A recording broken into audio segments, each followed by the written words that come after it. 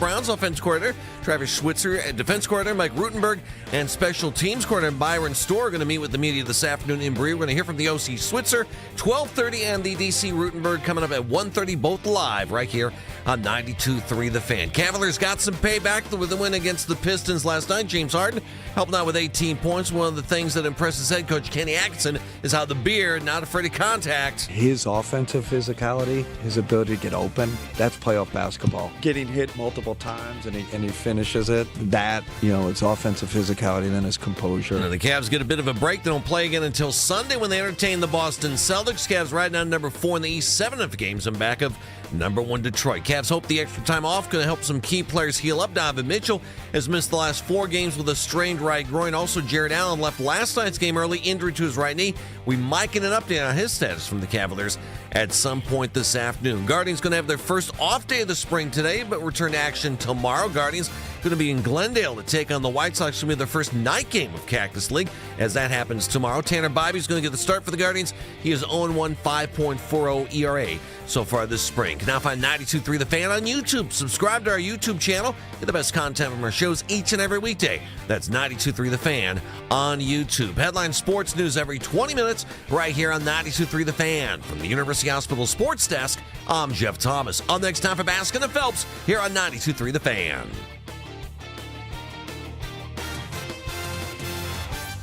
You can now stream The Ken Carman Show with Anthony Lima live on the 92.3 The Fan YouTube channel every weekday from 6 till 10 a.m. Subscribe to the 92.3 The Fan YouTube page now for free.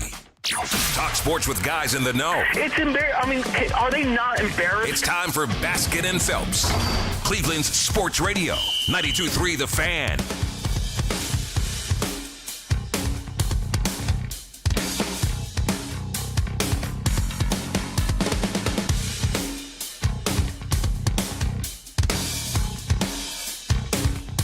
Who's number 1? Who's number 1? You're the top team in the East, right? Yeah, sure you are. Cavaliers said last night, no, I don't think so. How about that win last night for the Cavs? Very, very nice. Great crowd in downtown Cleveland for last night's game. In that crowd last night, Tom Withers, who's sitting in for Jeff Phelps today. How was it last night? Exciting. I can feel the excitement just brewing in the studio right now.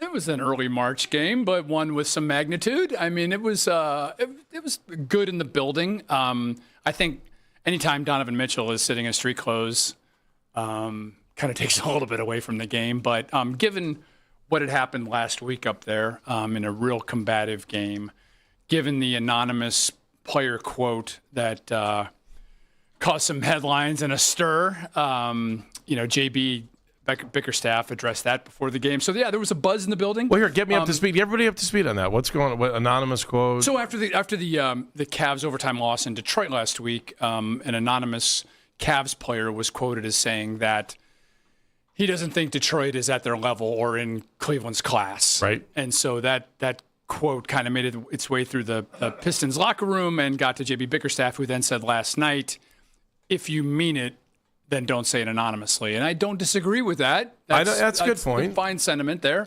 But added another layer to what was a good matchup between two teams that obviously both have a very good chance of winning the Eastern Conference title. So, I like the way that Jalen Tyson played once again. I mean, hit some big shots, down the stretch. Evan Mobley hits a big 3. Sam Merrill hits a big 3. We've talked all season about the depth that this team has, and it was on display last night. So, the one little hiccup, if you will, was that Jared Allen went out in the third quarter, banged knees. I was able to catch up to him in the hallway after the game, asked him how he was doing. He said, I'm all right. They've got 4 days off until they play the Celtics, so good timing if there's such a thing with an injury. Let me go back to the anonymous quote. So someone says that, anonymous or not, doesn't that make you want to go out and prove that they're wrong? I mean, you may not. And so last night the Cavaliers proved that quote was right. Well, I don't know about that. I mean, look, they came out, they won, they're banged up. You lose Jared Allen part of the game. Mitchell's not playing. If that's me and I'm playing for Detroit, and I agree with you, if you're going to say something like that, put a name to it. I think you're a coward if you don't put a name to it. But I also think that if you're on the other side and it's really bothering you that much and it really aggravates you, go out and stick it to him and beat him by 15. Beat him by 20 the next time you're out there, or wait till the playoffs roll around and then really stick it to him. I think everybody's kind of in a little bit of a coast mode right now. I think it's, obviously the Cavs are to an extent, the fact that they've sat Donovan Mitchell for the last 4 games, and I don't know where that injury is at. I'm glad from the standpoint of, him having a history of these kinds of injuries late in the season the last few years, that they've taken the cautious, appropriate approach here. And with James Harden on the floor, you're able to do that, right? And you're not necessarily fighting for the number 1 seed like you were last year. I think you're kind of anchored into that 3, 4, 5 spot, depending on how things go down the stretch here. So, it's basketball starting to ramp up a little bit. What are you trying? Because I've said this over the last couple of days. Like, as long as they stay in the 4 spot, I'm okay with it. Except it matches you up against Toronto the way things kind of feel like it's going to play out. Right. Because it's just kind of been this weird, stagnant. Once the Cavaliers got back into the top 6, and it doesn't feel like they're going out of it. I mean, do I want them to get the 2 spot? Yeah, I do. But they're still, they're 3 games back on that. Yeah. And could they push the Knicks? Yeah, but there were a couple games last week that maybe if they win one of those games at the buzzer, that maybe they're helping themselves out to kind of push themselves up to get the 3-2. But right now, I don't think it's vital. Locked. Yeah, but I look at that East, and I could still, Andy, you could still make an argument. I think that any of the top 5 teams, I'll say the top 4 teams. I'm not sure about Toronto yet, just because. They're a little bit over their skis right now. I don't think they quite have the talent to match up with the top 4. But I think you can make a pretty solid argument that any of the top 4 teams in the East can win the East, and so that's where we're at right now. Again, I think health is paramount. I think for Kenny Atkinson down the stretch here is figuring out rotations. You go into the playoffs thinking that maybe you can play 9, maybe you can play 10 or 11, depending on if you get a blowout win or not, and you're able to rest your starters. Craig Porter came off the bench and made some big plays last night. He did. Keon Ellis, once again, Schroeder gets his hands in there and makes plays. And Dennis Schroeder, I got to tell you guys, I've always been a fan. Wait, is he Schroeder or Schroeder now? Schroeder. Okay. Whatever. Looks like Rajon Rondo with that little scoop shot, doesn't he? He does. And he gets to the rim. And as aggravating as Rondo was. Yeah, and he plays good defense. And he's one of those guys that, he makes a lot of plays that don't show up in the box score. And coaches love that. And I know Kenny Atkinson's a huge fan. Do you feel like he's getting I feel is probably the right word here, but do you feel like he's kind of settling into what the top 5 might be moving into this? Because, Tyson makes a really strong case. Yeah, it's going to depend on matchups too, Andy. Like, you got Dean Wade sitting over there who can be a real good, defender at times. Somebody you have to think about putting in the starting lineup once in a while. Yesterday, we get an update on Max Strus once again, who is now doing on-court activities, is going to be ramping it up into practices with both the Cavs and the Charge over the next couple of weeks. So, as Kenny said before the game last night, there's a light at the end of the tunnel with him. That adds a whole other wrinkle. And it's interesting, too, I think that, the Pistons are kind of in the same boat. They've built that team this year on depth. They go 10 and 11 deep. And so, much like Kenny, J.B. Bickerstaff has the same kind of dilemma, trying to figure out who he's going to play and when he's going to play him. All right, so Jared Allen last night, just 21 minutes. Again, that knee injury, and sometimes, so a guy will tell you after the game, right? Oh, I think I'm going to be okay, I'm going to be all right. But then 2 or 3 days later or the next morning when you get a little bit of, inflammation and stuff. I did, I was kind of hovering around in the hallway trying to be respectful of him meeting with Kenny Atkinson. I was just kind of waiting my turn to be able to talk to Jarrett. And I could overhear some of the exchange between Kenny and Jared, and it was all positive. It was that he had banged knees, just needs a couple days to kind of have it settle down a little bit. Walked out of the building without a limp or anything. Had he been on crutches or something like that, then Aircast is always a bad sign. Yeah, if he's being wheeled out, that's a whole other discussion. So I think he's fine. Couldn't really find the exact replay of when he did bang it. There was a highlight on X that I noticed where he came down kind of awkward in the middle of the lane and then just kind of, limped off. And that's when they took him out of the game. So I don't think it's a big deal, Andy. I would be more concerned if it was kind of a, one of the soft tissue type, groin, calf, hamstring, that kind of thing. Seems to be like maybe bruised his bone. So we'll hope for the best. You look at him and you look at Mobley, because Mobley had a couple plays last night where he was strong Agreed. to the hole. Agreed. And I think that's the part of his game that I think everyone was kind of waiting to see if it would ever come out. I love when he takes the ball to the hole with authority. Yeah. And we saw that last night. You can hear that from, it's funny you say that, you can hear that from everybody in the building. Like when he does it, Yeah. there's this big exhale, like, there he is. There's the guy that we need every single time. He had a couple of those moves, Andy. He had a really nice drop step where he dunked with his left hand. I don't know if you remember awesome. that Yeah, I play. saw Really that. nice, right?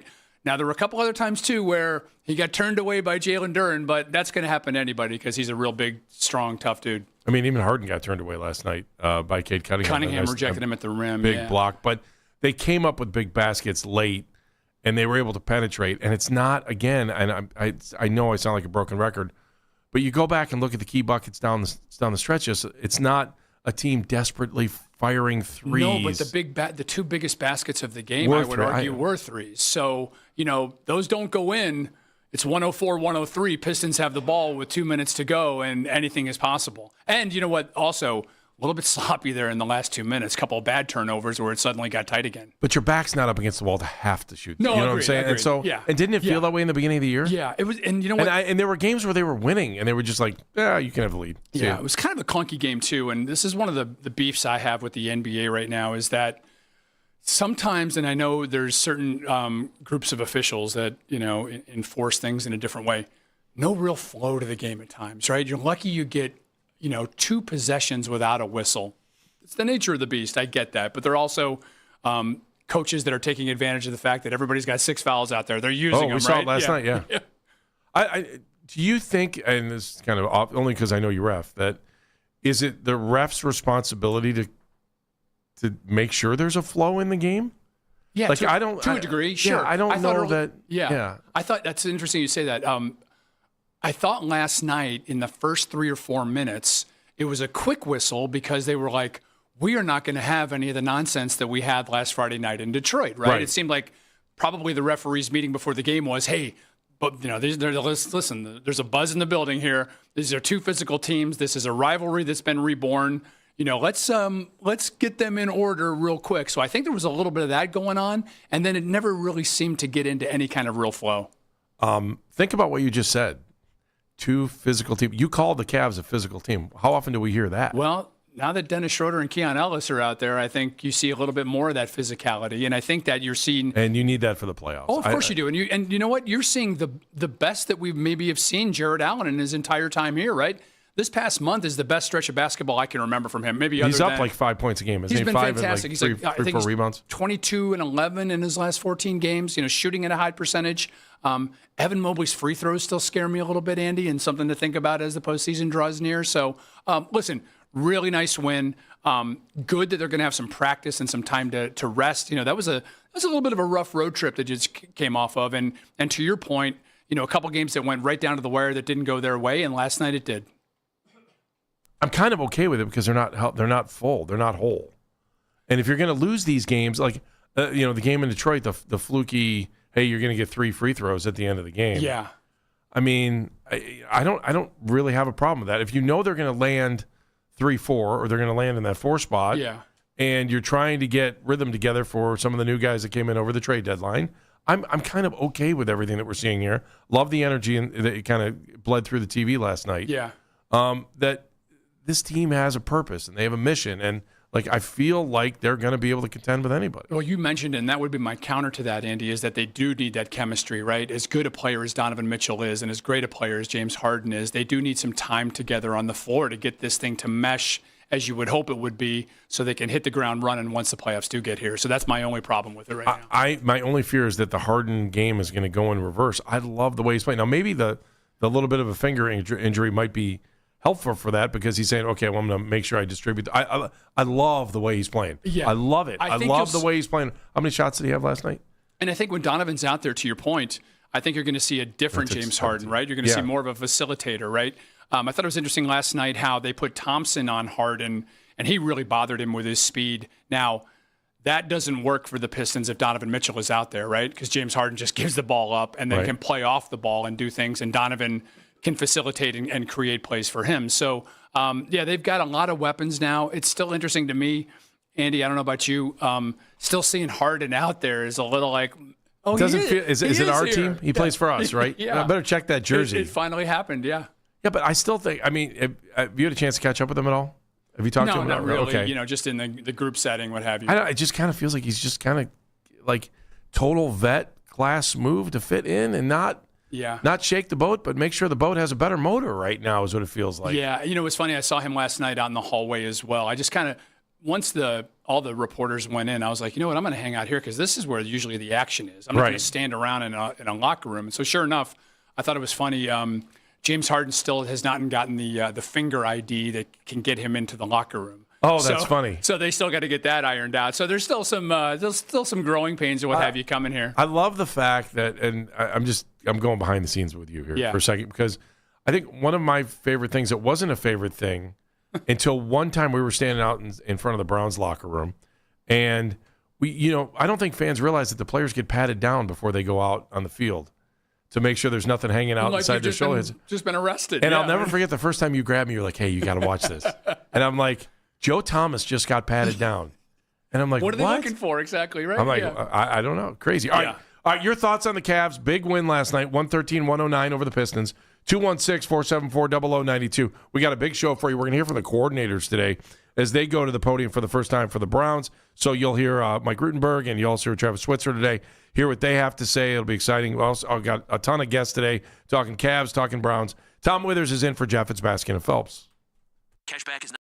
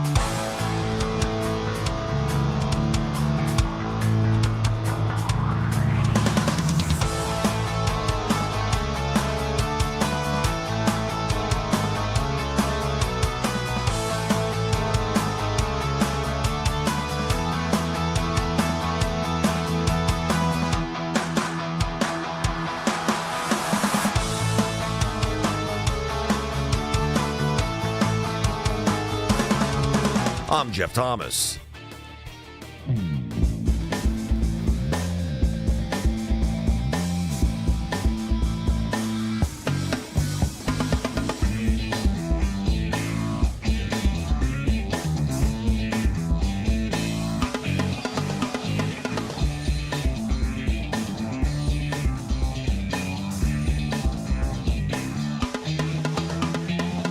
Basket of Phelps, 92.3 The Fan. Tom Withers is in today talking about the Cavs right now. We got all kinds of stuff coming up when it comes to football a little bit later in the show. David Severstein, right? Looking at you, he looks at me like I'm crazy. From Our Lad's going to join us a little bit later in the show. We're going to talk to him about the draft, what's going on with that, what the Browns might be looking at, what the rest of the NFL is looking at when it comes to the draft. Our Lad's kills it, especially if you're ever looking for depth charts. They're so good. Jamal Collier, ESPN NBA writer, is going to join us at noon. We'll get back into the Cavs. Plus, we've got the coordinators today as they take the podium for the first time for the Browns. Travis Switzer, offensive coordinator, will be live at the podium at 12:30. We'll have that. Mike Rutenberg will be at 1:30. So all of this stuff coming up a little bit later in the show. Keep it locked in if you want to know the latest on what's going on with Cleveland sports. We have got you covered. In fact, Tom Withers just coming out of the bowels of the arena last night, hanging out, lurking. waiting for all the big stories, stalking, and trying to find out some stuff. Tom's got some inside scoop. We're going to hear it in a second. I don't know if it's inside scoop, but it's good stuff. Let's talk to a couple folks on the line. 216-474-0092. Let's talk to the mayor, Ken, in Brooklyn. Hey, Ken, what's up, man? Good morning, guys. Good morning. Good morning. I totally agree with that comment. I don't care who said it. Look, guys, this is a team that in the fronts up north that have lost 2 games to the Cavs with main pieces missing, and they were at full strength last night. Okay. And the beef stew didn't do anything after having his siesta for the dust up. Okay. And I just think that the 2 spot is still viable. Because these teams that are ahead of us, okay, have a lot tougher. If you get the schedule than 2 we spot, do. Mayor, does it just make you feel better about getting to the next round? Yeah, do you need it? I want to be there. I want to be there because I think Detroit, what they did, similar to what we did last year. They played a good part of their softer schedule early, got off to the big lead, and then we had all the injuries and we couldn't catch them. Where now this year. And at the end of the year, too, we had a lot tougher schedule last year. We've got one mini West Coast trip, and other than this coming the weekend, the teams that we're going to be playing, a lot of them are in tank mode. I think we got Atlanta the last couple games of the season, and other than, say, Orlando or somebody like that, there's nobody there. I mean, half these teams that we're going to play are trying to get the number 1 pick or a good chance at it. And one guy didn't play last night, Tom, is Naquan. Was it just matchups or what was going on with Naquan? Thanks, Ken. Appreciate it. Yeah, Ken, that's my assumption. Don't really know. It was not brought up in Kenny's pregame.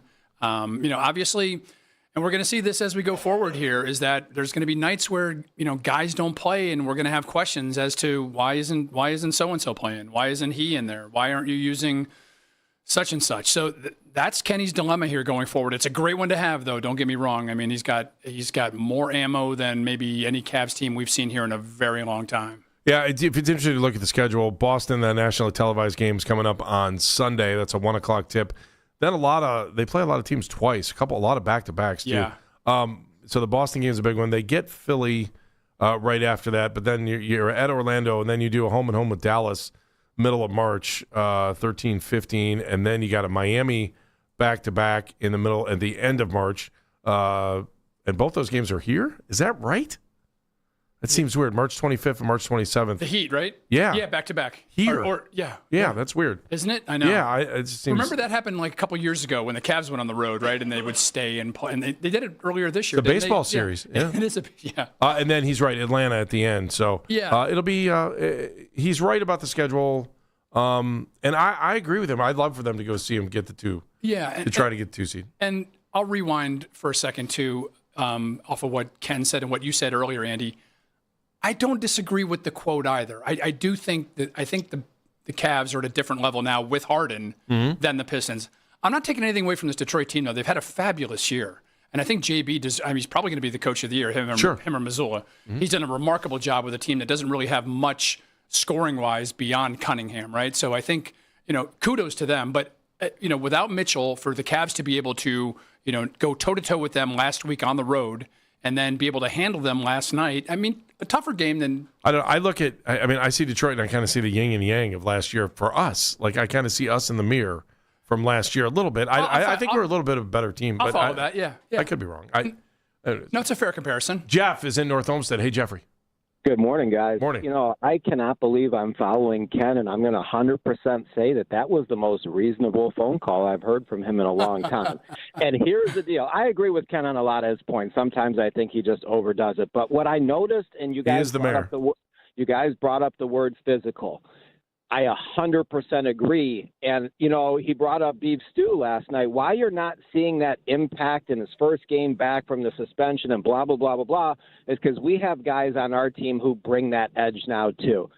Schroeder and Ellis, I know for 100% certainty that those two better have their set of minutes come playoff time. Yeah. They deserve to be in the rotation. You need those guys in the rotation just from the energy. They're coming off the bench and bringing that intensity. So, of course, everybody in the rotation is seeing that going, especially the starters going, how can we not match that? That's why this team looks different since those acquisitions is, yeah, we are tough now. I don't look at Detroit. They're supposed to be the pinnacle of toughness in the East this year with their record and everything. And I'm not seeing it, guys. I'm not. I don't feel overmatched when we're playing them. And, what I find the most interesting, obviously Donovan not being in these two games, that is glaring for Detroit fans, too, to look at that and go, hey, they're missing their superstar, their guy, and they're still playing this way.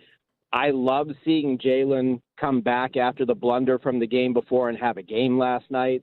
He played his tail off.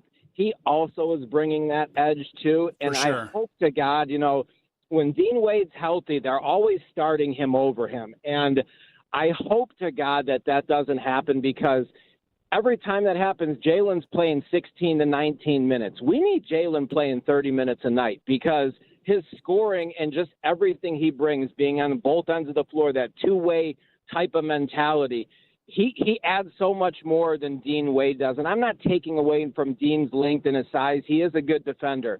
But come playoff time, you're going to need those other options besides Donovan and James to lead the scoring charge and get us buckets. And I firmly believe this team is Eastern Conference Finals bound, and I hope we play Detroit in the second round. It's going to be a tough series, but right now these games are like playoff atmospheres anyways. They're low-scoring, low hundreds games, so all the elements are there, and they're playing this type of basketball. I love it.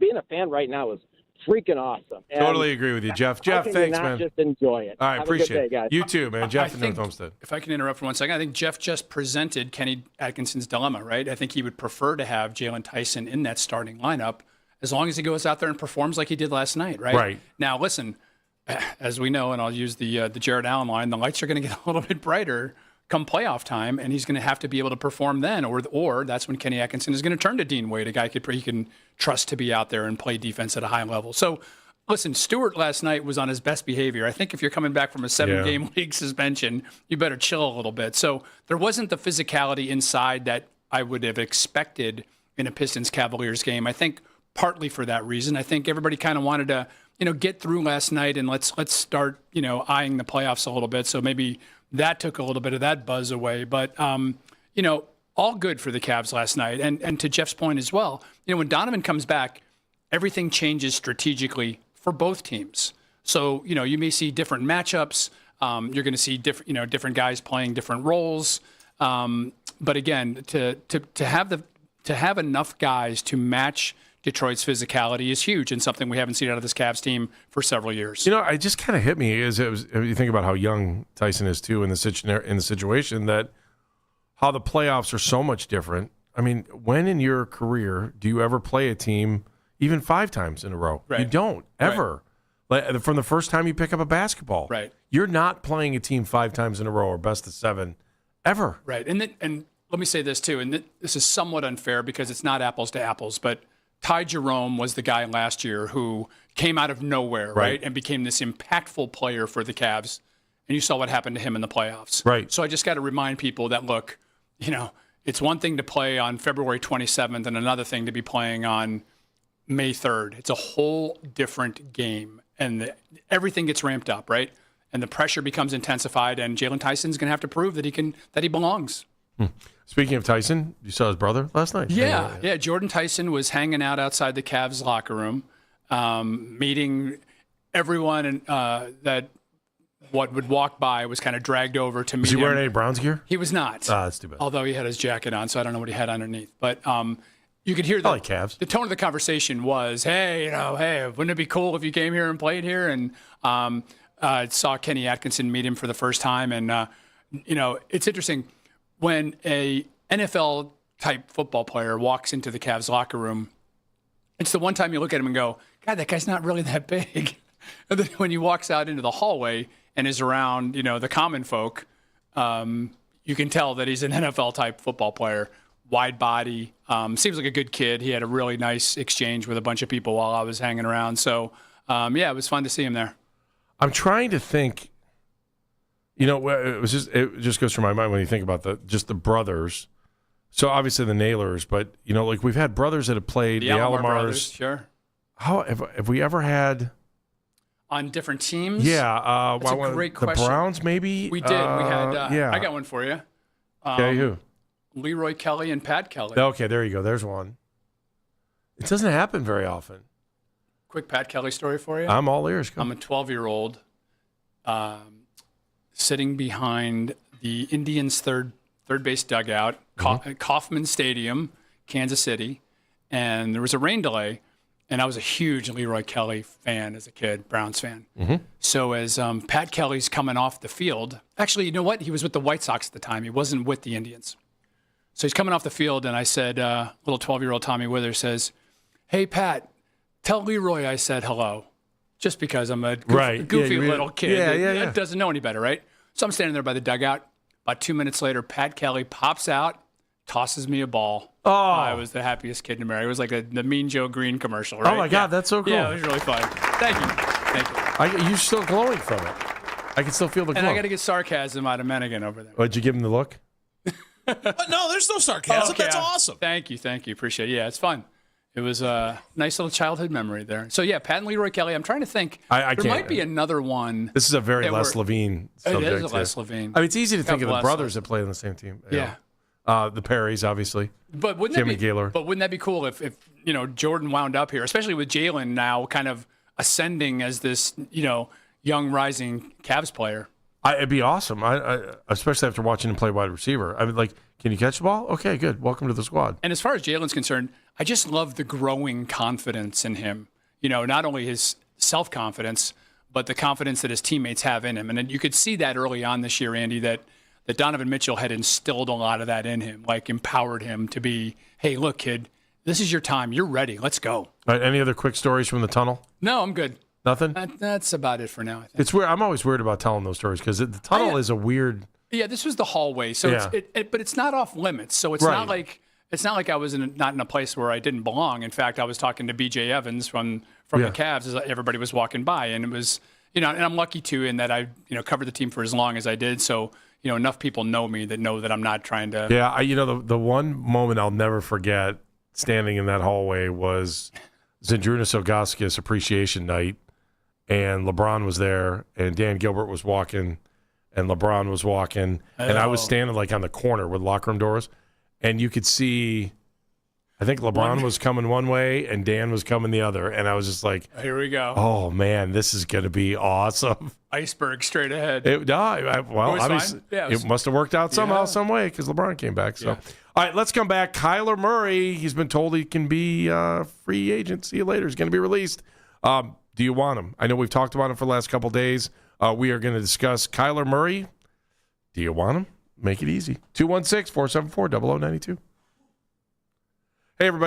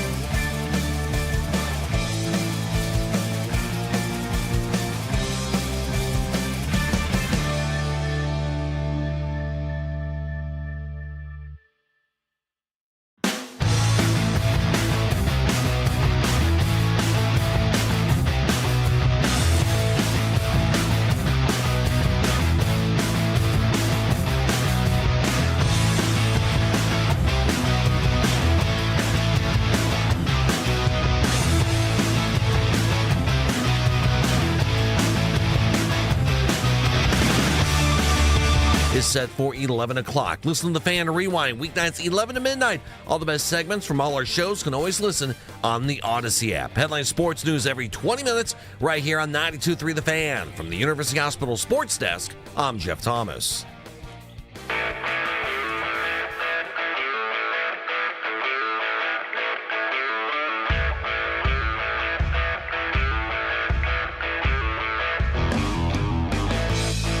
Kyler Murray. You want him? Pretty simple. 216-474-0092. He's about to get cut. So just kind of kicking it around. Do you want Kyler Murray? He's been told he'll be released. Charles Davis told the morning show today that he would rather have Kyler over everyone in the current Browns locker room. Is that what you want, Tom Withers? I think I'd take him based on the other options at the time or currently. I think I would. I'll say this, Andy. Based on what we did hear and not hear last week at the Combine from both Andrew Berry and Todd Monken, I'm not sure they're sold on any of the options they have right now. We've talked about this, right? I still think that the starting quarterback for next season is currently not on the roster. I don't think the franchise quarterback is anywhere near Berea right now. So I think they're looking already towards next year's draft. So I'm thinking that they're looking for a stopgap QB, right? Todd Monken have time for that? Yeah, only because I think the mandate from ownership is going to be, I don't think Todd Monken likes that, but I think that's going to be the understanding going into this season is that this is going to take some time, right? I think we talked about this last week. Andrew Berry is already laying the groundwork for this by saying, we're going to be young, don't expect us to go crazy in free agency, et cetera, et cetera. Although we're going to hit it early, right? We're going to hit it early. Yeah, and so and they've already made a move this week, right? They're starting to rebuild that offensive line, which we knew they had to do. They absolutely, yeah. You and I might be out there at some point here. Beef up a little bit and we'll go. I'm down 4 pounds. Oh, that a boy. Thanks. Good for you. So I think Kyler Murray is a viable option. Now, listen, it's going to come down to, okay, the Browns are probably going to be amongst a group of teams that are going to court him, right? Mm-hmm. I think if he's shown that he can have the opportunity to come here, not only win the job, but potentially take it somewhere else, who knows? You bring him in, you look at him for a year, and you see what you got. Now, people would argue that, well, that's why we have Shedeur. Shedeur is going to be the guy that we want to develop over the years. So I don't think it could hurt to bring him in, have a competition between the three of them, right? And let the best man win, especially if you can get Kyler Murray for a bargain price, which it sounds like is going to be the case. I've always liked the guy. I've never been enamored with him from the standpoint that I think he can be my quote-unquote franchise quarterback and be a 5 or 10-year starter, which, oh, by the way, he's already shown that he can do in Arizona, right? Right. So, I think it's a viable option. I think it's one the Browns are going to have to give serious consideration to, given the other ones that are out there right now. Listening to Charles Davis this morning made me want him a little bit more than I think I have in the past. I'm just not all in on it. Again, I think the height issue is an issue in the NFL, and it doesn't matter if he's won games or not.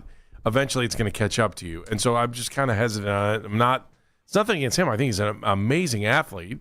I was just going to say the height thing, though, is negated by the fact that he can get himself outside the pocket and create and do some other things, right? And he kind of fits the Monken profile, sorry to interrupt, of the guys that he's had success with. So, but how are you going to do this then with the current room that you have? By the way, if you're looking at odds, like I just looked, so the Jets seem to be the top team that he would go to, followed by the Vikings, the Dolphins, the Falcons, then the Browns, and then a big jump to Indy, Pittsburgh, Carolina, Arizona, or the Raiders after that. So right. I just don't – what is the game plan here? What are we doing? If what you said in the beginning is true, that the offense is a throwaway again this year, which why would you buy a ticket? Not throwaway. That's the wrong way to look at it, I think. It's another rebuilding year. Well, if you think it's a throwaway and you're taking your odds out of not being a throwaway by bringing Murray in, does that make sense? Like, okay, if we stick with what we got, then we're kind of like we're throwing out the white flag to start the season.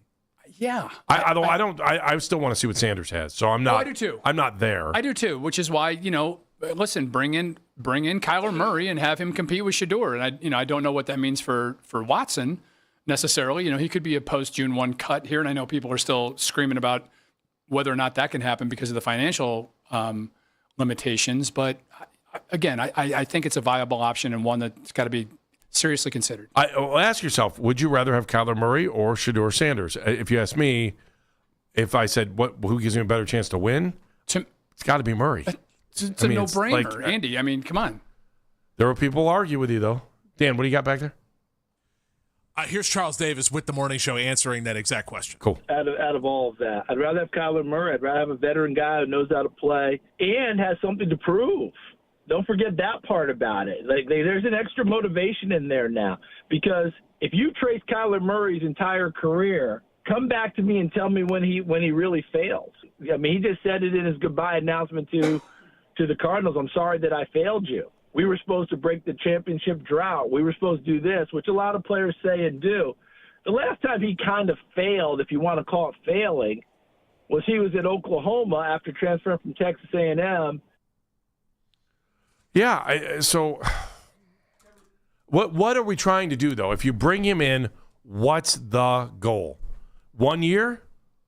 Ask Andrew Berry. Ask Jimmy Haslam. That's for them to decide. And like I said, I think that they are already pointing toward the 2027 draft in terms of finding your quote-unquote franchise quarterback. So I think this is a fill-in-the-gap type of year with whatever quarterback you put out there. Now, that doesn't mean that Shedeur can't go out there, develop, and become the guy that we've wanted to see here. And I know that people aren't going to shed a million tears over this, but I would think that if they brought Murray in, that'd be the end of Gabriel.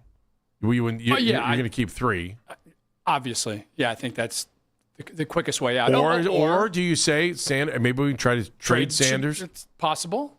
I think anything's on the table at this point, Andy. There's nobody penciled in right now for that starting job, right? Haven't been on the field yet. Monken doesn't know what he really has to work with yet. And so I think everything's up in the air, as usual. Would you bring in Kyler Murray? Because he's going to be released. Do you want him? That's a simple question. 216-474-0092. Dan. What's my goal next year? That's the point. That's the question. I totally agree. I feel like that is the $1,000,000 question always. If my goal is to put a winning product out on the field and try to win 7, 8, 9 games, yeah, give me Kyler Murray. I only got to pay him like $1 million. And that's barely a winning product, by the way, that you just said 7, 8, or 9. It's not. Wins, right? 7's not a winning product. Yeah. But like 8's not a winning. But we know what this offense looks like, and we know that it's in the midst of some kind of a retooling, however they, whatever word they want to choose to lighten the blow. But you only got to pay him like $1 million because the Cards are going to play the rest of it. It's going to be a 1-year deal because the Cards are paying the rest of it. And if you does Kyler Murray get you to the playoffs? He could. The defense gets you to the playoffs. Can Kyler Murray do enough? Are you really worried about the playoffs? Here's the other thing. I want to go into a season believing my team can make the playoffs every year. I'm so tired of being losers. I don't disagree with you. You're a fan. You're not the owner of the team. What's the priority for this organization right now is putting shovels in the ground in Brook Park. True. They're not worried about the football team at this point. Yeah, to a degree. I mean, they want to obviously get it ramping up to the point that when that new stadium opens, you've got a competitive. If you neglect the football team, though, you're walking into an empty stadium with no people sitting in it. You've neglected the team for 20 years here. Let's think about it. I mean, they've tried to, plug holes here and there, but it has not worked. So why all of a sudden is there this sense of urgency that it's got to happen in 2026? I think because you've got Myles Garrett playing defense and you want to believe that the defense can help you get to the playoffs and win. I'm with you. You just changed coaches again, though, too. Yeah, I get that. And your general manager has just come out and said, hey, pump the brakes on, this rebuild here. We're going to be really young and what have you. I don't think they're that worried about what the 2026 season looks like. I really don't. And I'm not saying... So why should the fans be worried about the 2026 season? Because they're fans season? And they love it and they need a diversion and it's sports and it's fun and let's have some fun. Ugh. Is that okay? Was that a reason? Was that a reason? Is that what? Put it on a poster. Put it on a t-shirt. Let's have some fun. 2020. I'm just trying to tell you. I don't listen, and none of us knows what the goal is. Doesn't over it there. make you sick as a human to think that you walk into a season with no hope of making Andy, the playoffs? how many times did you and I walk into each other? You mentioned the tunnel before. We would stand outside that locker room door every Sunday, scratching our heads like, what are we going to see today? Here we are. It's our existence. We both can show the scars of what it's been like to cover and and in some regards, cheer for this team. It's But just as a child, I had successful surgery from those scars with my dad. Even if they lost in the AFC Championship game, you made it to the next Sunday. yeah, I mean, we got it to the next year. Yeah, I don't know what the mandate is from ownership to Andrew Berry, and then trickle down from that from Andrew Berry to Todd Monken as to what they want to get accomplished this year. Listen, they've got to rebuild the entire offensive line. They've got to find playmakers. They have no real wide receivers at this point beyond Jerry Jeudy, and that's even debatable, right? There's not a whole lot to work with. Obviously, you've got a great rookie class that you want to build off of, and you want to have another successful draft. But we're a long way from seeing this team competing for a Super Bowl title. I'm sorry, and I know there's been big turnarounds. And I'm not even asking for Super Bowl. I'm asking for playoffs. And I don't think asking for the playoffs in this day and age of everybody making the playoffs. Andy, this franchise has not hosted a playoff game since 1994. Correct. Okay. And that's where the glory of that state, that's why I don't want them to tear it. That's why I don't want a dome, because of all the memories and all the playoff history we have in that stadium that's up against the Lakeshore. I mean, come on. I've already told you my best memory of the new place is the U2 concert in 2017. Mine might be Rolling Stones. There you go. Stones 2 years ago. Yeah. That was another good show, by the way. I'm trying to think of another. Yeah, so Bottlegate? Bottlegate. Being on the field for Bottlegate, that was a memory. And to be honest with you, the first game, despite being a 43-0 loss to Pittsburgh, was because it was the Browns were back, and that meant a lot to a lot of people at the time. So back to Kyler Murray. Listen. Wait, don't you want to daydream about that great playoff games at the stadium? Yeah. We had USA Soccer there, didn't we? Those games. Great soccer matches. Those were always a blast. Were those meaningful? No, they were not really. They were. I mean, they were like seriously, still right? meaningful. We could do an hour on what was the most meaningful game in that stadium, and I think we'd get no phone calls. It ended up being like St. Ignatius. Oh, you know what? You're right. Might be a high school Might be game. a high school football game. I mean, the Flacco game a couple years ago, the win over Atlanta, Run William Run, Jimmy Donovan's famous call, right? The possum game that broke the losing streak with Baker. The possum, right? Yeah. There's a few. There's not. There's it's just you're talking about a sucky list. Yeah, it's pretty bad. Remind me, Kyler Murray played 5 games last year. Ankle injury, got benched, right? A little bit of all of the above, right? Contract stuff, all kinds of. I mean, not a lot of happiness going on out there. Right. Does have 87 starts, 38 wins. Obviously, incredible athlete. The fact that he was, could have been a first-round draft pick. So we assume since I think he was he a second baseman or shortstop? Shortstop. So here he could play outfield. Oh, here we go. Right?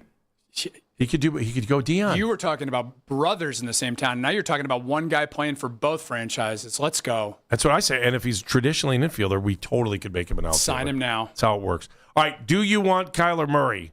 Would he be a good fit here? And if he would be a good fit, what's the plan for the future? What's the plan? Plus, we're going to hear from both coordinators today, offense and defense, right here at Baskin and Phelps. Tom Withers is sitting in. This is an auto.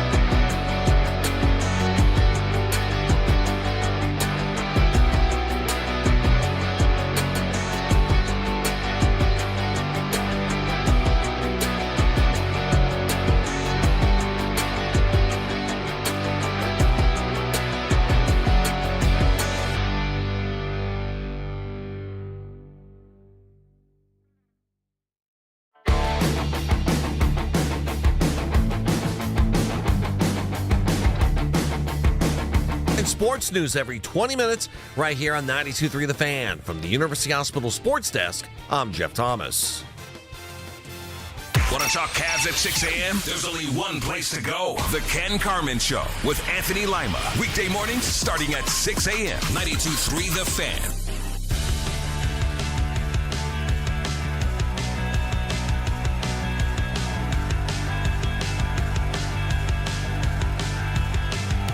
David Syvertson, ourlads.com, is going to join us at 11:20, so about 18 minutes away. We'll talk to him.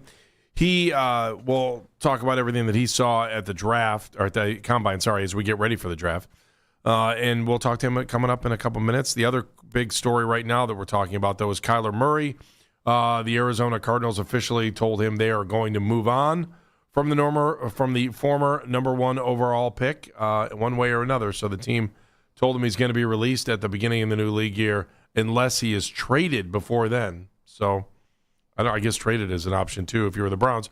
Browns fans, do you want him? So, Tom, I'm assuming you would say yes, right? I want to make sure Yeah, I think given the options that are out there right now, I think that's one you got to consider. I'm not saying that it's it's not the be all to end all by any means, but you really don't have much better right now, do you? I mean, you've got an unproven guy in Shedeur Sanders, who I think we all agree that showed enough last year to give him a shot. Mm-hmm.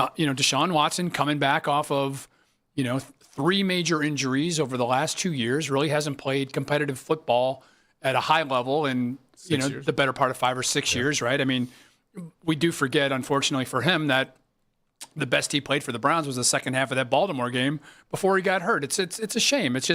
But it's where they're at right now. In Dillon Gabriel, I don't think you have anybody who's necessarily something you're going to bank on going forward. He could be a guy that hangs around as a backup for a number of years, but certainly nothing. And I still think, Andy, as I said before, I still think that they are pointing towards next year's draft to figure out this quarterback situation, this quote-unquote franchise quarterback situation. In the meantime, I think it's something you have to consider. And listen, this is the news of the day. So while people are going to be, upset that we're talking about Kyler Murray, this is the new development in a series of developments over the last couple of weeks, right? Absolutely. If you want to talk about Malik Willis, we need to talk about Kyler Murray. Fair enough. Cool Ray's in Bedford. He wants to talk about Kyler Murray. What's up, Cool Ray? What's up, man? Look, I'm at Kyler Murray here, man. Listen, the only reason they bring Kyler Murray here because overall he was the number one pick overall, but he hasn't done anything. Like the only reason. Well, he did throw for almost 4,000 yards 2 years ago, but okay. But so what? But real talk. The only reason they giving him that because he was the number one pick, and Shedeur just failed to the 5th round. But this in perspective. Brock Purdy was the Mr. Irrelevant. If Brock Purdy was here in Cleveland, we'd be talking about getting rid of Brock. But guess what? Brock is a franchise quarterback. They was talking about for 3 years. They were talking about, he was, a system quarterback. He's a franchise quarterback. If he was in Cleveland, then he would have never got that opportunity. But he went to a great organization and saw something in him. But they talk about giving Shedeur a chance, but then go, well, bring somebody else in. When they give Shedeur a chance, don't bring nobody else in. Let's see what this man got and support him. Like, I get so tired of hearing, bring somebody else in. Give this man a chance because we might have the next Brock Purdy. Have anybody thought about that? Because, the game has changed since NIL. Like, these quarterbacks keep moving around and keep doing that. You're not going to get a real evaluation of what these guys can do for whatever reason. Just because somebody rank them something or they drop doesn't mean that's what they really are. Like, we don't know what we have. So if you really believe in Shedeur, stop talking about bringing somebody else in, build this offensive line, and let's see it. If he flames out, then fine. Then he flames out on his own. Correct. And we can go get a quarterback. Correct. Stop bringing him out. And Kyler Murray, come on, he hasn't done jack his whole career. Done. And that's real. All right, Corey, a couple things. One, Tom, you go first. No, I was going to say, at least, Kyler Murray's got a resume, right? Shedeur does not have nothing. He's thrown 121 touchdown passes in 7 years. He's thrown for almost 4,000 yards 4 times. How many Super Bowls? Well, what's the list of? What's the? Hold on a second. With talent. What's Fitzgerald? Super Bowls? None. What's the list of Super Bowl winning quarterbacks over the last 7 years? I mean, you could say that. Exactly. You talking about he got a resume. How many Super Bowl wins? How many wins over top flight quarterbacks? He's supposed to be a number one talent. He had talent. He had just as much talent in an NFC than Tom Brady had over here. Then all the AFC quarterbacks, he hasn't done it. And he had skills. All and right, Corey, one other thing I need to. I was going to correct him on one more thing. You cannot take anybody who's selected as Mr. Irrelevant now at the end of the 7th round seriously. Like, a 7th round pick is still a 7th round pick. Mr. Irrelevant at one point actually kind of meant irrelevant. Larry Wonke, who went to John Carroll, was an outstanding high school quarterback around here, was one of those true, Mr. Irrelevant picks where you got to go to Disney World. Although they might still get to go to Disney at the end. But, I mean, there was a guy that was a hell of a football player around here, too. And it's not like, and you say Mr. Irrelevant, like he was really good. And he went to Benedy, too. So, but, he was drafted in the 7th, or he was drafted in the 12th round, 334.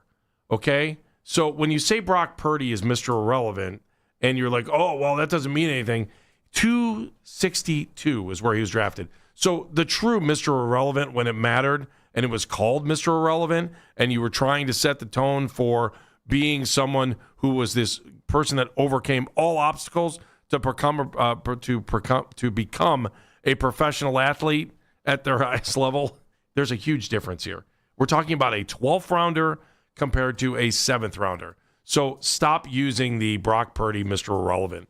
It drives me crazy when I hear that. He's a 7th rounder. Okay. Yeah. There's a reason why they cut it back. Also, every quarterback sucks unless they've won a Super Bowl. Let's remember that, too. I forgot so that. So why even have one? Well, I that's just true, wrote too, that down, so I'm going to use that going forward. So listen. Yeah, in every column. Yeah, why even have one? Kyler They Murray. all suck. Why have one? Sorry. Go No, it's okay. I don't remember. I mean, Kyler Murray's had some talent out there. There's no question about it, right? I mean, yes. He caught Larry Fitzgerald was there at the end of his career, right? He's had Marvin Harrison the last couple of years. Yeah, that hasn't worked out real well, but they've had some pretty good players, right? There's some other variables. Listen, I don't think we're all in tune to what's been going on in Arizona the last few years as we've watched this Browns team struggle. Let me call Dave Zastadil. He'll get me up to speed. He knows what's going on. He would know what's going on. Dave's a great guy, by the way. Shout out to Dave. So, Corey makes some valid points in that there is a argument to be made that let's just put Shedeur out there and see what we got. But you can't just do that when he's an unproven commodity. We don't know what he is yet. So you've got to kick the tires on some other things, right? You've got to bring in... If you're not doing your due diligence, like you didn't have a quarterback that took you to the playoffs last year, no matter what. You've got to bring in some competition for him at the very least. I mean, everybody sat here and screamed and yelled last year about the fact that he wasn't getting enough reps in camp, and that was clearly a mistake. So now what are you going to do? Now you're going to throw him out there without any backup plan in place? That doesn't make any sense either. So no, it's the same reason he needed to get reps when he was the backup quarterback. Yeah. Is the same reason he needed to bring somebody else in. Listen, I think we've all gotten, we've all been through this over the years here with this Browns quarterback situation, and I think it's scarred us, tortured us, made us delusional, made us not read things the way they should be. I mean, it's just the way it is. I'm as guilty of it as anybody. I mean, it's just been change for the sake of change. It's been a frustrating situation, yeah. And so I think again, Andy, to your initial question, would you take him, given what's out there right now, given the financial repercussions of trying to either cut Deshaun Watson or whatever the case may be, overpay for Malik Willis? What other options you got? The Mac Jones trades, whatever. I think Kyler Murray is one worth discussing. I don't think there's any problem talking about it. Dan's in Bath. Hi, Dan. Hi, guys. Love the show. Just have a few comments regarding the Browns and I guess football now with quarterbacks in general. Look, you win as a team and you lose as a team, right? Yeah. I mean, everybody talks about the quarterback. Murray hasn't done anything. This guy hasn't done anything. How many Super Bowls have been played? 60, right? Right. How many winning quarterbacks have there been? Probably about 50. I don't know. Yeah, are you define winning quarterback by percentage or a guy who walks off the field with a win in the last game of the season? The guy who walks out on the field. And I guess everybody's saying the quarterback. Yeah. You win Super Bowls. If you don't win a Super Bowl, you stink. Right. Okay. I know it's So how many winning quarterbacks have there been? Because there's been multiple in the 60 Super Bowls. So say 50, 45, I don't know. 50. Say Plus. 50. Yeah, 50. Okay. You're talking about guys that have walked off the field after the last game of the season. Yeah. Yes. So anybody who hasn't won a Super Bowl stinks. So yes, Josh Allen stinks. Murray is, you know, the other comment I wanted to make, and this involves Murray, is from Nathan Segura. You know, I never really put much credence into his comments, but he made a great one. It changed my opinion of him, okay? He said the Browns have a real good defense. He goes, if we could only get the Browns' offense to be ranked 16th, okay, mediocre, C, we have a chance at winning this division. You're in the playoffs, right? Yeah. And I can't agree more. So what do we need to do? I think we need to draft Downs, and I'm not a homer with Ohio State, but the three defensive players, the best I think in the draft are the Buckeye guys.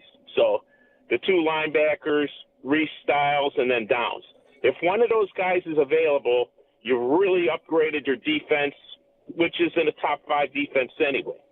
And then you get a guy like Murray. You draft, you know, some linemen, free agents like or the trade that they just made. And then, you know, you want a guy to get you to that 16th level. You're not asking for anything unrealistic. And then you have a chance to win the division and make the playoffs.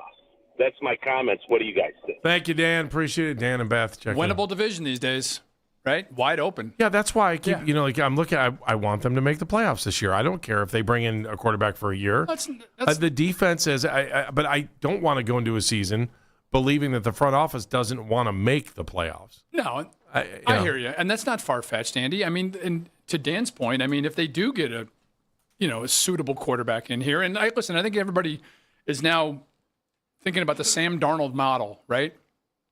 Who's the next quarterback? Because that's the hot thing right now. It is. But who's the guy that needs the change of scenery? That's been kind of kicking around a little bit, and then can find it somewhere else. Maybe Kyler Murray's that guy. We don't know. We know nothing. Maybe he is. You know what? You're right. Maybe we'll bring him in, and we'll have something to talk about tomorrow, as long as Cool Ray says it's okay. David Syvertson, ourlads.com. He was in Indianapolis for the Combine. He's going to give us a lowdown on what he saw. Jamal Collier, ESPN NBA writer. He is going to join us at high noon. And then we're going to have the press conferences of both the new coordinators, Travis Switzer, the offensive coordinator, Mike Rutenberg, the defensive coordinator, all coming up a little bit later in the show. Hey, everybody, it's Andy Baskin for FanDuel. College basketball is nonstop. Big games, tight spreads,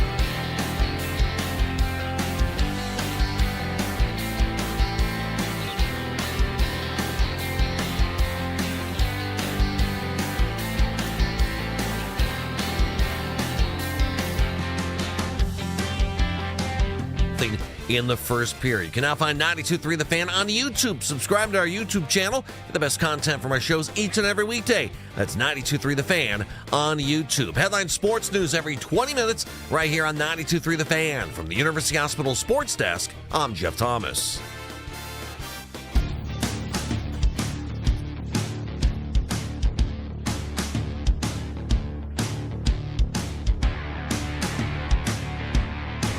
NFL is getting cooking here. New league year coming up next week. You got legal tampering, whatever that means, on Monday and Tuesday. You'll get to hear where free agents are going to be heading. And then it's just not going to be too long now before we get to the draft on April 23rd in Pittsburgh. How about that? He is Tom Withers. I'm Andy Baskin. Let's go to the Make It Right, Call Kyle Wright hotline, and let's get a little bit more insight on what happened in Indianapolis. David Syvertson is from ourlads.com. I love Ourlads. I'll tell David right out of the gate, man. When I need to know who's where in a depth spot in college, pros, anything, Ourlads always has my back. David, how are you today? It's awesome. Great, guys. Thank you for the shout-out. Really appreciate it. We do take a lot of pride in the Ourlads depth charts at any point, whether you're looking at 2 in the morning, 12 p.m., or before you go to bed at night. That thing will be accurate, up to date, and all the information you need in regard to free agency coming up. Let me just ask you, how did it even come about? I'm telling you, I've sat here for at least 10 years now. I sit on it almost every day just so I have my thoughts straight when I'm thinking about who's where on what team. How did even Ourlads come about? I mean, Dan Shonka is the guy that deserves the shout-out in that regard, that he had the vision before everyone else did. I mean, we know how big the draft business is in general, but draft business is only as good as the information that you have. And Dan is a former NFL scout, was in the league for over a couple dozen years, all the contacts in the world. But it really does come out of just sheer passion for making sure that we get it right, like to the point where how we pronounce guys' names, how things are spelt. And that attention to detail is what we know the NFL public needed, whether the teams, whether it's media, and whether it's fans. You want to make sure that you have everything that's accurate and up to date. And I think that passion really led into what Ourlads is today. So, David, you were in Indianapolis, and we saw what a couple of the Buckeyes did in terms of Sonny Styles and Arvell Reese, and we kind of expected that, having watched them for a number of years here. What other players did you think really came out of Indy that helped their stock immeasurably?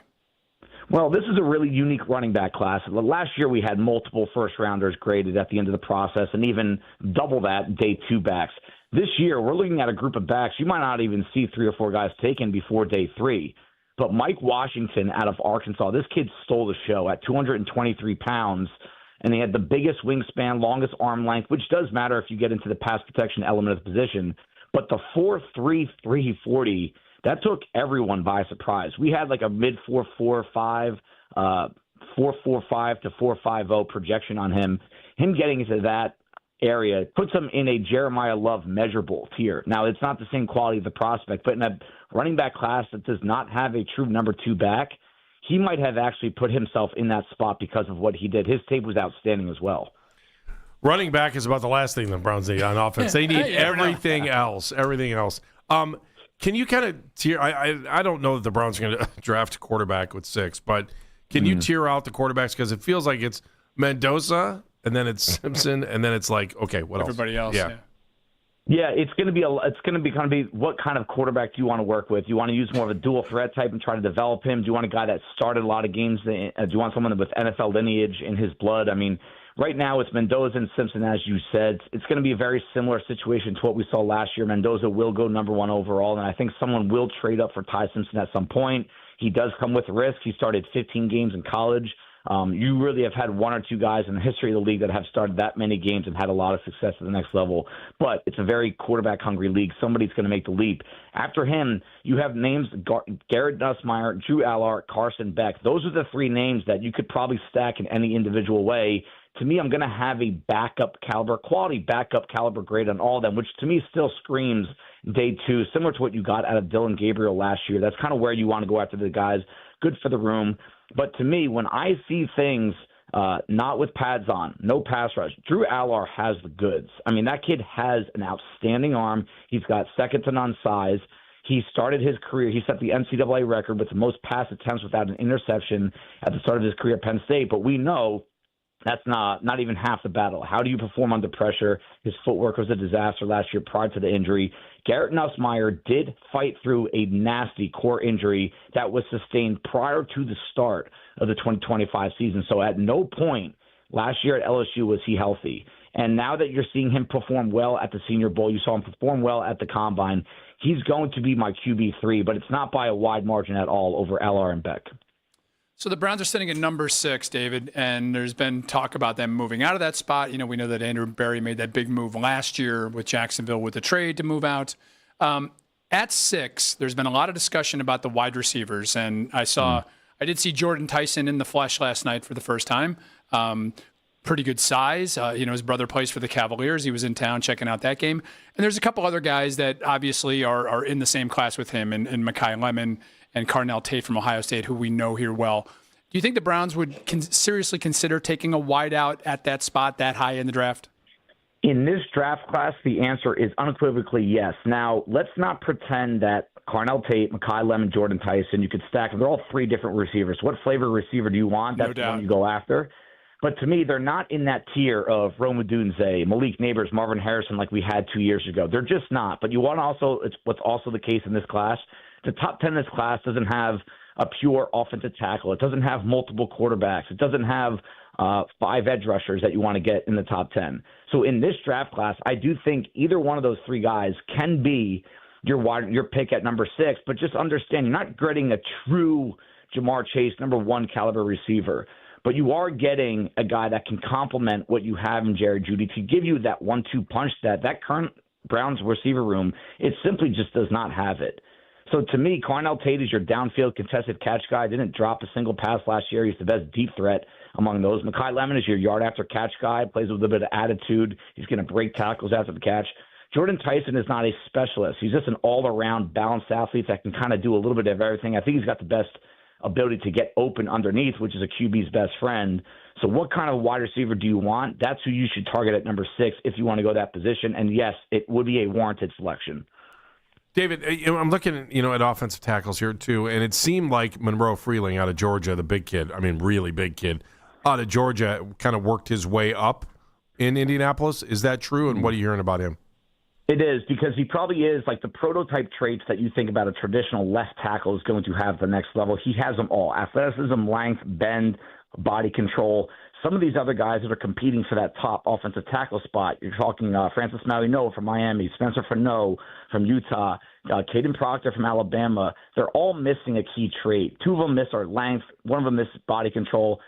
Freeling is the guy that has youth on his side. He only played 1 season at left tackle, and he got better, much better than what we saw in 2024. So to me, if you believe in this, hey, he's on the rise. He is ascending. He is earlier on the progression curve.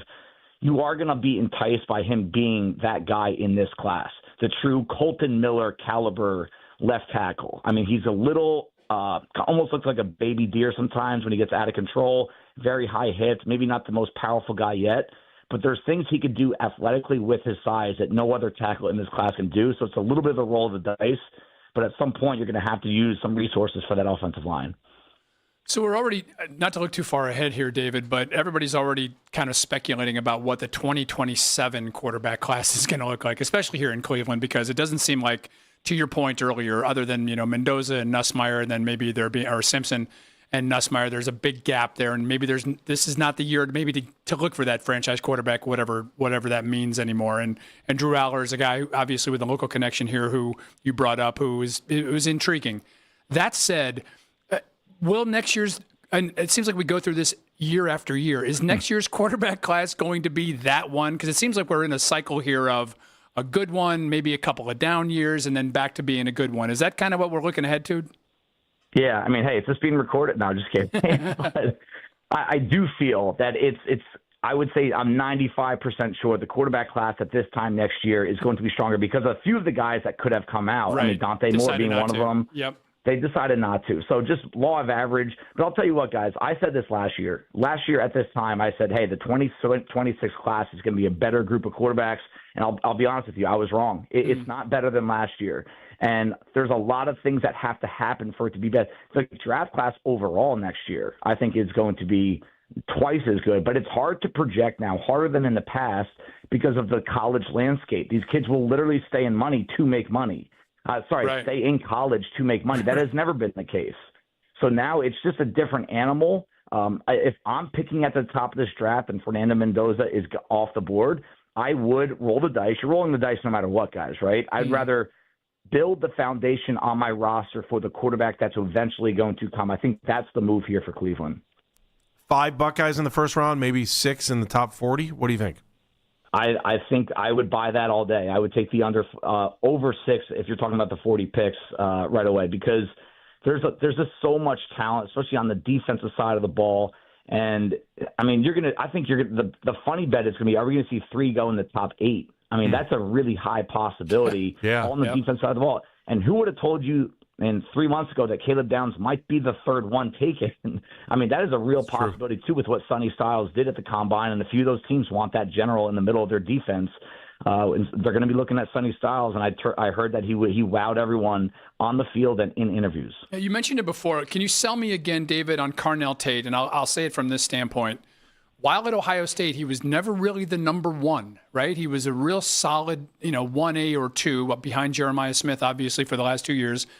And as a Buckeye fan myself, it seemed like there were times where, and I know this is not necessarily all his fault, we'd kind of disappear a little bit. Now, that could be the quarterback not going to him, plays not being run for him, whatever the case may be. Do you think he can become a legitimate number 1 wide receiver for somebody in the NFL? Well, I'll give you a little sneak peek from my scouting report that will be in the R-Lad draft guide. In that report, I say he will not be a true number 1. He does not have the final gear to stay over the top. However, but I want to put an asterisk on this, that I think we have to evolve when we talk about number 1 receiver. The game has evolved. I think a number 2 is just as valuable as a number 1. You can't just have a number 1 guy anymore. You need that number 2 to make sure you're maximizing your number 1. So Carnell Tate, to me, it's almost like the left tackle versus right tackle debate. Like, what's more important? At this point in the game, guys, you need both. So to me, you need 1 and 2 wide receivers. Carnell Tate, he might not be the 4-4 guy. We said that prior to the draft. He's going to be around 4-5. That's exactly what happened. But because the vertical speed only does so much for you at the NFL level, you need to be able to run routes. You need to be able to change direction. You need to be able to get into the brace of your routes without losing velocity. That is what he excels at. This kid is never going to have a hard time getting open at any part of the route tree. He is the best receiver I've seen in recent years, better than Marvin, when it comes to getting his feet down near the boundaries. You're talking about body control, awareness, coordination. I mean, I want that guy on my team all day. He's clean off the field. You know what you're getting. Slightly different prospect than T. Higgins, but I do think that's the caliber kid you're getting of help for your offense if you draft Carnell Tate. Just don't expect yards after the catch. That's not his game. You sold me. That's a good sales pitch by you. Hey, I want to make sure I get it clear. Ty Simpson, if you were the Browns, would you be thinking at 6? Maybe. There's a lot of connections here, and if you thought he could be your quarterback in the future, are you buying the rise of Ty Simpson? I'm currently not, and it's not because I dislike him. I just the lack of starts and how he ended the year, it just worries me. I mean, what we saw at the end of the year is what I don't like about inexperienced quarterbacks. They hit the adversity, they don't respond. Do I think he's going to be a capable NFL quarterback? The name that, yes, the answer is yes. I just don't know if I'm using 6 overall, and I do think there's something better on the other side. Now, to me, here's what I've compared him to. I wrote this in my notes. He reminds me a lot of Daniel Jones in that he's very robotic. He's not the best at innovation, but he does everything right. He's very mechanically clean. He's responsible. He's smart. He knows the game. I mean, that's such a big part of quarterback play, what goes on between the ears. And Daniel Jones, ironically, went 6th overall, and ironically, everyone thought it was a bad pick, and we all bought into it. Now he goes to Indianapolis to a better situation, and now he looks like a player, but do we really trust it? Is that the guy in a league of quarterbacks? Is that the guy that's going to go toe-to-toe with Patrick Mahomes and Joe Burrow? I mean, to me, I would try to punt on quarterback at 6, absolutely. I think it's a different discussion at 24. Okay. And the Buckeyes go Downs, Reese, Styles, Downs. It's going to be interesting to see how that flows in that first round. Then Max Clare is probably that kid that just misses on the first round, don't you think? McDonald, too. Yeah, he'll miss on the that's first McDonald, round, too, yeah. Yeah, McDonald right now, we have him as a late first-round pick just because he's such an elite run defender. I do personally get worried that he's just not going to make enough impact against the pass. as a pass rusher. But hey, if you're a lead against the run, everyone needs that at some point as well. Max Clare, to me, he is the number 3 tight end in the group. He could be the number 2. I'm not sure about round 1, but I do think this is a kid that you're going to see in the top 45. So, he's going to be a day 2 pick. That's a projected starter position. All right, David. Hey, thank you. We appreciate it. Again, we're looking at our lads all the time. You guys do a fantastic job, and we do appreciate your time. Hope to have you back on again real soon, especially maybe even get a little closer to the draft. I'll be here, guys. Thank you. Thank you. Appreciate it. Oh, man, that was awesome stuff. Great stuff. David Syvertson from ourlads.com joining us on the Make It Right, Call Kyle Wright hotline. All right, we're going to come back. We're going to take a quick time out. We're going to talk a little bit more about the Cavs, but, man, he gave us some great information about some of the guys that are out there for the Browns. What did you just learn? Baskin and Phelps with Tom Withers. This winter.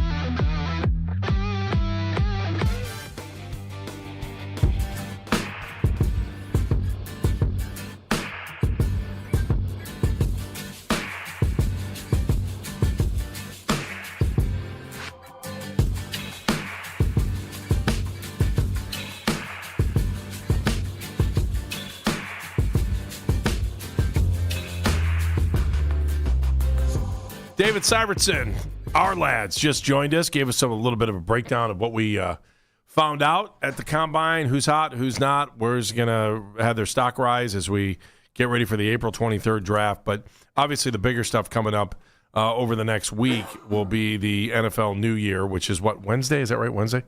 And then Monday and Tuesday are legal tampering days, so we'll find out where the free agents are going before they actually sign their contracts. 216-474-0092. Jamal Collier is going to join us, ESPN NBA writer, and we'll get the lowdown from him on the Cavaliers. Then after that, excuse me, we will get into the coordinator part of the day today because the Browns are having press conferences for both of the two new coordinators. So we'll kind of get a feel and see what's going on, what their thought process is, maybe get some insight into the quarterbacks as well with offensive coordinator Travis Switzer and then defensive coordinator Mike Rutenberg. So Switzer's at 12:20, and then an hour later it'll be Mike Rutenberg, the defensive coordinator, who, you know, I'm sure probably surprised all of us that we have a new defensive coordinator, I think, going into this next season. Let's go back, though, to what Syvertson had to say, especially about the quarterback situation. And while there's been a lot of talk about Ty Simpson the last couple days, especially since the Combine, he wasn't buying the rise. What do you think? Yeah, you know, it's funny. I fancy myself as something of a quarterback expert while watching the college kids, and I say that laughingly because I've been wrong as much as I've been right about these guys over the last few years. Yeah, I mean, it's hard to tell. I remember it really is. It's tough to figure out. I remember pounding the table a few years ago for Jared Goff, and then sure enough, it took him a minute to get it together, but then he finally did. And I felt the same way about Justin Herbert. I was like, this guy's a can't-miss guy, and he really hasn't won it yet. And as a caller pointed out before, unless you win a Super Bowl, you're not a good quarterback. Yeah, so, whatever. Anyway, that's ridiculous. I'm a big Will Howard guy, and and they'll make fun of me and do all this stuff. But I mean, Will pulled off the greatest feat in college football history to win all those games after losing a game. And so, I mean, yes, he had good players around him. I mean, obviously, we've seen by the guys that went in the draft last year and the guys that went in the draft this year. But I mean, I just think that guy's a winner. And I just think it's I'm going to get ill. I'm going to get ill if he comes back and beats us with the Steelers. Well, and like you, Andy, I'm a big college football fan, and sometimes I'm not necessarily looking at guys to try to figure out what they could be at the next level because I'm enjoying them playing at the level that they're at, right? And I think totally agree with that. That's the thing that's a trap you kind of fall into. So with Ty Simpson this year, watching him early on in the season, along with Nussmeier at LSU, Andy, I was like, wow, this is a guy the Browns really need to take a hard look at. I really liked everything I was seeing out of Simpson. Turns out Nussmeier, who struggled down the stretch, much like Simpson did, was hurt most of the year with a core injury, which was revealed last week at the Combine. And so that explains maybe some of his downfall. In terms of Simpson, same thing kind of happened at Alabama. You know, they kind of stumbled down the stretch. They had if I'm not mistaken, a disciplinary problem with Ryan Williams, their top receiver. So he didn't have the same, playmakers out there with him. They didn't have an Alabama type of season necessarily, right? And he kind of fell back to the pack a little bit, but I really liked the way that he had played through most of the season. Then sure enough, he goes to Indianapolis last week and kind of wows everybody. He was basically graded as the highest quarterback there. Now Mendoza didn't throw and do all the other things, but Simpson is now on the rise. And to your point, you mentioned to David as to whether or not he'd be in consideration at 6. I don't think so there, but if they're in love with him at 24, I could see that potentially being a situation. Again, if you're drafting with 24, you're blowing up everything you have in your room right now, though. Well, that's true, too. Again, we don't know what the plan is, right? And so it's hard for us to really speculate while not knowing exactly how they feel about what they have on hand and what the other options that are out there available to them.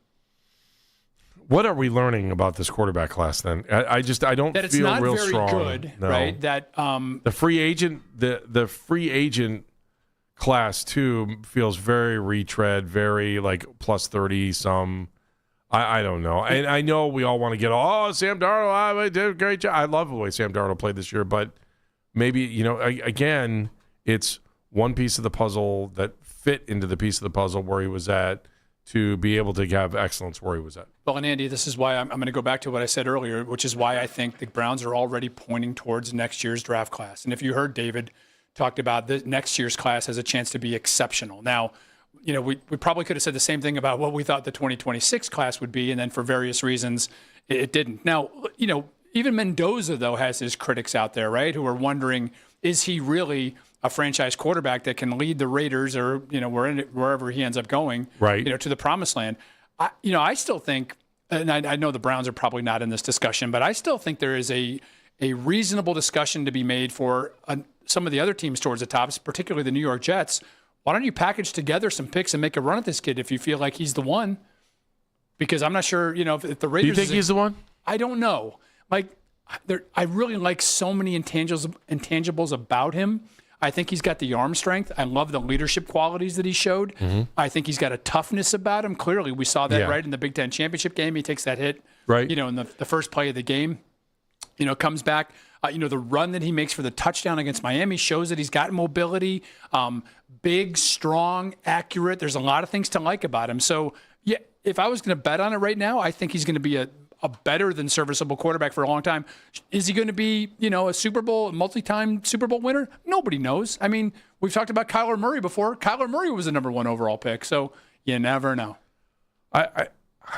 The other part of our conversation with David Syverson that was intriguing to me was he's probably one of the first guys that I've heard say something positive about Drew Aller, that Aller moved up this past week, that Aller maybe wasn't in the right situation at Penn State. Because I remember last year at the end of the season, of this time a year ago, I remember, looking at Dan going, man, I hope Aller stays at Penn State for another year. He needed to. He needed it. Mm-hmm. Unfortunately, I don't know if it was the right call now, but I thought from a football standpoint, it absolutely was the right stand. If I were him, I'd never regret staying for another year, especially because these guys are making money. Well, that's what David said. Yeah, I mean, there's no reason to leave now early if you don't have to. He did point out as well that, Aller's footwork was not good earlier this year, and then things just they snowballed out of control in Penn State, right? I mean, that was a team that was supposedly going to contend for a national title, and, from that UCLA game on, then Franklin gets dismissed, et cetera, and unfortunately for Drew, he gets hurt as well. But, we talked about it last week, Andy. Drew checks a lot of the boxes, right? Never mind the fact that he grew up here and he's, attached to the Browns in so many other ways. Big, strong. It's almost like I don't want him to play here because of all those reasons. It's the same reason we saw what happened to Brian Hoyer while he was here. Yeah. Why am I Trubisky? I didn't want Trubisky to play here. Yeah. I didn't because I liked watching him play in high school. I kind of rooted for him when he was at Mentor. I rooted for Aller coming out of Medina. I was watching to see what he made me not hate Penn State. And then, you hear this love affair with this team that they loved, just like you did growing up. And then all of a sudden they find out how the hot dogs are made. And now all of a sudden it's not, it's not like, the same. I met, there was a member of the Big Red Machine once. I may have told the story or not, but who I was just like, he was my guy. Especially because the Indians stunk during, that generation here. Right. And I remember when I was a reporter in Columbus, and that guy was at a store. Johnny Bench? Now I can't tell the rest of the story. Oh my God, I'm sorry. That's all right. That's all right. Well, let's just say I got there and Johnny wasn't the guy I thought. Don't meet your heroes. Yeah, don't meet your heroes, right? And isn't that the same thing? Yeah. So it's just like, how'd you know Johnny Bench would be my guy? I don't know. That's pretty good. He was my guy. But it would have been easy to have Pete Rose or Joe Morgan be your guy. Dave Concepcion. So your reservations about Drew coming here, I get it.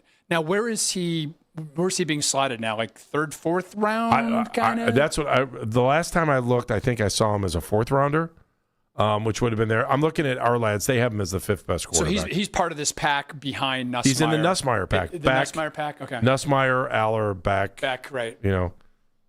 That's where he's at here. So. Again, we don't know the plans, but listen, I think the Browns are going to need to take a quarterback at some point, right? Whether it's 6 or 24 or the fifth round. Are they? Let's be honest. They took 2 picks last year. Seems like if they weren't going to make one of them a quarterback to have a chance to win the starting job, yeah.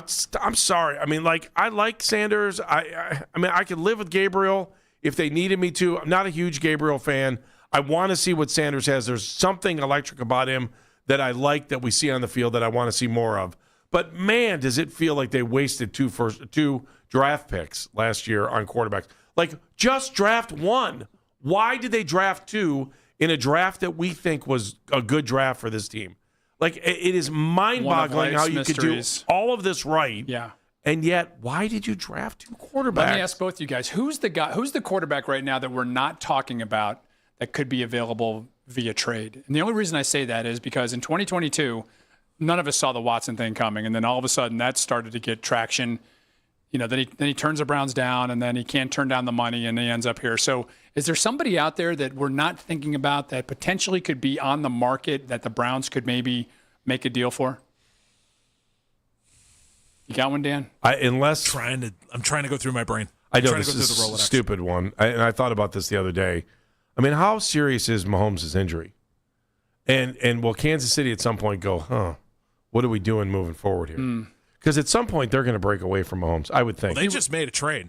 Kansas City Chiefs made a trade. Trent McDuffie heading to the Rams for the 29th overall first-round pick, a 5th-rounder, a 6th-rounder, and a 2027 3rd-round pick. So cornerback Trent McDuffie going from the Chiefs to the Rams. Rams get a first-round pick along with a couple of the draft picks. Interesting. You know what would make me happy is if Mike Brown lost his mind and got rid of Joe Burrow and gave him to us. So that's the one that a lot of people were thinking because they're going to have to – the money is due on Joe Burrow. He's not coming here, though. That's the thing. Yeah. I wouldn't think. No That's way. one people have circled. Some people have had Lamar Jackson possibly circled just due to the fact that a lot of that, the coaching staff being gone. I feel like that all changed for him, though. Don't you feel like it? Yeah, I do. I'm just throwing that out there only because Josh it Allen's just not feels going like anywhere. it feels like whatever's going to happen is what we haven't discussed. You know what I mean? That's usually like the trades that you never hear about are the ones that end up coming to fruition. So we'll see. I mean, again, let's get back to Simpson. Is there a chance there's no way the Packers would walk away from Jordan Love? Oh, God, no. No. No. And the Jaguars aren't about to walk away from And Trevor I'm not Lawrence. And the Rams wouldn't move from Matt Stafford either. No. And I'm not necessarily saying the starter at a given place right now. Is that about a backup guy even? Maybe, like who's that retread guy that we've talked about that could become the next Sam Darnold or what have you. So Maybe I don't know. CJ Stroud still? Or CJ has that been Stroud, talked that's about too potential. much? Yeah, is Justin Fields done? Like, That's not a bad name. I mean, yeah. And again, I'm only thinking again about, the 1 year fix, unless number 12 goes out there and proves that he can be the guy going forward. That's the elephant in the room, if you will. That's the one thing that we are. It's not that we're overlooking it, but it's still a very I think it's a good very valid possibility. point, though. Yeah. I totally understand where you're coming from that. All right, let's come back. We're going to go back to the Cavaliers. We're also going to get into the coordinators starting next hour. Travis Switzer, Browns offensive coordinator, his press conference at 12:30. We come back, we're talking Cavs. Jamal Collier, ESPN NBA writer. He's going to join us next. Baskin and Phelps, 92.3 The Fan.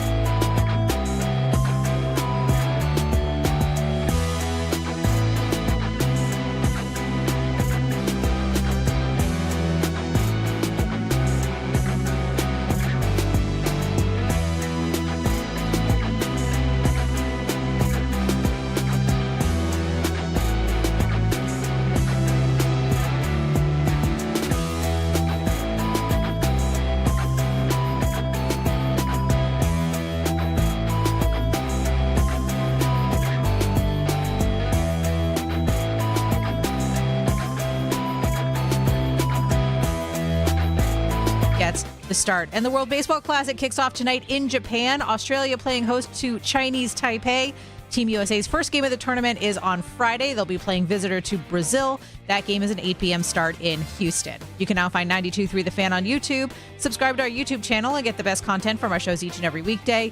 That's 92.3 The Fan on YouTube. Headline sports news every 20 minutes on 92.3 The Fan. From the University Hospital Sports Desk, I'm Meredith Kane.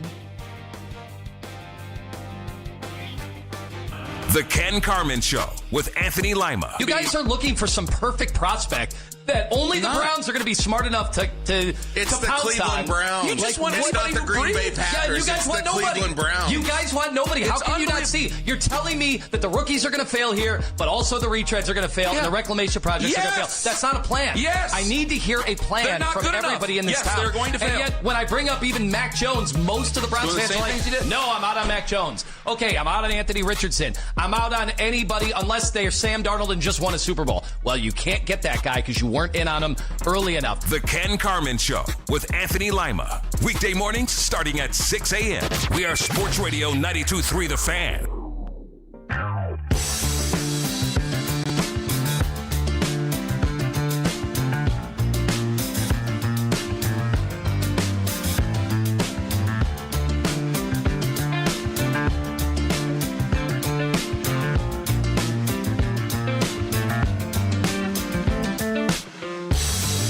Baskin and Phelps, 92.3 The Fan. Tom Withers is in today. Real quick, want to let you know you can win a pair of tickets to the 2026 MAC Tournament Men's Championship game on Saturday, March 14th at Rocket Arena. All you need to do is enter the word seed. Nope, sorry, battle. My bad, battle. B-A-T-T-L-E. The word is battle. B-A-T-T-L-E. Sorry about that, kids. Battle. And you can do that by the end of the hour at 923thefan.com to get registered to win. Get tickets at rocketarena.com. It's all from Sports Radio 92.3 The Fan. Battle is the word. You going? You going? I love going. It's absolutely a blast. So, all right, let's talk a little bit more about basketball. Let's get into the Cavaliers here a little bit. Joel Collier writes for ESPN right now. He's on the Make It Right. Call Kyle Wright hotline. Hey, how are you? What's up, guys? How we doing? Oh, we're doing good. What'd you think of that game last night? Little Detroit Cavaliers, a little repeat of last week, although it went the other way around last night. Are we looking at two teams that are going to be contended for this thing in the East? I mean, look, it's going to be a really fun 1-4 matchup if those guys slot into that, place in the standings. I think any of those top four teams, right, with Boston and New York as well, I think those teams have clearly separated themselves as really any of the four could come out of the conference. But I think especially what's interesting with, the Pistons and this young team that kind of feels like they have something to prove, and the Cavs, really kind of feeling like a team that is better, than the Pistons, or feel like they still have a team that's more talented. This can go toe-to-toe with them despite kind of what the regular season records say. Yeah, Detroit needs that second scorer, doesn't it, Jamal? It feels like they're still missing a piece there, but they've managed to put a pretty damn good season together, and I still think they're a dangerous team in the playoffs, don't you? You got to respect them, right? It's hard to win this many games, and they had the best record in the NBA the other day. I think the Thunder may have, they're right there neck and neck with OKC, and I think when you just see that kind of sample, regardless of what happens in a playoff series, it's going to be a tough out, right? You're going to have to play that team 6-7 tough games, physical, beat you up. And you're going to have to sort of pull within yourself to actually put them away. It's not going to be an easy task. Can you kind of break down the East beyond, because Boston, I think, is extremely intriguing. If they get healthy here at the end, who knows what's going to happen? Toronto scares me, I think, for the Cavaliers a little bit. Philly's still knocking. I mean, there's plenty of room for growth in any one of these teams to jump off the page in the East. I was in Milwaukee the other night on Monday when Giannis had his first game back, against the Celtics, and Jaylen Brown was sitting for Boston on the other end of a back-to-back. They blew the Bucks out by 25 points. The way that team operates just is like a machine at this point, right? About the three-point shooting, the system, that they just kind of have in place there, and the role players that have really come together. They have such a wild card with Tatum. where like I kind of got to see it. I got to see how much can he contribute, how much, what is that ecosystem going to look like, with him back on the floor before I really know what to make of them. But I do think that, they are the maybe singular biggest wild card that, if Tatum is close to right and can give them, I don't expect them to play 30-some minutes, but can give them any kind of like regular rotations, they become a really sort of dangerous factor. Yeah, not a bad problem to have. Jason Tatum coming off the bench for you, right? That's not too shabby. Hey, I gotta ask you, Jamal. We last night I covered the game for the AP, and still seeing James Harden in a Cavs uniform is strange. I mean, it's one thing on the floor, and then you see him in the locker room, and it's like, yeah, that dude is here. So they're 8-1 with him. Unfortunately, we have not seen him out there with Donovan Mitchell very much, only because Mitchell has missed the last 4 games with a groin injury, trending in the right direction. It could be back as early as this Sunday against those Celtics that you just mentioned. What do you think of this marriage now between Harden and Mitchell, what that looks like going forward, and will there be enough time for these guys to truly mesh to get ready to make a playoff run? Yeah, it's strange how, you're right. Like, it's something that you just, like, never thought about, like, Harden on the Cavs before it happens. And honestly, then as in practice, and I spent the week, around the Cavs before writing about them this week for ESPN.com, and just, like, it was strange of how perfect of a fit that Harden kind of felt, just because of, one, his passing and the things that he can unlock with the bigs, and the things that, Donovan and sort of not being, the playmaking sort of being a secondary skill for Mitchell, and to sort of unburden him, as the word is Kenny Atkinson used in that way. And then sort of that Mitchell also sort of naturally picks up some of the sort of shortcomings in Harden's game, right? Like, we've seen these playoff performances where he doesn't sort of want to get involved in the last shot or handle the ball at the end, and like isn't as effective sort of taking as many shots. And that's sort of not been Mitchell's problem, right? Sort of been almost the opposite, a guy trying to do too much.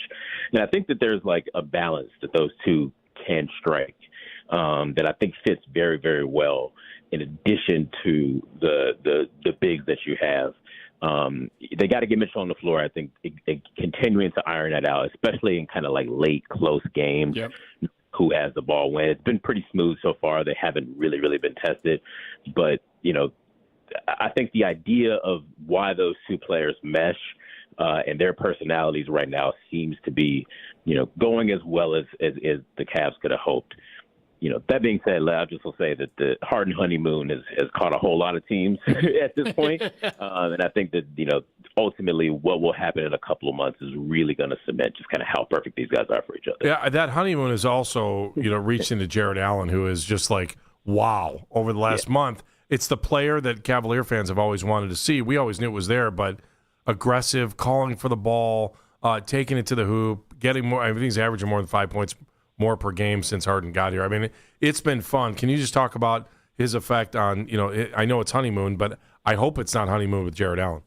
Yeah, but I think you've seen the track record, right, of Clint Capella, of Zubac, just of centers, Kendrick Perkins, right, that Harden has played with, that he has sort of made just infinitely better and gave them easier looks and easier spots off that pick and roll. And that, I think, at Harden, as far as a pure point guard, setup, facilitator, in the NBA, I can't name a whole lot of players really in that same conversation as James Harden, in that role. And I think that is a real effect that you've seen on Jared Allen, that, Harden's the kind of guy, and I think Evan Mobley, as he continues to get more reps on the floor, you'll see it too, where I think the strength with Harden is over Mitchell is, in those late game situations when it's been a minute where those guys haven't touched the ball, Harden's very good about just like, let me get them a look, let me get them an easy touch here. And, that is just already paying dividends. I think that's another, like, just kind of tool in the kit for Cleveland to have come playoff time. I was just going to say that's all well and good in February and March, but as they get to the playoffs, I mean, Harden was supposed to be not necessarily, but close to the missing piece in Brooklyn. Same thing in Philadelphia, same thing in LA. Just didn't happen. Do you think he's motivated by that narrative about him that, he's this great player, one of the top 75 players in league history as voted? you think he's determined to kind of change this narrative about him? Do you think that's at the point of his career right now where he can do that? You know, I'll say from the time I spent around the team, you could tell, you know, I think there's maybe no bigger dichotomy of a kind of a media perception that we have sometimes of Harden versus the way players receive him. I mean, the guys in that locker room really loved him and really sort of, you could see the Cavs as a team energized by his presence. You know, he was sort of, he was spending time just like talking to some of the younger players in the locker room. You know, they talked about film sessions and such that he was sort of engaged in. I think it just, you know, he recognizes that this is a really great opportunity for him, and it's a good spot for him, and it's this stage in his career. And you've seen him sort of come in and embrace it in that way.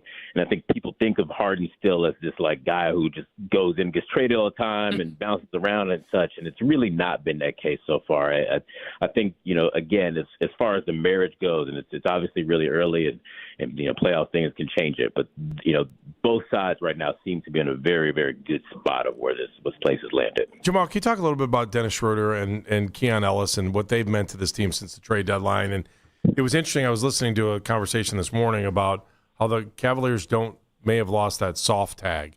Now, I mean, those guys aren't the biggest guys on earth, but they play super tough. And that, you know, people want to tag the Cavs at, and I don't know that that's going to be their MO moving forward. Yeah, 100%. I talked to Kenny Atkinson about that, just like the physicalness that both of those guys add to the team, right? Like, you know, just from a pure production standpoint, I mean, the guys that they replace, right, from a Mitz, Lonzo Ball, DeAndre Hunter, you're just getting a lot more production just sort of off rip, you know, so that is just going to be a one-to-one add. But I do think that that sort of added physical, you know, physicality, and just like toughness as far as like in the locker room, I think is just going to be a plus for those guys. They've, you know, been around the league. They've got great reputation, and people respect them and respect their voice. And I think that, you know, another thing I think obviously going to go under the radar with Harden being sort of the big name, but those guys are really going to help your depth, and both can play minutes in the playoffs. Speaking of big names, Jamal, I know you were in Milwaukee and did a piece on Giannis and whatever's going on there, because that seems to be a story that's changed about 17 times, and I think there's going to be a right-hand turn at some point again. Where are things with he and the Bucks right now? Is this going to continue? Are we going to get to the summer where this is all going to resurface again, that he's on the move? What's next for the Greek Freak? Yeah, you know, so Giannis, you know, just made his return to the lineup this week. The team is still trying to compete for a play-in spot. They're in 11th place right now in the East. They're in a weird spot because, you know, the trade deadline and him staying in Milwaukee, you know, both sides from sort of my reporting is that this is sort of a putting this thing on hold to revisit this in the summer to see where things stand. You know, the Bucks they want to keep him. You know, they want to convince him that they can rebuild this thing and win a championship and push Giannis to potentially sign an extension that he'll be eligible for on October 1st. And that's why they're sort of competing and trying to get into the playoffs here. The kind of, you know, flip side of it for them is that they're kind of a situation where maybe their best, you know, avenue to building this team up might have been actually to go for a better draft pick, whether to trade it, whether to hit on it and build somebody with Giannis. So they're just kind of in a weird spot, man. Like they are, you know, simultaneously trying to sort of show Giannis that this is a championship contender. And to do that, they're trying to sort of win these games right now that, you know, they're still 3.5-4 games behind Charlotte, who's been one of the hottest teams in the NBA. Yeah. About 20 games to go here, and this is again for the 10th seed in the East. Then you got to win 2 playoff games, and you get a couple nights in Detroit. So there, you know, it's going to be something worth monitoring. I think I agree with you. We're probably still in for some twists and turns here because at the end of the day, you know, Giannis has stated pretty firmly winning a title is the ultimate goal here, and you know, how close Milwaukee is to that, I think has been pretty, you know, laid bare to see. Jamal, thank you very much. Want to invite everybody to read your story on the Cavaliers at ESPN.com. We appreciate you. Thank you so much. Thanks a lot, guys. All right, we'll talk to you soon. Jamal Collier from ESPN, nice enough to join us on the Make It Right, Call Kyle Wright hotline. What'd you think about what he had to say Plus, we are going to hear from the coordinators today. Travis Schweitzer is going to be on the podium in Berea, so we will hear from him. We'll also hear from Mike Rutenberg, the defensive coordinator, over the next hour. So hang tight. Tons of Brown stuff, and we're also going to hop back into the Cavaliers and talk about what Jamal had to say. Next, right here, Baskin and Phelps, Tom Withers is in.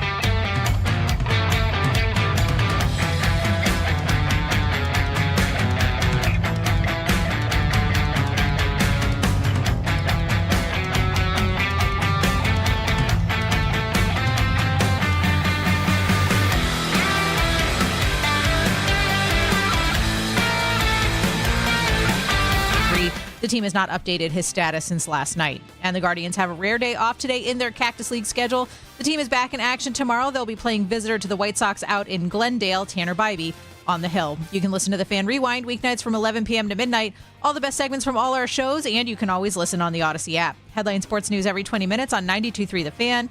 From the University Hospital Sports Desk, I'm Meredith Kane.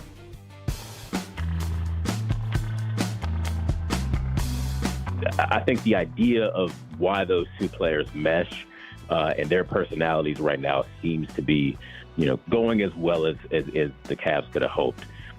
That being said, I just will say that the Harden honeymoon has caught a whole lot of teams at this point. And I think that, ultimately what will happen in a couple of months is really going to cement just kind of how perfect these guys are for you. I hope it's more than a honeymoon. Baskin and Phelps, Tom Withers is in. You can listen to The Fan anytime, anywhere on the free Odyssey app or by telling your smart speaker to play 92.3 The Fan. And now you can find 92.3 The Fan on YouTube, including the Ken Carman Show with Anthony Lima from 6 to 10, this show right here from 10 to 12, and Afternoon Drive with Nick Wilson and Jonathan Peterlin from 2 to 7. That's live each and every weekday on the 92.3 The Fan YouTube channel. Subscribe to our channel for free and watch all of the best content from your favorite shows on The Fan, live and on demand right now. Again, it's Baskin and Phelps.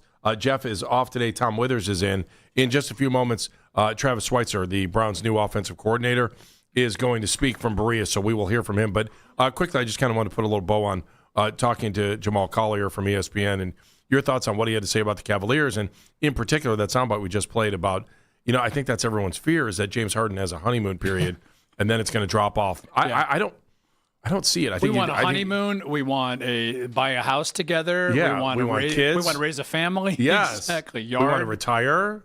Picket fence, dog, the whole bit. Yeah. 401k.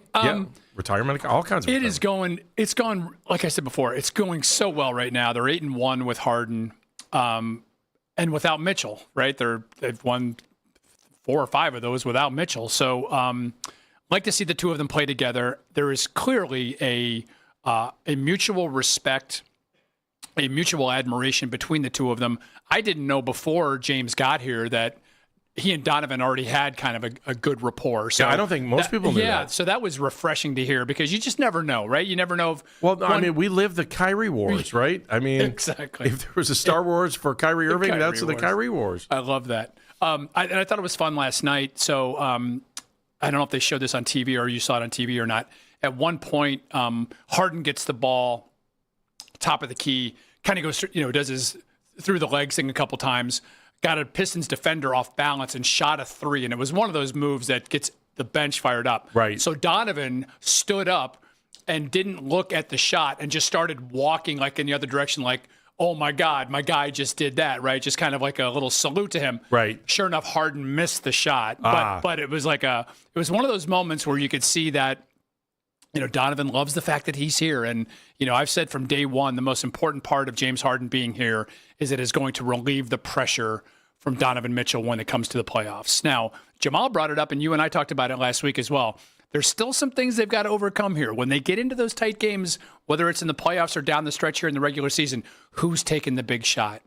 We know Donovan's capable, right? Yeah. But now we know that he's got another option. If he feels like he needs to get the ball to the other side, he's got a competent player that he can trust with the ball in that situation. So, and by the way, if he got the ball down low to one of the bigs, I kind of trust them too. I don't have a problem. Not a bad thing. No, and it's an option that who's going to defensively cover that because you think that Harden or Mitchell's going to take the shot. And much like we anticipated, and Jamal brought it up as well, Harden does unlock those bigs. But we had already seen them starting to be unlocked a little bit in Evan Mobley playing with more confidence. Jared Allen playing the way we would hope he would play. He's finally passed. Oh, by the way, back to Jared Allen for a second. Mm-hmm. That finger issue bothered him for the majority of the first 50% of the season, if not more. Right. He's beyond that now, and you can tell he's just feeling better about himself. And I'll say this, too, about Jarrett. What a likable guy. I mean, he is about as salt of the earth as it gets as far as pro athletes are concerned. He is genuinely a good person, and I'm glad he's here. I want to bring up something that's kind of funny because you made me think about. Again, we got a press conference coming up here in just a few moments with Travis Schweitzer, the Browns' new offensive coordinator, and then coming up in the next hour, we'll have Mike Rutenberg, the Browns' defensive coordinator, is going to be on the podium at 1:20. So my dad used to do this all the time, and it's one of those things. And you just said it because what'd you say? Donovan did this last night when he went to take the shot. He turned around like he had made it, right? Yeah. So my dad coached baseball. He kind of walked down the baseline like, okay, yeah, it was cool. So my dad coached baseball forever, right? And he, right before a kid was going to make a catch, he would always say, he'd look at the bench right before he made the catch, he would always go, all right, nice catch, let's go. And he'd start clapping his hands before the ball was ever in his glove. Ooh. Because I asked him once, I go, why do you do that? He goes, because I believe that kid's going to catch the ball.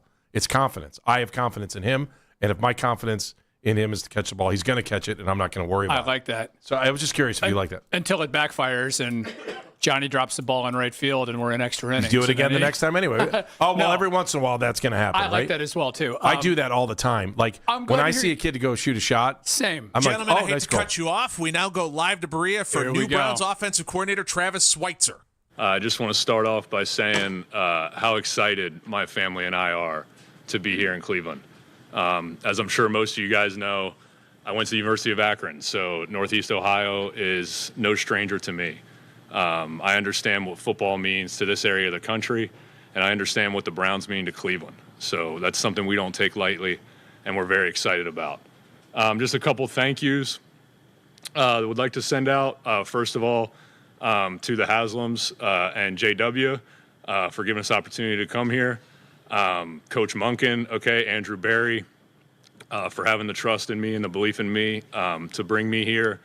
Coach Harbaugh, who I worked for 9 years in Baltimore, giving me really a chance in coaching, and having a vision for me. And then last but certainly not least, my family, my beautiful wife, Rebecca. You guys see a little bit of our schedule. It takes a special person to be married to us, a very special and strong person. She is certainly that, and a lot more. And our two sons, Lewis and Archie, who will probably watch this after they get off school today. So listen to mommy, do your homework. With that, open it up to questions. Travis, you've been around Todd the last 3 years. How much is that do you feel like you sort of developed like a same like wavelength? I mean, do you feel like you've gone on the same wavelength with them, and how much does that kind of allow you to maybe push? I don't want to say push back, but kind of a little more give and take when you guys talk about philosophy, play call, those sorts of things. I mean, Coach Monk and I were great from day one, and our relationship has certainly built from that. Getting a little more comfortable with each other. I think how he thinks, and the more we can kind of do that, the better the operation is going to be. As far as like pushback and all that, like that's not really how he operates. I mean, he's a collaborative guy. He wants to listen. And then we decide together, and he believes that with him and I, the whole staff. I mean, that's his philosophy, and it's been like that since I met him, so. Travis, you were the run game coordinator in Baltimore, so now you're the offensive coordinator. So how much role do you have in the creation of the running game here? Yeah, I mean, that's kind of refer back to what I just said there. I mean, we're going to be a collaborative approach. Monk says this all the time, obviously, as the guy who's calling it. You have good players, you have a great staff. He feels like he can call it freely. So that's our job, you know what I mean? And we're all going to work together so that we all feel that way, including the players. Have you studied the Browns quarterbacks here? And if so, what do you think of each of them? A little bit. Obviously, that's something we started when we first got here. And I'm excited about the guys we have here. I mean, Monk said this in his opening press conference. I mean, you don't take a job if you're not excited about quarterbacks that are in the building. And it's more than one. We're excited about Dylan. We're excited about Deshaun. Anytime you have a guy who has had the success that he's had, I mean, he's got to be part of the equation as far as when we talk about competing for that job. And then Shedeur and what he was able to show last year. He's still young. He has a lot of growth that he can still achieve, especially year 1 to year 2. I mean, he only started 6-7 games last year. So, I think there's a lot to be excited about in that room. Travis, what is the day-to-day, speaking specifically to your role as run game coordinator, what does the day-to-day look like, and how do you think that will just what value do you think that will bring as you really take on this larger role? Because I remember like Mike McDaniel was one-game coordinator of the 49ers, and it was like he was just in his office drawing up plays. But like, what did the day-to-day look like for you? And yeah, I mean, it was like I said, we had our areas, but it was a very collaborative approach in Baltimore as well. Obviously, now as the offensive coordinator, you'll have a hand in a little bit, of other parts of the game as well, a little bit more than I did. But yeah, as far as the day-to-day, I mean, we're all studying our areas, trying to figure out how to attack teams, and then coming up with things and tweaking it when we all get together, to figure out the best way to attack somebody and the best way to play. Just along the lines of quarterbacks and what stands out to you, obviously there's going to be a lot of new additions on the offensive side through the draft and free agency, but as the roster as it stands with the guys you have, what stood out to you is something that excites you, the things that excite you about taking this role and running this offense? Yeah, I mean, there's pieces here that we are excited about. I mean, Fannin, it starts with Fannin, Judy, Shedeur and what he was able to show last year, Deshaun and what he's shown in his past, and Dylan and what he was able to show last year as well. The offensive line obviously is something that we're going to be looking to add to, and in addition to develop, the guys that we have here. With Whippler, possibly Joel. I know it's certainly going to come up as well, but we're allowing him some time to kind of figure that out. But there's a lot of pieces here to be excited about. It kind of goes on what I said about the quarterback room. I mean, you don't take a job unless you're excited about the pieces that you have. With that said, what are some of the traits and things that you guys philosophically kind of want in a quarterback and look for in a quarterback? Yeah, I mean, he's got to be an elite leader and decision maker. I mean, that's where it kind of starts. Somebody said this. I remember hearing it years ago. It might have been Marino or somebody. As a quarterback, you got to be able to throw 4 picks in the first quarter and step into the huddle in the second half, look your guys in the eye, and they still believe you can go win the game for them. So that's one of those things that you got to have. And I don't know if you can coach that. I don't know. I think it certainly helps. You can develop that through preparation and then having success. And now you have confidence in your own process and all those things, and that does start to develop. But yeah, those are all things that we'd be looking for. At the combine, Todd talked about bringing the offense you guys ran in Baltimore to Cleveland. He said if you believe in things, you just have to stick with it. What would you say are the most important traits that you say the Todd Monken switch your offense will have? Yeah, I mean, that can be a very broad thing. I mean, there's certain non-negotiables, if you will, which when you start to look at it, there's not a ton of them. Hey, we're going to take care of the football.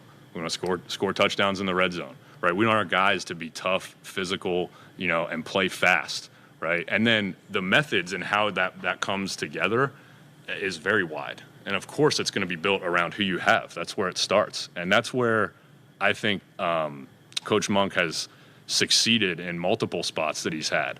I mean, there's been people who said, I mean, what system does he come from? And I think that's why, because he's able to mold to who he has. Travis, just to go back to your time in college and reading about your career and making 36 consecutive starts, how did your time as a college athlete and your time at Akron kind of inform you as a coach now, do you think, and just your path getting into the NFL? Yeah, I mean, when you're at that age in life, I think there's a lot of growth that happens no matter where you are. And for me, it was at Akron, and I love my time there. Was able to grow into a man there. Obviously playing, in Division I football, it teaches you a lot of lessons. So yeah, I mean, I couldn't be more complimentary in my time at Akron, and it certainly helped mold me into the coach and the person I am today. When you talk about that you're excited about the quarterbacks that you guys have in the room right now, when you look at what you have, and I'm sure you've watched plenty of film on those guys, if nobody else shows up on the doorstep, do you guys feel like right now you have what you need to accomplish your offensive goals for 2026? Yeah, I mean, certainly. I mean, those things, they tend to work themselves out as far as who that's going to be. That's why, like I said, it's an open competition, and the decision of when that'll be, we don't know. But those things, they have a way. Players win spots, and they have a way of kind of working themselves out. But yeah, we're excited that that's here in the building. How is it that you never became an offensive line coach? I don't know. This coaching thing is weird, man. I mean, I think you kind of find a niche, and you just try to ride the wave, and just keep coming with the opportunities that come to you. And you try to do a great job at the job that you have, and then kind of let everything else take care of itself. So when I first started, I was actually in the weight room, which I thought was an awesome way to start. I was able to probably interact with the players a lot more than what a normal QC role would, or GA or something like that, because you're with them every day, and then I was able to learn football because, I knew nothing, at that time, and I was able to kind of learn football and get up to speed that way to where I could provide some value, a year or two down the road. So I would just say it's kind of the way it fell for me. I think I've always had a pretty big picture approach, and outlook to things. So maybe that's what it is. But, I don't know. I guess it's just kind of the way it fell for me and trying to ride the wave. How did you end up at Akron? So I only had 2 offers. I wasn't a huge recruit. And just like anywhere else, you fall in love with the staff and you fall in love with the place. And, you go and you visit and it just feels right. It's very similar to walking in this building every day. You just kind of know it when you feel it. And, that's kind of helped that decision for me. How do you assess your wide receiver room? Yeah, that's obviously something that we're looking at right now too. Anytime you have somebody very similar to the Deshaun, point, you got Jerry Jeudy, who is a very talented player, and that'll be something that we're looking to try to tap into. A skilled player's production year to year, there's just so many variables that go into that. You know what I mean? I think you can overthink things a lot of times outside of that individual player's control. So we'll be looking at all those things, and we're very excited about Jeudy and Bond, and then obviously like I said, I think we include some tight ends in that as well with Fannon's skill set. So we're very excited about our pass catchers here. Travis, when you're talking about your Akron days, did you ever come to any Browns games with your players? Browns, I don't think we ever got to one. It was kind of hard because you're playing and you're worried about it. We did go to a couple now Guardians games, and they were great. It was a fun time down here. How about up here? How about Quinshon? Have you had a chance to meet Quinshon yet? And what do you think that you have in him since he's ready to go? So very excited about Judkins. Haven't had a chance to talk to him yet. I'm excited about that.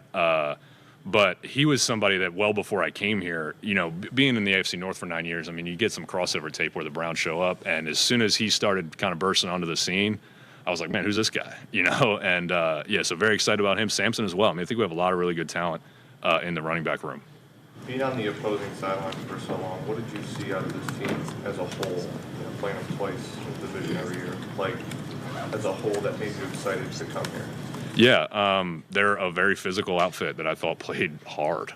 Obviously we were on the offensive side of it there, so playing against our defense here now, which I'm happy I can now say.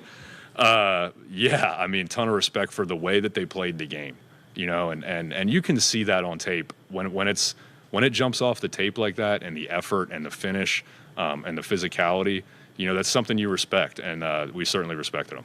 You mentioned Fannin a couple times already, and you guys were so good with your tight ends in Baltimore.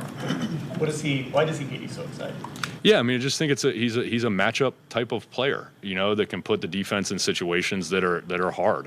How do they match? Who do they put on him?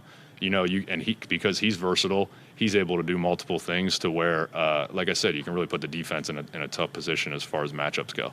Just with the O-line, and I know you mentioned Joel, obviously, and you guys waiting on that, but looking at how many new starters there could be here this year, how do you feel about that process and how you are going to help get them up to speed and everything? Everybody's new to us. So, we got here, obviously, it was our first year installing our system. It's going to be a combination of developing the guys we have and adding guys if we can.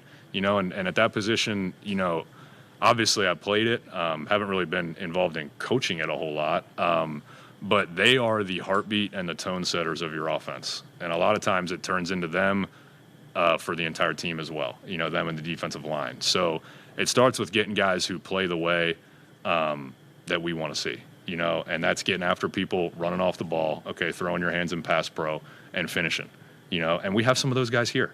And then we're going to add more of them as well. So, we're excited about the future of that position. Do you know whether you'll be up or down on game days yet? Most likely the booth. Monk and I haven't talked in depth about that yet. That's where we were in Baltimore. But, yes, yeah. Did you know Todd before you were in Baltimore? I didn't. I knew who he was. But no, I didn't. I mean, him and I met 3 years ago, and have really developed a great relationship. So what have you learned about him? And obviously he's stepping into a new role for him, and I know he's thrilled about it. What makes you think he's the right guy for this job? Yeah, so the first thing, like if you were to just say Todd Monken, like what's the first thing that kind of comes to my mind is passion. You know, and I've said this to a lot of people, like he would have been great anywhere. He is perfect for here.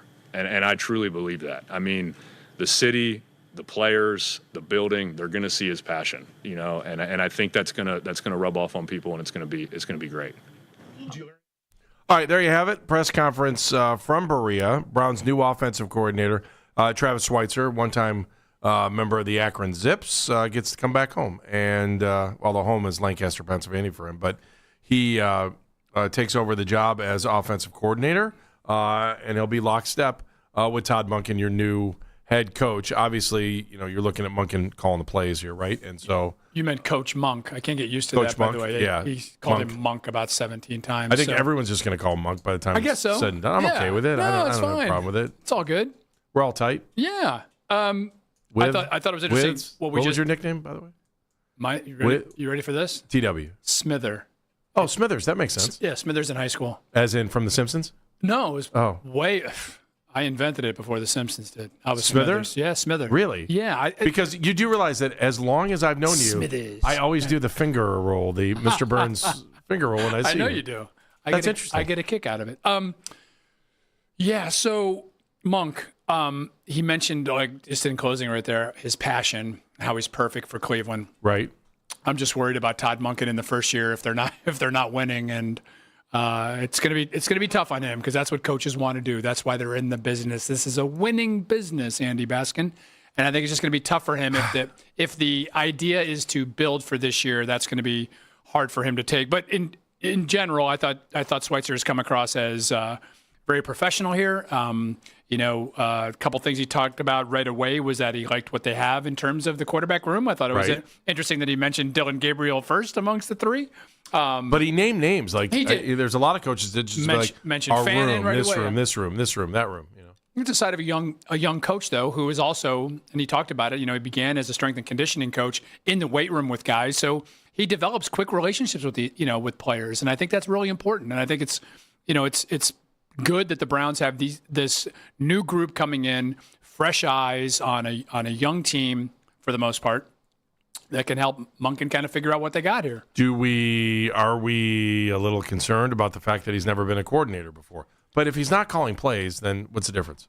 No, not necessarily concerned. I mean, obviously he spent 9 years on John Harbaugh's staff, right? Right. Everybody's got to begin somewhere, right? John Harbaugh was a special teams coach that had no coordinator or no head coaching experience, and then suddenly ascended to that. So I don't know. I kind of overlooked that kind of stuff, Andy. I think it's worth talking about for sure, but I don't see it as a red flag by any means. So where I think it's a red flag is if it's your second time around, you know where the mistakes are and you know where they're coming, and you can avoid them. And if you're now a better coach than you were before, you know where the pitfalls are coming. You know where controversy's coming. Right. You know where drama's coming. You know how to stop things before they happen. Good That's point. my only concern about coaches that get their first gig. Now, someone's got to get a first gig somewhere. So it's going to happen. But I also think that sometimes that's why coaches are better the second time around, because they know when the front office. I mean, if you're Todd Monken, you can come in here and be like, oh, well, ownership said they wanted this, and then you walk out the door, and then you find out that the ownership told somebody else they wanted something different. Now, all of a sudden, what are you doing? I'm not saying that's happening here. But I was going to say, you got to hope you avoid all of that. So I like the fact, though, that he's coming from a winning program in Baltimore under Harbaugh, who, is one of the handful of best coaches in the league over the last 20 years, right? Much like Todd Monken, he knows what a good offense is supposed to look like, right? He knows what a all-pro quarterback is supposed to look like. He developed a running game down there. Now, granted, it's nice to have Derrick Henry to hand the ball to every other play. That certainly helps move the chain. So, I like everything I heard from him. Didn't make any real promises. Talked about the wide receiver room needing some help, but then quickly, threw some praise at Jerry Jeudy. He's talked about just the journey of being a coach and riding the wave because it is a tough profession. And so, and then as far as the quarterbacks are concerned, he reemphasized what Monken did last week, which is that they're going to have an open competition and players are going to decide who plays. That's the bottom line. I mean, we can all have our preferences and who we think should be out there as one or two, but it's up to the players to force the coach into putting them on the field. Jeff and I had a conversation about this too, that I don't know how Todd Monken can realistically tell me that he's going to know who is, unless they bring someone in. How is he going, if they truly want to have a competition, how do you know who your starting quarterback is going to be when you get to camp? How? You got to watch these guys play. No, you don't. You have to go through the July camp and then into the exhibition season. Then you make a choice. Yeah. Because if it's a competition between at least Let's say, I mean, if Sanders they and went Watson at this point, and name another quarterback, whatever, and some kind of veteran. Well, someone other than Kyler Murray. Like if you did decide you wanted Kyler Murray, if he's coming Then in, he's he's a probably starter. a starter. Yeah. Well, I don't think there's any probably. Although if the investment's less than $2 million, maybe it isn't. Well, and then maybe it isn't. I agreed. So if it's then 12 versus 4, right? You've got a young quarterback who you're still trying to develop, and you want to see where he's at. And in 4, you've got a guy who's been, as we talked about, coming off 3 major injuries over the last 2 years, and a long gap between the last time he's played at a very high level. So there's a lot to consider, Andy, is what I'm trying. I just think if I'm Todd Monken and 4 is healthy, it's hard not to go back to 4. I would agree. I mean, I want a guy that's had the reps all the way through a season. I want a guy that has understood what it takes to fail and what it takes to succeed. And I'm not saying that Shedeur can't do that. I just think if I'm a coach and if I think I need to win now, I'm gonna go with my and that's what I thought. That's exactly right. That's exactly and that's what right. I thought Kevin tried to do last year. Well, but it didn't work. This goes back to what we talked about earlier. What is the mandate? Is the mandate to win this Sunday, or is the mandate to develop a quarterback that we can think about being our guy going forward? Because as I talked about with Todd Monken's passion, he's going to want to win, and he's going to want to have that quarterback under center that gives him the best chance to win week in and week out. So what are we going to see out of I don't even know if it's a fair question. What are we going to see out of this offense next year that's going to make us feel better? I guess, I mean, if I have a line that can block, wide receivers that can catch, and a quarterback who can get him the ball. Well, and you're going to have, Judkins here from the get-go, which wasn't the case last year, right? I mean, it was a slow rollout, right? He missed the first 3 or 4 games before he played. I think we forget about that a lot of times, too. We do, and as well as he played, right? So I think you're going to see, obviously, a greater, not a greater emphasis, but, a reliability to be able to give him the ball and see where it goes. You've got, in 44 in Fannin, you've got one of the, young up-and-coming tight ends in the league. Obviously, you're going to get an upgrade in that wide receiver room, whether it comes through the draft or through free agency or through a trade. There's going to be big improvements there. And you're going to hope that whatever Todd Monken, learned from his time in Baltimore working with Lamar Jackson, that he's going to incorporate that into whatever quarterback that they bring in here. And whether that's, whether that's Deshaun, whether that's Shedeur, whether that's Gabriel, whatever the case may be, you hope that whatever Monken wants to do with his offense, you're going to see out of those guys. I thought it was interesting that he said he's adaptable, so that you're not stuck into West Coast offense. You're not stuck into whatever some other ground and pound offense, whatever. In terms of Coach Monk. Yeah. Yeah, no, I agree with you. I think that's what we've talked about this. That's what he showed at Georgia. There's a lot of ways he can do things. I mean, he can work with a traditional drop back quarterback and get the most out of him. He can work with a mobile, agile. Why do you think there's coaches out there that can't? Guys just kind of get stuck in their way. I think Kevin, to a degree, got stuck for a while there, right? And didn't know how to, not that he didn't know how to adapt. I think he was just reluctant to adapt. All right, let's talk a little bit more about this, what the offense might look like. And then Mike Rutenberg, the Browns defensive coordinator, scheduled to talk in the next hour. That's on Baskin and Phelps right here, 92.3 The Fan. Tom Withers is in.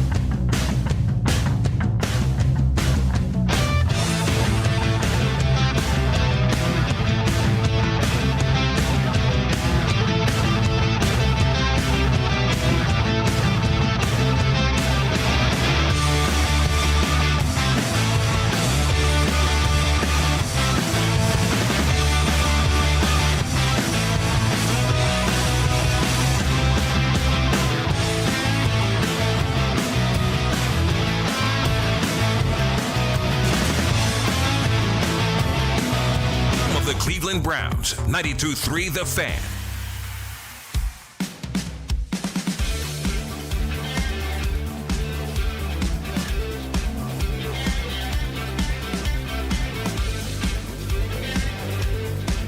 Baskin and Phelps, 92.3 The Fan. Tom Withers is in today.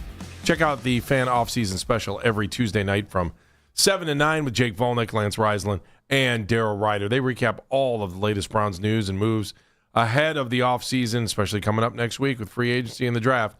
You can listen right here on 92.3 The Fan. Stream us on the Odyssey app and watch every episode live on YouTube. That's The Fan off-season special each and every Tuesday night from 7 to 9 right here on 92.3 The Fan. Tom Withers again is in today for Jeff.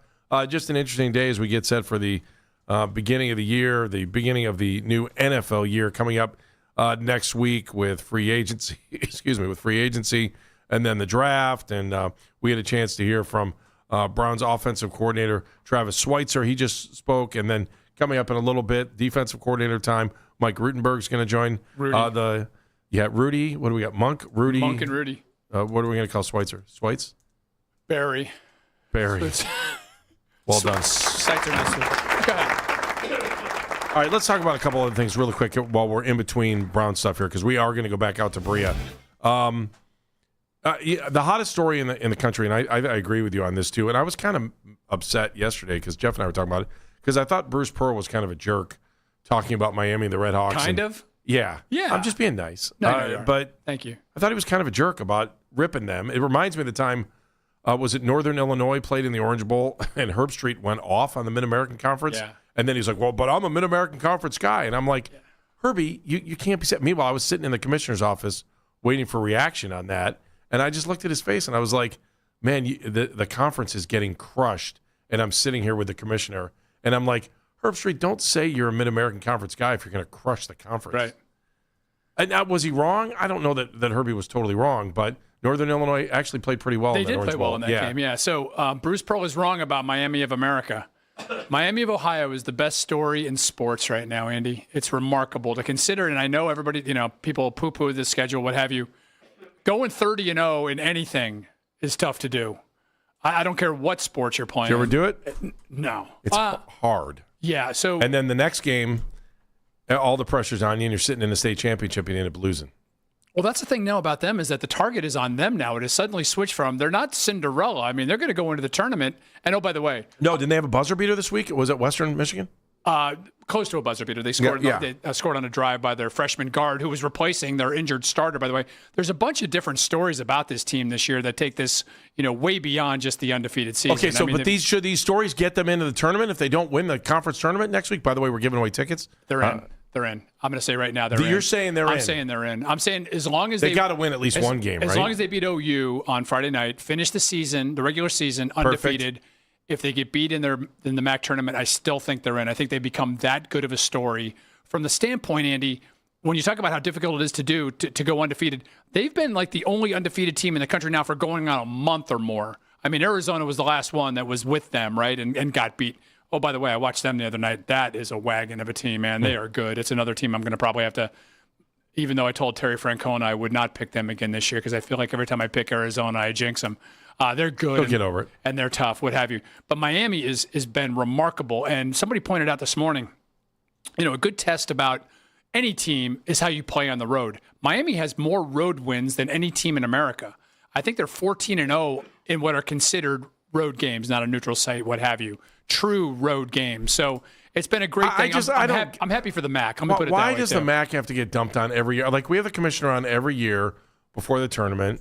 John Gross is going to join us next week from Akron. Why can't the Mid-American Conference get two teams in? Like, I don't think it's – and maybe they should just open it up to everybody then. I don't know what the tournament should look like somewhere down the road, but I hate sitting here thinking that they could have a team with 25, 26 wins, and they don't get any credit for going through that meat grinder of a season in the Mid-American Conference. It's not an easy season. It's not like they're flying all over East Coast, West Coast. Like, probably a game for Ohio State. Yeah. To go to Washington is probably a quicker flight than some of the bus rides these guys are taking. No doubt. And there have been years where, Kent State has had, 2 or 3 losses, or Akron has had 2 or 3 losses and has been overlooked for what you're just talking about. Yeah. This is different, though. Unbeaten is different, Andy. It's an entirely different conversation, right? Because when you get to let's say a 28-3 Akron team, just for the sake of the argument, then you really then you got to really break down their BPI rating, their SOR, their strength of schedule, all that stuff, non-conference, et cetera, because that's what the committee, that's their charge, right? In the last couple of days, is separating the number 7 team in the Big Ten from the number 2 team in the MAC in a given year. So I'm just glad that I think they've taken the conversation and turned it into an entirely different place. They're going to be the darling going into the NCAA tournament, and I can't wait to see it. I hope so. We'll see what happens, and then, you just hope they don't lose here, and so it doesn't give the committee a reason to say no. Like I said, I think even if they lose here, as long as it's in the semifinals, which is right, they're going to be penciled in there to begin. Yeah. I think they're fine. I do. I think they're in good shape right now. All right. One other thing I want to do. Hang on. I'm going to take this. Hang on. Matt's in the car. Hey, Matt, go ahead. Hey, guys. So how did Bruce Pearl suddenly become like the be-all, end-all of like basketball gospel? Like, correct me if I'm wrong, but first off, he couldn't carry water for his superior. He had to be in the shadows of Pat Summitt, all in Tennessee. So does he have this like big inferiority complex because he never won anything? Right. Because what I'm saying is, Bruce Pearl, he acted like he was like this big high and mighty guy, and like really like the biggest win he ever had was that one game when Pat Summitt came on the court, disguised as a cheerleader, and that's pretty much Bruce Pearl's. But the thing is, you give somebody a microphone, you put him on national TV. He's branded himself well. He's a loudmouth, if you will. But you know what? And I'm sorry, I didn't mean to cut you off. Let him whine and let him complain, because now people that didn't know anything about Miami may have turned their attention to him because he said something like Andy, that. you just stole my. I was just going to say that he's brought them more attention than they were probably going to get otherwise. I'm sorry. Go ahead. Go ahead. Oh no, I was going to say this whole thing is so ridiculous. So it's like if you're really going to knock Miami, Ohio out of tournament for one loss, it's like you're going to have already like just a huge defection probably for all these mid-tier schools. It's like I almost feel like if Miami somehow misses the tournament from 1 or God forbid 2 losses this season, they're going to be like, well, why bother? Is it just an elitist competition here, and you guys just want your big schools? I'm sure there's some big name schools that are going to sneak in with 10, 11. Of course there are. Losses. Of course there are. It happens every year. At least give them a chance. Yep. No, I'm with you, Matt. Matt, I'm with you. But I also say this, and thank you for the phone call. It's what makes March Madness great. It's because it just takes 5 guys from any small school in the world, right? That's in Division I. And all of a sudden, Mouse McFadden is a name that everyone knows across the country. Who's that kid from New York that played for, you know what I'm saying? Yeah. That's playing for Cleveland State and Kevin Mackey. It's just, that is why I love college basketball this time of year. Andy, 3 years ago, I was there when number 16 seed Fairleigh Dickinson knocked off top seed Purdue, and it's one of the greatest things I've ever covered in my career. It couldn't have been better. It was such a nice Cinderella story. We've seen a million of them. And oh, by the way, the 20th seed Indiana winning a football championship. The selection committee knows this better than anyone. And the good thing about what the Red Hawks have done is that when they got on the national stage, they have continued to prop up their resume as they've gone along right now, right? I think they're 18 in the AP poll right now, which is unheard of for a MAC school. I think they're 19. Is it 19? Okay. Well, ESPN was 19. So okay. It makes the tournament. It's why we like AP's March poll, Madness. the only one that matters. You know that. I know. I'm sorry. I'm a big UPI. Hey, that's where I started. I have all of Helen Thomas's books, and so that's why I'm all about. I get to meet her at Kent. Did you? It was really cool. Yeah. It was like, we got to meet the woman that got to ask the first question of the president every day. Right? Really cool story. Yeah, no, she's awesome. And then there was a guy in Fred Friendly who was the first. I remember that name. He was the first producer for 60 Minutes. Yeah, he was Walter Cronkite's guy. Nice. And I just for all of the things that Kent State does wrong, they did that right when I was there, and so I got to meet some really cool people, and he had a great run while I was March there. Madness is here. Yeah, and It's let's the see if best. Kent State if they can get somewhere, put the money back into the program. How's that sound? Okay. All right, I'm done talking about that. We got to get back into the Browns here because we're going to hear from what do you think it's like when you're Mike Rutenberg and you're taking over for Jim Schwartz, who everybody loved. I mean, he's in a weird spot. He is in a little bit of a weird spot. It's going to be interesting to hear what the questions are toward him, only because of all the unnecessary drama that we went through with Jim Schwartz's departure. So he's inheriting a great situation, Andy. I think you and I would love the chance to walk in and coach that defense, right? You line up 95 over here, and you put number 21 over there, and you take your chances. You got really good guys. You've got a lot of talent. I said it before. You show me a good coach, I'll show you good players. And so imagine if they go defense at 6. And make him even stronger. I'm telling you, I still think Caleb Downs is in the discussion. I think he has to be. So yeah, it'll be interesting to see what he has to say. I don't know a ton about him or his background, and I'm sure that will become known here very shortly. All right, we're going to do that. We're going to hear his press conference when we come back here. So we'll talk a little bit more about the Browns too before we get to Mike Rutenberg's press conference. The new defensive coordinator of the Browns, that'll be coming up after the break.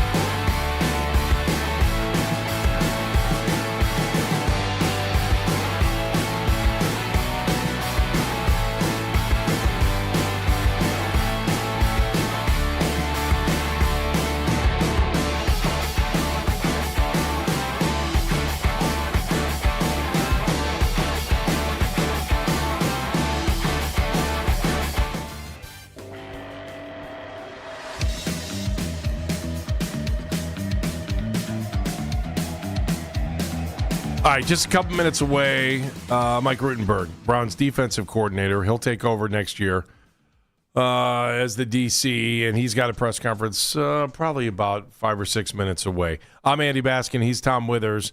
I want to get into what he has to say, but Dan, I've got to ask you a quick question here before we move any further, okay? And I'm diving into it a little bit. Okay.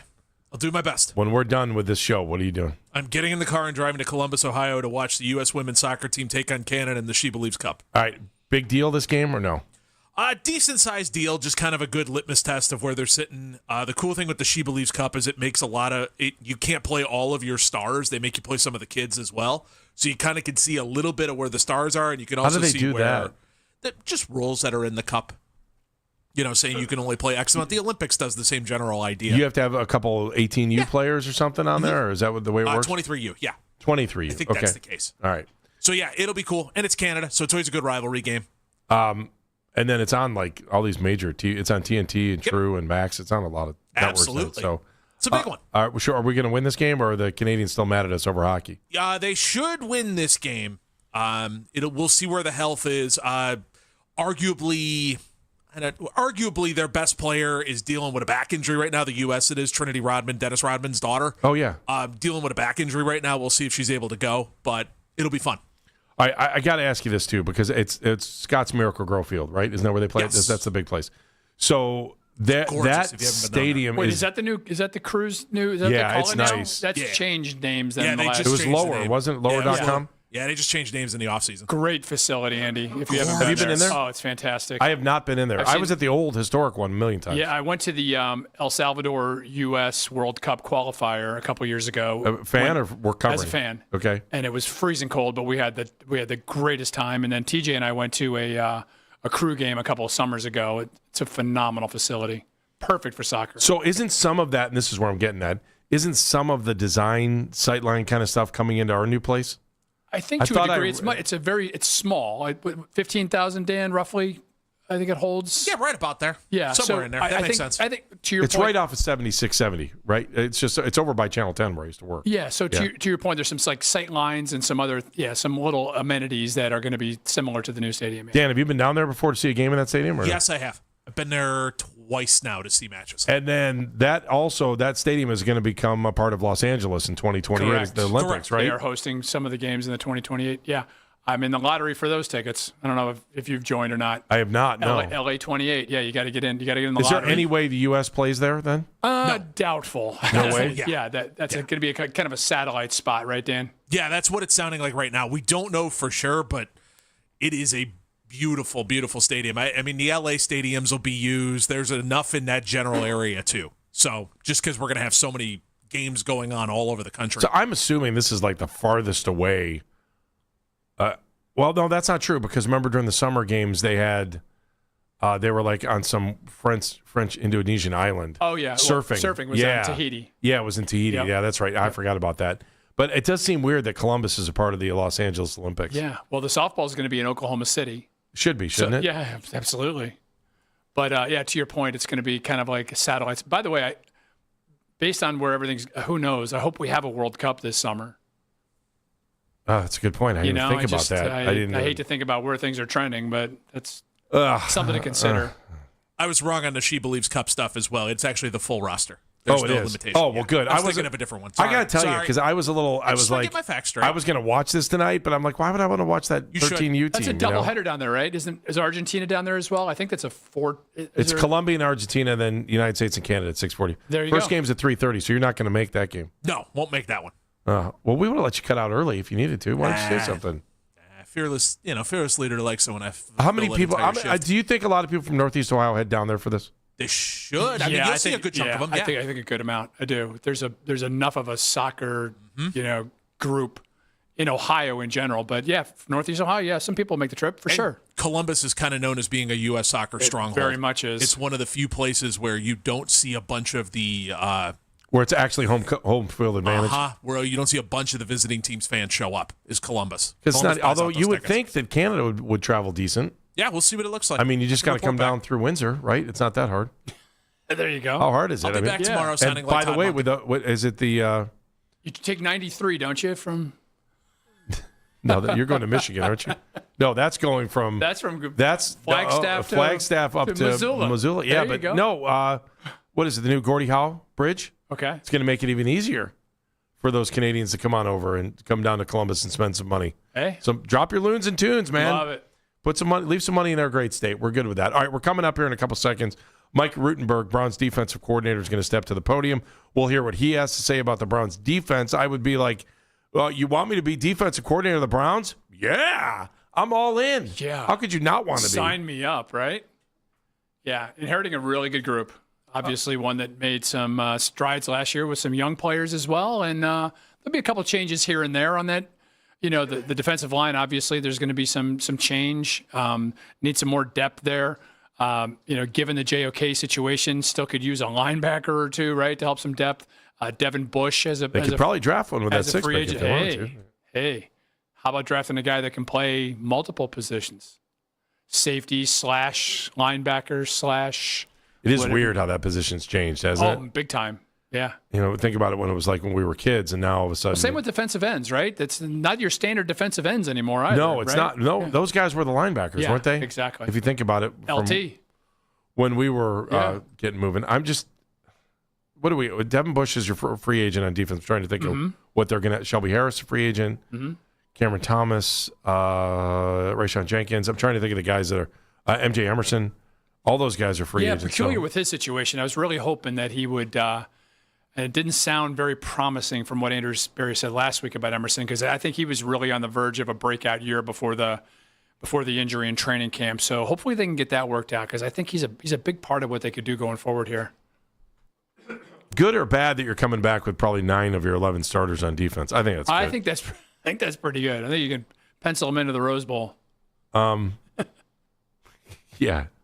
I think what a great gig, man. You come in, you take over a defense where the guy who was the defense coordinator was almost the head coach. But the bar is set pretty high though too, Andy. So you better reach you better keep it there, if not exceed it. Otherwise, people are going to start pointing fingers a little bit. Do you really think they would draft somebody on defense with that 6 pick?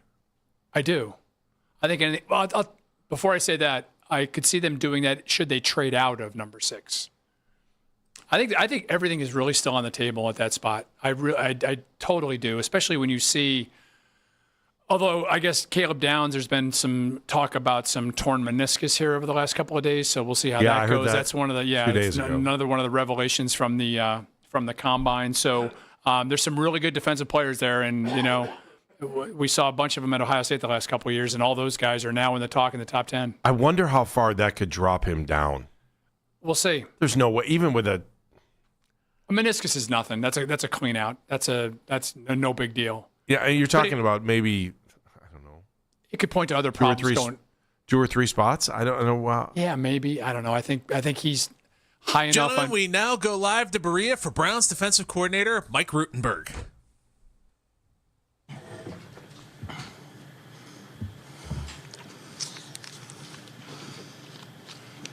What's up, everyone? I didn't write an opening statement, but my heart has an opening statement. I just want to tell everybody and everybody in the organization and in Cleveland that I couldn't be more excited to be here. Our family couldn't be more excited for this opportunity to work with this organization, a great historic organization, work with these great players and coaches. Of course, want to thank the Haslams, Coach Monken, Andrew Berry for bringing me here and everybody else involved with that process. And also thank all the people who helped get me here, the different coaches along the way, the different mentors I've had some incredible ones. And then, of course, my family. First, my parents, my sisters, who I grew up with, and then my why. Stacy, my wife, Laney and Luke, my children. Probably like all of us, if we have kids or significant others, why we do it. So beyond fired up to be here, excited to meet you guys and get rolling. Do you have to win over the players who were so fond of Jim Schwartz? How does that work? Any new opportunity is about building relationships, right? And relationships come from the heart. So we're going to build relationships. I'm going to learn about the players, learn about the coaches, share my story, and learn their story. And whatever is important to the players, I want to learn about them, whether it's their families, whether it's football, any outside interests. I'm going to dive right in and build those relationships. But do you think that is a challenge because Schwartz was so like? I mean, obviously, tons of respect for Coach Schwartz and admiration. Any time you go into a new opportunity and meet new people and meet new players and coaches, it's always about building those relationships. And I can't wait to start those relationships with all the players. What kind of situation?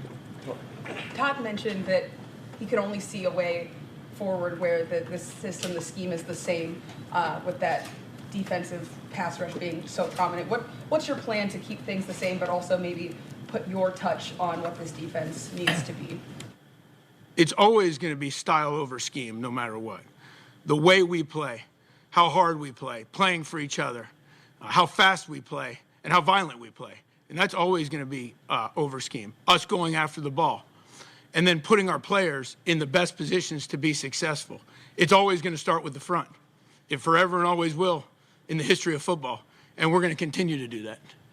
How about Myles Garrett? Have you had a chance have you heard from Myles yet, or have you guys connected in any way yet? We have not spoken face to face. We've both been traveling a lot, and I cannot wait to meet him and learn from him. Obviously, amazing amount of respect for him as a player and all the great things I've heard about him as a person. And how, just how excited, I guess, are you to continue what he's already done and maybe even help him elevate his game or just, tweak his game a little bit? Totally. I don't think I could be more excited. I'm beyond fired up. I can't wait to see all of his superpowers, learn about his superpowers, and figure out what's best for him to help him continue to achieve those superpowers. Outside of Myles, just looking at this defensive front, I know Todd's been so adamant about liking the way they attack. What do you see when you see how this defense has performed the last few years in that regard? Keep attacking. Keep getting downhill. Keep attacking. Keep getting downhill. Like you said, not only Myles, you got great players across the front. Malik, Alex, Isaiah, Mason Graham. I could keep going across the front, and the backers behind him who were involved with Carson and, obviously Dev had a great year last year and Mood had a great year and the safeties behind them with Grant and Rocket. Everybody's involved, but it's always going to go back to the front. You obviously have a lot of experience working with Robert Saleh over the years. He mentioned at the Combine that if Gus hadn't taken the job, you were in the mix and he was someone he was considering. So just what's it been like working for him and, what have you kind of learned from him along the way that you bring here to Cleveland? Totally. He's one of those people that I mentioned who's helped me along the way. It started in 2014 when he was the linebackers coach, and I was the assistant DB coach at the time. And what I've learned from Robert, and I'm going to speak on football, he's a great person and a great friend, that goes without saying, but he taught me how to prepare players.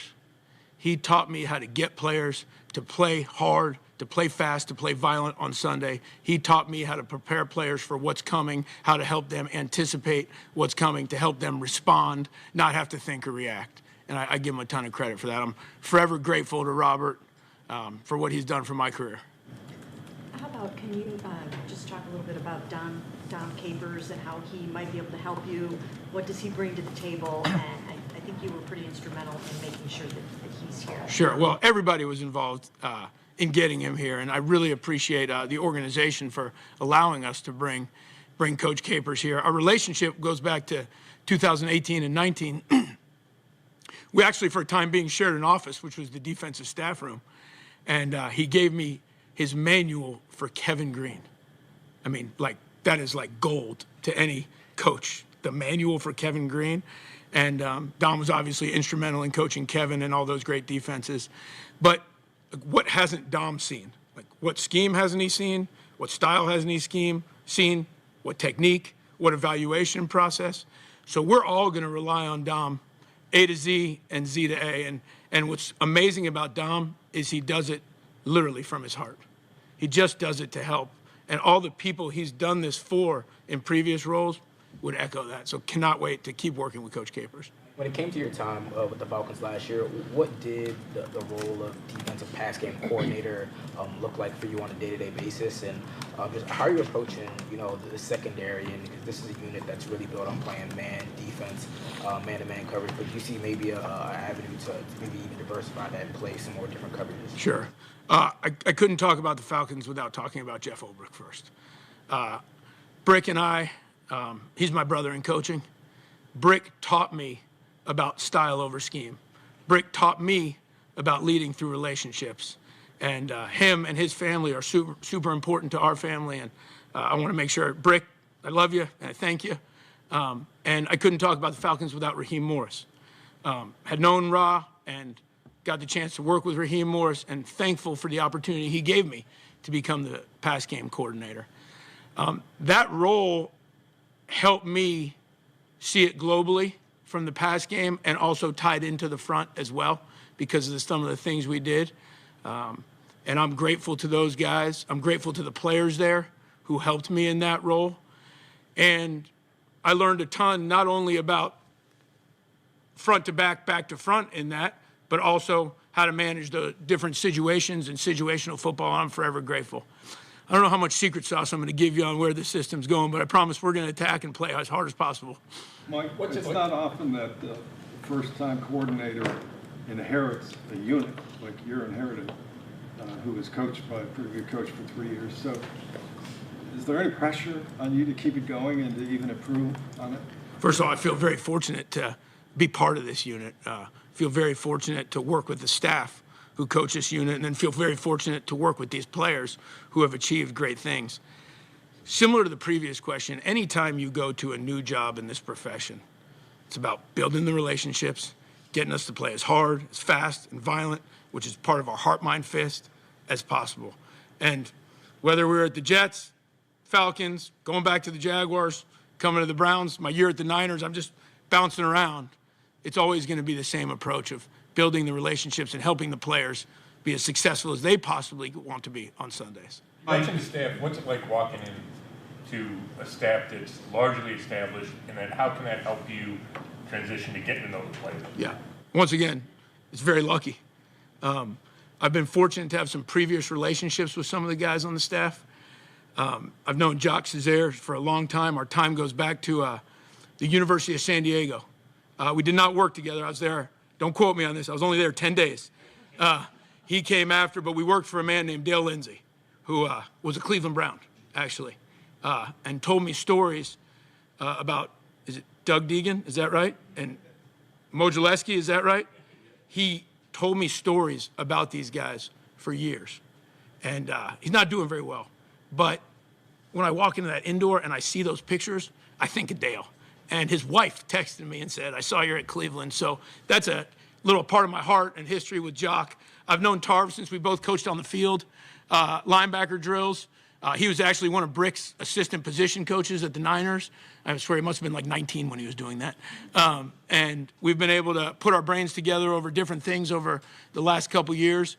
Ephraim and I crossed over when we got into the league a little bit and had spent some time together. So fortunate to have history with those guys. And as you go through these processes, you naturally do research. Everybody can read a bio, but you dig deep, right, on the humans.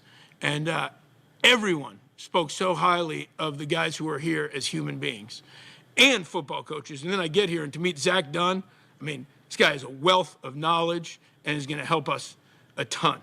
I meet Brandon Lynch, superstar, sees it very globally, highly detailed, can see why him and the corners have such a great relationship together. And then we were fortunate to bring a couple people. Ralph Street, our assistant D-line coach, he brings a passion and energy that I think we're all going to be proud of, match it with Jocks. And then our defensive line, we're going to be attacking. And a couple guys who I worked with at the Jets, Paul Warlow and Shaq Wilson, combined, could not be more excited about this staff. Make sure I didn't leave out anybody. Coach Capers.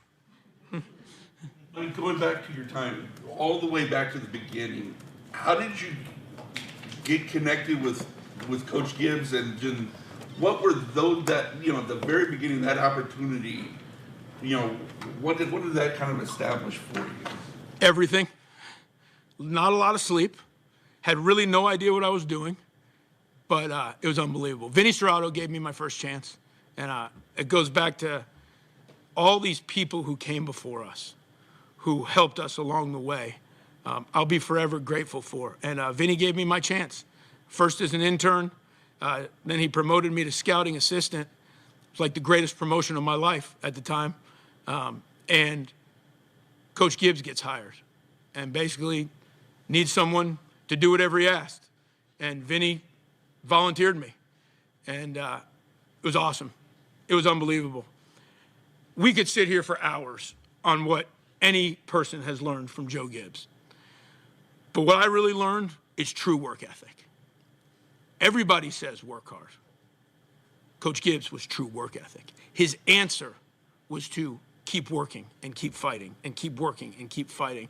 And I saw that as we went from, I can't remember our first year record, but into the second year, into the playoffs. And it was truly through work ethic and keep fighting and keep swinging and keep fighting. He called me on I FaceTimed his secretary, his executive assistant, Cindy, and then I FaceTimed with Coach. All I could see was his side of his head because I'm not sure he knew that to put the phone right here. But he reminded me about football. It takes great athletic skill, it takes violence, and it takes intelligence. He told me, don't forget that, Rudy. And that really was my start, and I'd be remiss if I didn't mention Dwayne Walker, who I met, who was the DB coach when we were in Washington, who literally taught me how to coach and brought me from Washington to volunteer intern at UCLA to secondary coach at New Mexico State to Jacksonville Jaguars, who I kid now is basically just a free consultant every time I call him now. And so D-Walk, I thank him, and I know he was here and built some great relationships here. I know the overlap was brief, but... All right, there you have it. Mike Rutenberg, the new defensive coordinator for your Cleveland Browns. More energy in the room right there than I think we've had in about 2 or 3 years. What do you think? Rudy, beyond fired up. He's pumped. Yeah. No, boy. Wouldn't you be pumped up if somebody handed you that defense, though? 1,000%. Yeah. And, he was gracious, too, about what, he understands what he's inheriting here. And I thought he handled the questions about, Schwartz and needing to win over the locker room the proper way. And he said, and you being a coach can relate to this, it is about the relationships. It's about getting to know your guys or girls and takes work. Getting the most out of them. It does take a lot of work, but it is. You're not going to win a locker room by not walking in the locker room and expecting players to come to your office. 1,000%, especially in the NFL. So, they can the BS meter is high too. They can tell, they can sniff out when somebody is not being genuine. So, impressive. Learned a few things about his background. I was surprised that he's not spoken to, at least not face to face yet, with Myles Garrett. I'm sure that's coming. He said both have been traveling, and we know that Myles was over in Italy for the Olympics. So I'm sure they'll catch up at some point. Again, I think he talked a lot about, using the same system, inheriting a good situation, getting his team to play fast and violent and all those kinds of things that you typically hear from a defensive-minded coach, a defensive coordinator. So, seems like a good guy.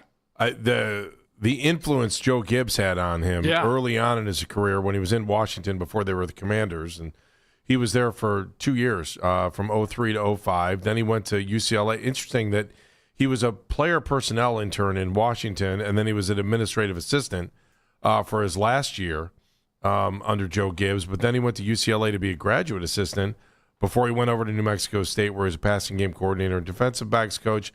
Then he really sunk his teeth into the Jacksonville Jaguars from 03 to 19, where he spent 6 years as the assistant defensive backs coach, a defensive assistant, and then the assistant linebackers coach. Goes over to the Niners after that for 1 season, where he's a passing game coordinator, spends a couple years with the Jets as a linebacker coach. Then he went to the Falcons, obviously, before he got here, where he was the defensive pass game coordinator, and now he finds himself as a defensive coordinator. Honey, we're going to rent again because I'm not sure how long I'm going to have this job, right? It's one of those things. They're all like that. They are all like that. It's very rare that you see one guy stay in one place for a long time. So, listen, well-traveled, but also, to your point, Andy, good mentors along the way. Yeah, seems like, he's got a real polished resume, and excited to see what he does with this defense. Robert Saleh, worked for him. Yeah. He has worked all over the place, and he definitely has a good resume, as we like to say around here, especially when people call and say, I've been a Browns fan since I was born. So, he's originally from D.C. He went to Cornell. He's just got that. I was as I went to go look where he was from. He's kind of got that gruff. Yeah. New York. Yeah. I want to say Italian kind of little edge to him. Yeah, like. No, you can see how this guy would get. Guy you could have a real deep kind of good conversation with, where you're going to be able to get something out of it, and you're going to be kind of pumped when you're walked out of the room. I agree. Over a cheesesteak or something? Yeah, over a cheesesteak. Maybe it's more of a Philly thing than it is. Yeah, he's got a little. Is it Philly or New York? He's got a little Eastern, little Eastern swagger about him. So, Yeah. But definitely a coach, a coach's coach, right? I mean, it seems like he's one of these guys that it just immerses himself into the job. I think all these defensive coordinators are kind of cut from the same cloth as well, Andy, right? I mean, they want to get their guys flying around out there, and that's what Schwartz was able to do with his defense. And he mentioned a bunch of guys across the front there. Didn't get much into the secondary, at least while we were listening to him, but seems to have a pretty good handle on what he's taken over here. And as we've seen over the last couple of years, this defense has carried this team, quite frankly, and should be one that they can lean on again going into 2026 and beyond. It's all about the front, right? It's all about the front. He must Really have said helps. that 3 or 4 times, Yeah. and he's right. Let's be honest, because if the front can put the pressure on, then it makes life a lot easier for everybody else out on the field. So, all right. So we've had an interesting day today. Obviously, we got to hear from Mike Rutenberg. We also got to hear from Travis Schweitzer, both the coordinators for the Browns. Biggest takeaways then from both those? Nothing major stood out to me, Andy. I think both of them were very grateful to be getting the opportunity. And I know, as cliche as that may sound, I think that does mean something. Obviously, both of them understand what and who the Browns are to this community. Schweitzer having the background at Akron. It's kind of fun. He kind of gets us. We always laugh about, but I think there's something to be said there. I think that's important though when guys walk into a situation like this, that they understand that it's a passionate fan base and that it's a I'll say it, a savvy media group that wants to get to the bottom of things. And they want to know fine. why we're not winning, because it's the one question we've asked since '99, right? Since the team moved. Hey, if you miss a moment of the show, you can always use the rewind feature on the Odyssey app, powered by Integrated Restoration, your local experts in water, fire, and storm disaster restoration. Those are our good friends at Integrated Restoration. A lot of stuff going on throughout the show. We had a ton of interviews. You heard Mike Rutenberg. You heard Travis Schweitzer. You heard David Syverson from our lads early in the show to talk a little bit about the stuff that was going on in Indianapolis during the Combine. He gave us some great information. That interview was at 11:20. Do we have a moment of the show, Miss Meredith Kane? Yes, we do. Our moment of the show comes from Jamal Collier, and he was talking about... You've seen the track record, right, of Clint Capella, of Zubac, just of centers, Kendrick Perkins, right, that Harden has played with, that he has sort of made just infinitely better and gave them easier looks and easier spots off that pick and roll. And that, I think, at Harden, as far as a pure point guard setup facilitator, in the NBA, I can't name a whole lot of players really in that same conversation as James Harden, in that role. And I think that is a real effect that you've seen on Jared Allen, that, Harden's the kind of guy, and I think Evan Mobley, as he continues to get more reps on the floor, you'll see it too. Where I think the strength for Harden is over Mitchell is, in those late game situations when it's been a minute where those guys haven't touched the ball, Harden's very good about just like, let me get them a look, let me get them an easy touch here. And, that is just already paying dividends. I think that's another just kind of tool in the kit for Cleveland to have come playoff time. There you have it. Jamal Collier from ESPN. Make sure you read his article at ESPN right now talking about the Cavaliers as well. Why Am I Smarter? Brought to you by QC Kinetics, the leader in regenerative medicine in pain. Give QC Kinetics a call at 216-770-5488. 216-770-5488. Dan Menningen, why are you smarter? Our social media mentions are powered by Scheiben Jewelers, Cleveland's premier jewelry store. Smarter today, courtesy of David Syverson. A lot of good stuff there of his observations from the Combine. A couple guys to keep an eye on, including the fact that he thinks Carnell Tate's could be pretty darn good. Meredith Kane? I'm going to say Jamal Collier. I thought his information on James Harden was really, really fascinating, especially when he kind of talked about that Harden honeymoon. And I'm hoping that the Harden honeymoon with the Cavs lasts through July. I'll take a At lifetime. least. I would take another year. At least I'll take for another year. maybe for 5 more years. There you go. I like it. Tom Withers? I'm going to go Mike Rudy Rudenberg for telling me that he worked for Dale Lindsey, a Browns linebacker during my childhood who I haven't thought about in 30 years, number 51. Played for the Browns from 1965 to 1972. He coached with them at the University of San Diego. Didn't realize that Coach Lindsey just retired a couple years ago. I'll go Travis Schweitzer, the new Browns offensive coordinator, and talking about his days at Akron. And I think you said it, whether it's worth something or not, I don't know if it is or not, but he kind of gets it. He gets For it. sure. We'll see how that translates for the offense because they've got a lot of work to do, and they probably said goodbye to their families for the last time today for the next 365 days. See you, honey. Tom, always a blast. Let's do this again tomorrow, and we're going to do it on Friday, too. I'm coming back. I love it. It's like a hat trick. Here we go. Hey. Hat trick of Withers and Baskin. I love Series. it. All right, thanks for listening. We do appreciate you. We are back again tomorrow at 10. Until then, be a hero, be a real hero, be an organ donor. Lifebank.org. See you, Cleveland. See you. Afternoon Drive takes you home next.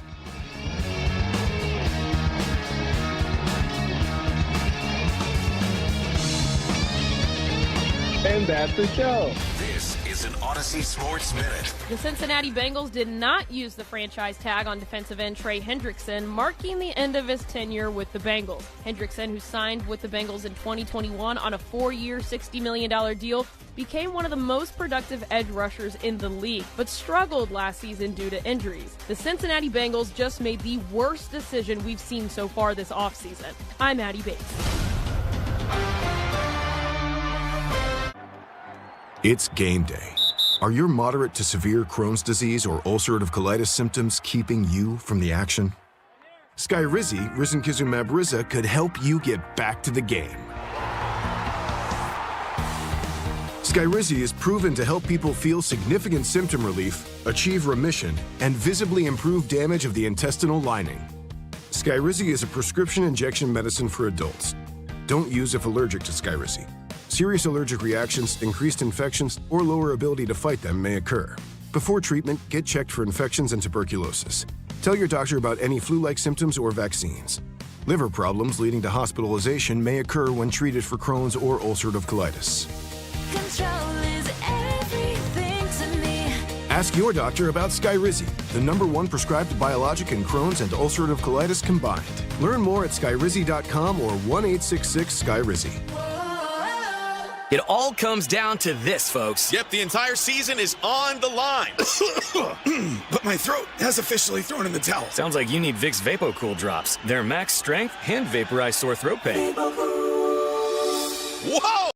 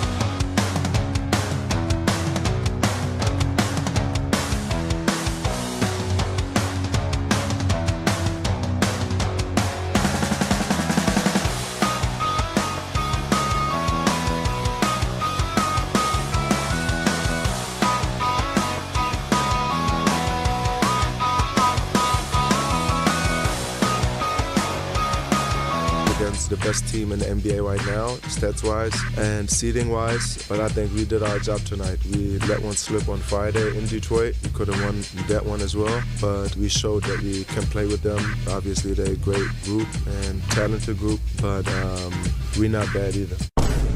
It's the Afternoon Drive with Nick Wilson and Jonathan Peterlin on Cleveland Sports Radio, 92.3 The Fan. The show is back. Nick Wilson, Jonathan Peterlin. We are Afternoon Drive.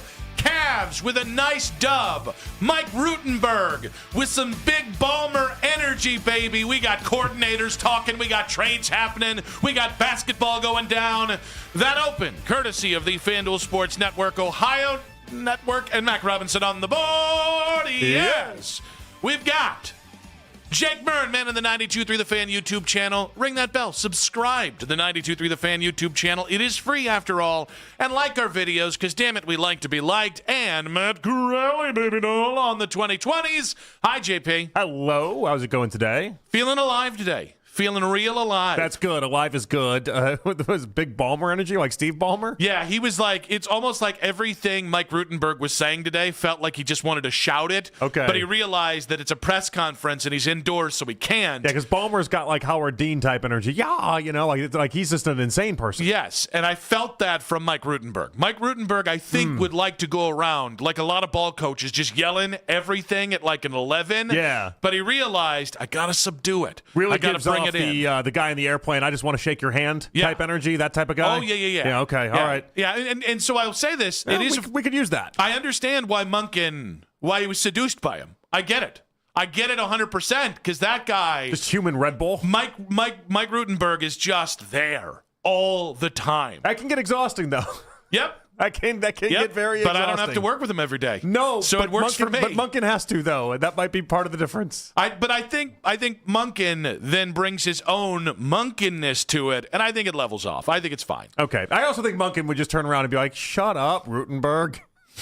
Like, Rutenberg, you're bringing it. What do you shut up? It's like The Odd Couple. Yeah. Well, I don't know about that, but I just feel like, straight shooter, Todd Monken. I just feel like if Rutenberg just keeps talking and just dragging on and on, he's like, shut up, Rutenberg. Coming to CBS this fall, they couldn't be less alike. One's a Cleveland Browns head coach, and he's old. The other's young and energetic. It's Shut Up, Rutenberg on CBS. Tell me half of those scenes isn't just Monken being like, can you get a hold of this Rutenberg guy? What the hell's going on here? Can somebody tell Rutenberg to just shut up? Shut up already? He just keeps talking in meetings, going full Todd Haley, as it were. I can't believe we hired this guy. This guy just will not shut up. Although Todd Haley was relatively low energy. But we'll have more on the Browns later in the show. But shut up, Detroit Pistons, I would say. That was a nice little win by the Cavaliers last night. Yeah, very much so. It was the type of game. What's fun about that game is, sometimes basketball really is just a math equation at the end of it, which stinks in this three-point era. But part of the reason why you can just completely dismiss Detroit if you want to, it would just bear it out last night. Cavs shot 22 more threes. Pistons made all of 9. You're not winning any games that way. But the beautiful thing about it is when you shut down Cade Cunningham and you shut down their only answer, Nick, the Pistons can't do anything. Yeah, and I thought Jalen Tyson had a tremendous game last night on Cade Cunningham. I just couldn't buy more Jalen Tyson stock. Like a week ago when Kenny Atkinson... was it after it might have been before the Pistons game, the first Pistons game, where he was like, Jalen's gonna have to earn his minutes back, and I was like, you shut your mouth, Kenny and then Atkinson. That first Pistons game though, that was not a great game for Tyson. And even though he had some nice moments in there, he had a lot of blunders in that game. Had a lot of oopsies at the end of that game that you're like, geez, because he gives you so much. But then he also has so many boneheaded moments, too, that just makes you just a little frustrated. But last night was a good night. He's just Mr. Fix-It. He is. And it's so weird that we're talking about a game where there were so many big, James Harden's big shot late. There were so many big plays. Evan made a really nice shot late in that game three. Yeah. to give you the win there. But what I love about Tyson is he is just... The Cavs have had a lot of like specialists, right? Like, all right, your job, you're going to be the three-point shooter. You're going to be this guy. They haven't had a lot of guys that can just kind of play with everyone. And I know sometimes Tyson is a shot fired in the wrong direction. I'll take that because he just constantly plays hard. He is an incredible three-point shooter. He can facilitate and bring the ball up. Like, I got to say, like, I don't know he'll ever be one of the 3 best players on a championship team, but he's the kind of guy that I think Cleveland gets behind. And to watch him, I know Keon Ellis had some run there, slowing down Cade Cunningham, but really to watch Tyson do what he did, like, don't sleep on Jalen Tyson's kind of role in the playoffs, because I think he's the thing you haven't had in the playoffs, that kind of connective player that can impact both sides of the ball. Well, so oddly enough, last night wasn't about the Stars in many respects. We can talk about the Jared Allen injury and everything with that. Harden just kind of had an okay game. He wasn't the world's greatest. And then Evan Mobley had the big 3 we talked about, but it was just kind of, it was what it was. I thought Keon Ellis was great. I thought Schroeder was awesome at times. Like, there were certain Schroeder moments where you're like, this is exactly what you want. You mentioned everything with Tyson. Like, it kind of felt like a game about the other guys more so than the Stars, but that kind of speaks to the depth that the Cavs have. Yeah, and what I liked about it, listen, I'm not putting too much into any specific game. That has been I'm still consistent on this. What I liked about last night is the Cavs didn't play their best brand of basketball. Certainly the Pistons didn't either, but like the Cavs, that was like a C- game without Donovan because of how their best players played or how much they played. And yet it was a game that had playoff intensity. And I just like that's what I remember from the second half of the season growing up with the NBA. So to have a game where there's a natural kind of thing between J.B. Bickerstaff, your former head coach, and this team, and Schroeder used to be a Piston, and obviously the Cavs are maybe a little pissed at all the headlines the Pistons are getting for being the 1 seed, as the Cavs have to some degree been forgotten in the East up until the James Harden trade. There was just a lot of juice in that game.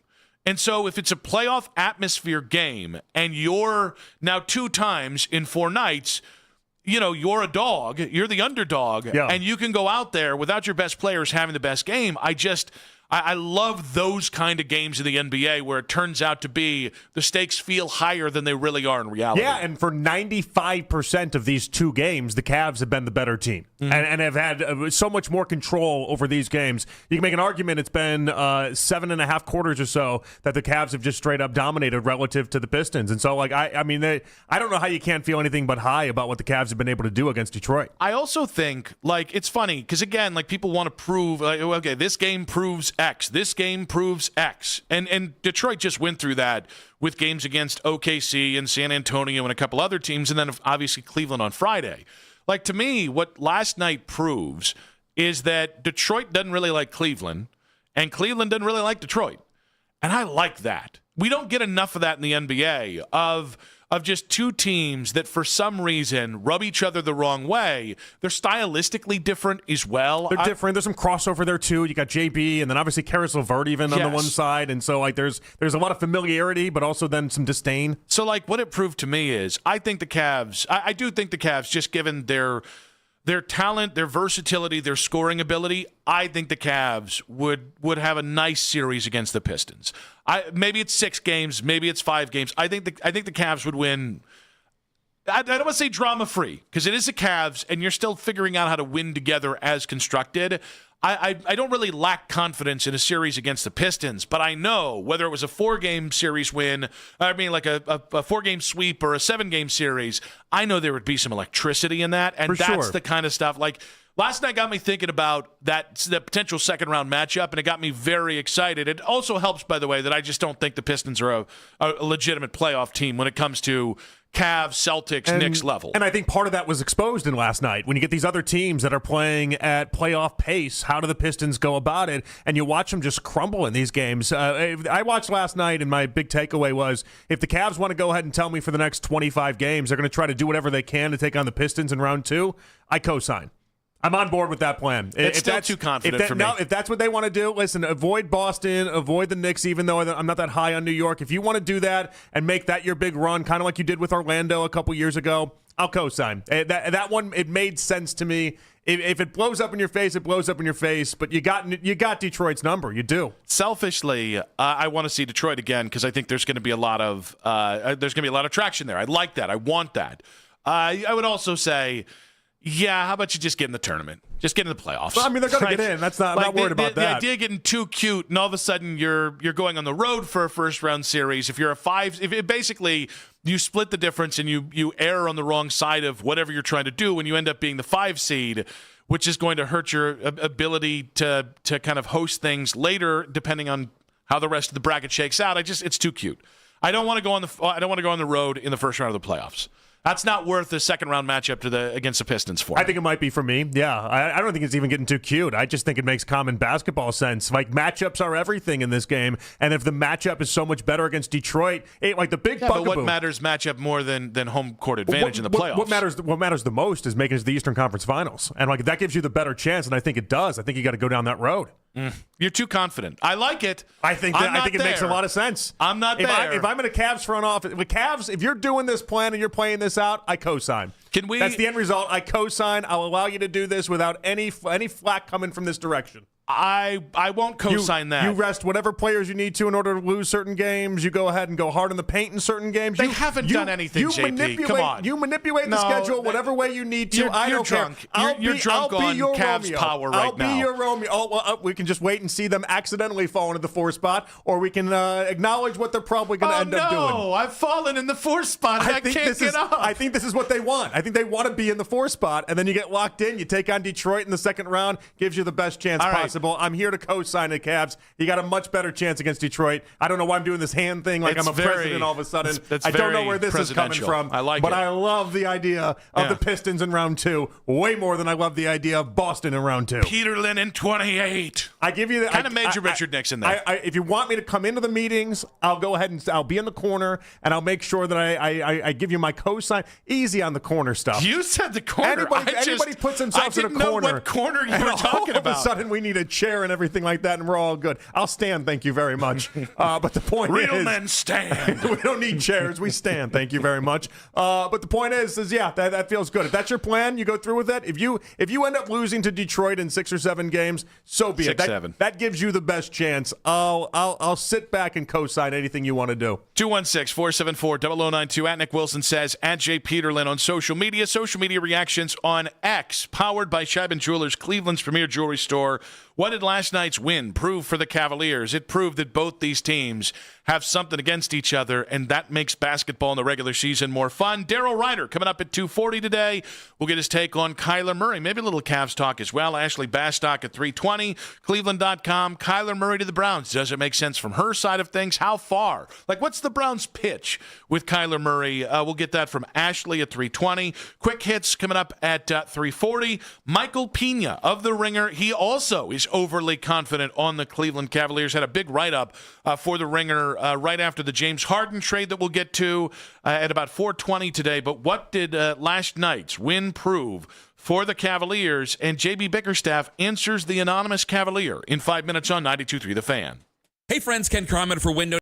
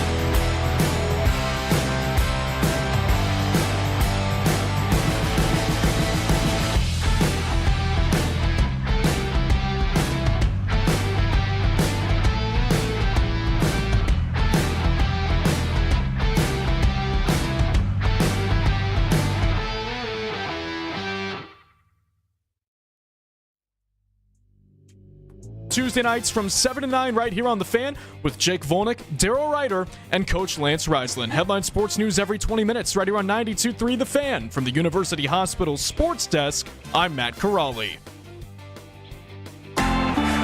Spring training is underway.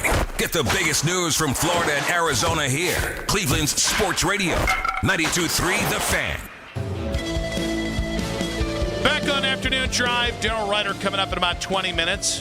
Takeaways from Travis Schweitzer, Mike Rutenberg, who's perpetually on one, and, of course, the Kyler Murray conversation, which continues into today, but Cavs got a win, a nice win last night over Detroit. The energy was good. Big night from Jalen Tyson. Big defensive night on the perimeter. We haven't really talked about Schroeder, but he's fun to watch. That's one of those guys that was like, it's kind of like when you traded for Iman Shumpert and you had to take on J.R. Smith's contract, and then J.R. turned out to just be awesome and fun and in a beloved Cavalier.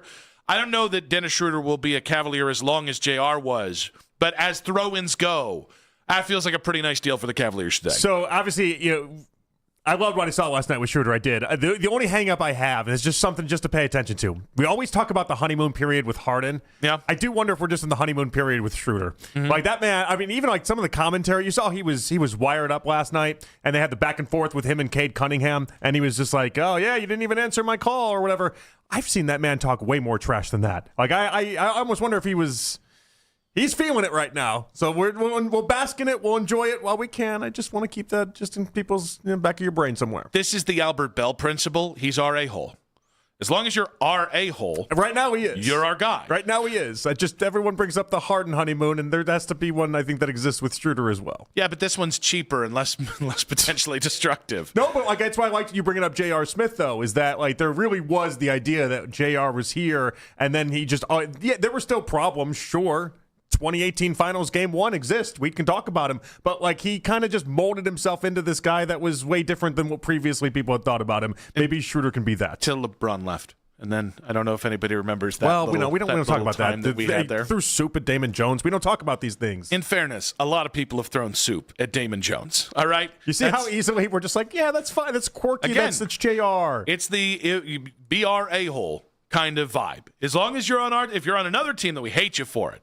But speaking of the things and people saying things that make you sound like an a-hole, I didn't love and we talked about this a bit yesterday, I didn't love after the first Detroit game where an anonymous Cavalier said that they aren't on our level. And because to me, it's the kind of thing like, it demonstrates a level of overconfidence that I don't think you actually get to earn, or maybe not even that you don't get to earn in the regular season, but the Cavs haven't earned. You've been together as constructed 10 games. Like, let the basketball do the talking. Well, J.B. Bickerstaff, former Cavaliers coach, responded to that before the Cavs went out and then bested the Pistons last night. Honestly, what, if any, response do you have? I have no response. If you mean it, you don't say it anonymously. Kind of dig it. Listen, this is the kind of thing that I think J.B. Bickerstaff is really good at, and I could tell, if you can tell by the way he answered it, it annoyed him. Oh, definitely. And I think J.B. Bickerstaff's right. I mean, it got in their heads. There's no other way to look at it. It did. I don't know. I mean, so when you say get in their heads. Well, now I'm trying to wonder if that was intentional. Well, I mean, the fact that Bickerstaff is talking about this before the game, clearly there was something that... he was asked about it. Yeah, but I mean, he did have a whole statement and everything on it. Like, or at least, I don't know, was that like a sentence or two on it? Yeah. It was enough to make waves, enough for people to talk about. Like, he had thought about that answer ahead of time. I don't think that one was off the top of J.B. Bickerstaff's brain is the point. That's probably fair. And so, like, I don't know. Did they spend, because the NBA world spent 3 days talking about those comments on Friday night, did the Pistons players spend 3 days thinking about it and then commenting on those as well? Yeah, I mean, it's stuck in the craw. And I get it, by the way. The Cavs, under J.B. Bickerstaff, when they first made their run, the Cavs were the team where there were teams like, I think it was Milwaukee, somebody in Milwaukee. I don't know if it was anonymous or not, but it was we didn't really show up tonight because, we've got other aspirations. And I remember us being like, well, screw you, man. Like, that's when you are the team that everyone goes, oh, you're a try-hard and you're this, but you're not really that good. But you see how easy it'd be to get in Detroit's dome. Because Detroit knows they're the 1 seed, but they know how people talk about them. They know about the lack of perimeter shooting. They know about them being a bunch of gym class heroes. And when you speak to that and you almost call them fraudulent before they even have a chance to enter the postseason, I almost wonder if there was a little bit of gamemanship that was being played here. I think we're giving a lot of credit to a team that has really been I don't want to come off as like bashing the Cavs because last night was fun, and I like that we got this juice between these two teams. It does feel like, even though NBA rivalries just mostly are made up anymore, it does feel like there's some traction there that over time could continue to grow into a rivalry if those things still exist. I think the Cavs have spent, and the Michael Pena piece, which we'll talk with Michael at 420 today, kind of illustrated this. This Cavs team has spent a lot of time since the Harden trade sniffing their own farts. And I don't love it. I just don't, like, I agree with JB Bickerstaff. If you really feel, they're not on our level, put your name on it. I think it's a bit of a chicken bleep move, and I'm a little leery of a team buying into their place as the face of the East when you haven't earned it on the court. And the only way you can earn it on the court isn't in the regular season. It's in the postseason where this organization, no matter whether they did it here or elsewhere, has not really succeeded at the level we hoped. I think that's fair. After watching last night's game, it does make you wonder if they did, in fact, get into the noggin of the Detroit Pistons. And maybe I'm watching too many golf videos right now as I'm getting ready to go out for the season and get myself started. All they do is talk crap in these videos. Like, the mental warfare attached to it all, it is a component in sports. And, like, the idea that you could basically call the Pistons fraudulent before a second meeting and then watch the Pistons go out and play the way they did last night, it does make me wonder if the Cavs just got in their brain a little bit. So you think that's why they won? And not necessarily the entire reason, but like the Pistons were awful. Cade Cunningham had one of his worst games. They continued to just shoot nothing from the outside. Like there was no part of that game where the Pistons looked polished. There was a lot of that game where they looked pressed, and a lot of that game where they looked like, oh no, we're down again against the Cavs. What are we going to do to get back? As if they put more pressure on themselves in that game, in that moment, because they were trying to showcase to the Cavs how they weren't just going to get punked, and then they got punked. 216-474-0092. JB Bickerstaff answers the anonymous Cavalier. I hate to do this because there is some traction here between the Pistons and the Cavs. I actually don't have a problem with the comment, by the way. Actually, that's not true. I don't like the comment. I don't want you to be over. You don't like the comment, but I think spun it into me liking the comment. I think it's extra chicken bleep that you did it anonymously. So Evan last night, I can't remember the exact words of what he said, but he had said something like, that was a nice win, or there was a little something extra in this win. Yeah, that's fine. Like, it is a regular season game, and I'm okay with you getting away from yourself a little bit. At least Evan said it. At least he didn't go, hey, can we have that one off the record? Right? Yeah. Because I don't want the Cavs. I don't love that the Cavs are being crowned. Like the Michael Pena piece that we referred to. There's something about it that makes you very nervous, I can tell. Because they haven't earned it. This Cavs team at no point in the last 4 years has earned being crowned anything. Like Michael Pena's piece submits, the Cavs are the team to beat in the Eastern Conference. No. Literally, the two teams above you. Sorry, I shouldn't say the two teams above you, but two of the three teams above you have a better claim because they've done more things in the playoffs more recently than you. Boston and New York were in the Eastern Conference Finals last year. Boston, having won a championship 2 years ago, like those teams have the rightful call to call themselves the team to beat in the Eastern Conference. The regular season hasn't changed that. No, by the way, even if it did, the Cavs haven't been good enough in the regular season to say that. Right? Like they're still the 4th seed.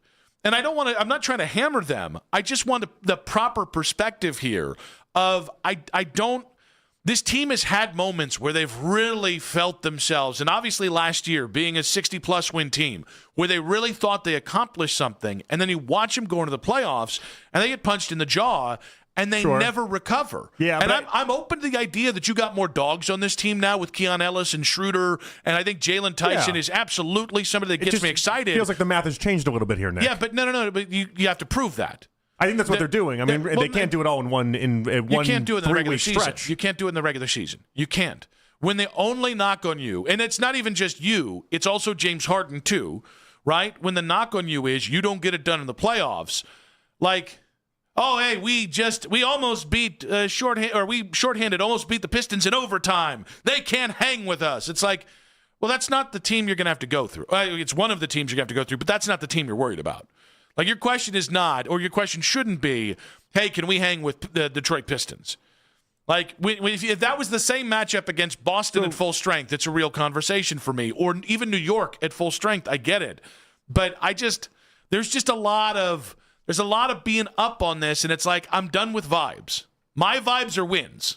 That's where I want to be with this team. They are winning with Harden. That's the difference. I think they're 8-1, 9-1 with Harden now in the mix. Like, you can they can't prove anything. Season. Yeah, but they can't prove anything in March that's going to make you change your mind on any of that. Then you shouldn't talk like you've proven anything. Well, no, but the prognosticators are paid to talk about this type of stuff. No, I'm not talking about the prognosticators. What do they change? I'm talking about the Cavs matching up with the prognosticators. What changed in the NBA? What do you mean the Cavs matching up? I'm saying the Cavs clearly are buying into the idea that they're the team to beat in the Eastern Conference with all the talking they're doing. So the prognosticators and the Cavs messaging they matches up, and I think that's a problem. Well, they feel like a different team, and they should. This is a different team. Like I feel like if they were very down about what happened the previous 3 years in the playoffs, they should be. It didn't work out. It was awful. But this is a drastically different team, and like if they got to feed into that, I'm not going to pop their balloon. I'm going to say, okay, feed into that. I will. I don't know why. You can only, because they've disappointed you time and time again. Evan Mobley's still here. Yes, Jared Allen's still here. Donovan Mitchell is still have here. to convince themselves that this is different. Most of the roster that has been bounced out of the playoffs the last 3 years is still here. Mobley and Allen have to convince themselves that this is different, and they are seeing something that is different, so that they don't have the same result as last year. Doesn't that sound like you're talking yourself into something as opposed to it being the reality? Well, but you're starting to see. You have to convince yourself you're great. No, because you're seeing in 3 weeks. Well, you're seeing in 3 weeks with the changes and everything that did happen that there's reason why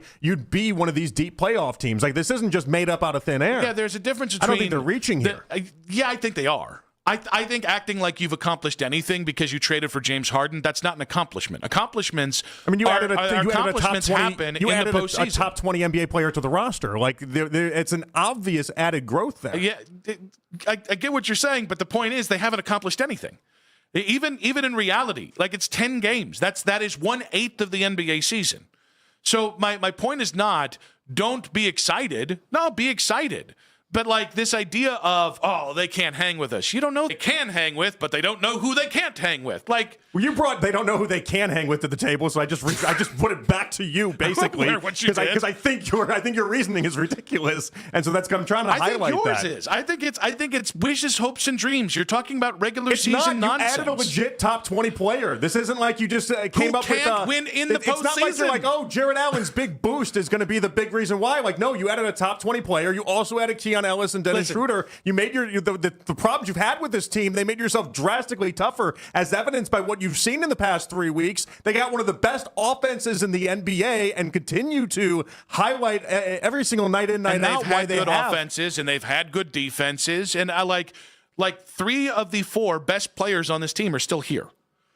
The guys who've let you down are still here. And this is not to deflate anyone's balloon. Fans can be as excited as you want about this. But when it comes to the media, this idea we're going to do this, you know what? No one can hang with them. They are the face of the Eastern Conference. 3 out of the top 4, but your number 2 player, your second best player in this team is James Harden. That's a new addition to the team. Like, that drastically changes the math. We'll see. That's the point. This whole thing has been, we'll Cavs, see. Are you supposed to sit back and just be like, I guess regular season games don't count. I can't make any of this matter. What in the hell's the point? I guess we'll see y'all in the playoffs. Like, no, like, this is them building up their confidence, and this is them building up with, and not only just games like you saw last night going up against 1 seeds, but the games they played so far. How can you tell it's different? They're convincing themselves that it is different. How can you tell it's different than the hot air of the previous 4 years? Because it looks drastically different. It does. The Cavs have played. The Cavs were a 64-win team last year. I don't know how it looks drastically different. It doesn't with Harden to you? None of this looks different? Sam Merrill, of course, it's a differently constructed team, but that doesn't mean the end result is going to be different. No, obviously not. This is why we play. This is why you play the games. This is why you have sports be sports. It doesn't guarantee that the result is going to be different. But if the Cavs start thinking like they have a legitimate shot in the deep postseason, at this point in the season, I don't know why they wouldn't. I want the Cavs to be hungry, not overly confident. And when you're out here anonymously quoting things about a team that isn't even the team that you should be worried about beating in the playoffs, it looks soft as hell. You got 4 teams in the East. And there's at some point, if you're soft as hell 4 straight years, I can't be like, well, James Harden, known playoff deliverer, suddenly changes the math until he does. There are 4 teams in the East. You've just in the last 2 games shown what you can do against one of those teams. You don't even know what's going to happen with Tatum and when he comes back and everything between there. And I don't know about the Knicks. We'll see about the Knicks. But like if that's the math that you're working with to begin with, you have to feel good if you're the Cavs. I don't know why you wouldn't feel good when it's a 4-team race and you think you just dog walked at least one of those teams. You didn't dog walk them. Like it was a down to the wire game last night. Again, like I just to me it's becoming a little outsized. Like it was a really fun game. I'm really happy they won. They led wire to wire. I'm excited to see where they go from here. I don't want them fat and cocky. I don't. Because I've seen it, and every time they've been fat and cocky, they've gotten slaughtered. I don't think there's enough time in the season for them to even get slaughtered. fat and cocky, if we're being honest. We got it just a couple months before we get this thing going. Like, the beautiful thing about Harden and Schroeder and all these guys being out of the mix, it's such a short amount of time that they can't get fat and happy, and they can't all of a sudden rest on what they've accomplished because they're all trying to put this together at the last minute to begin with. 216-474-0092 are the Cavs the team to beat in the Eastern Conference. Not so fast, my friends. We'll ask Daryl Ryder that in 5 minutes on 92.3 The Fan.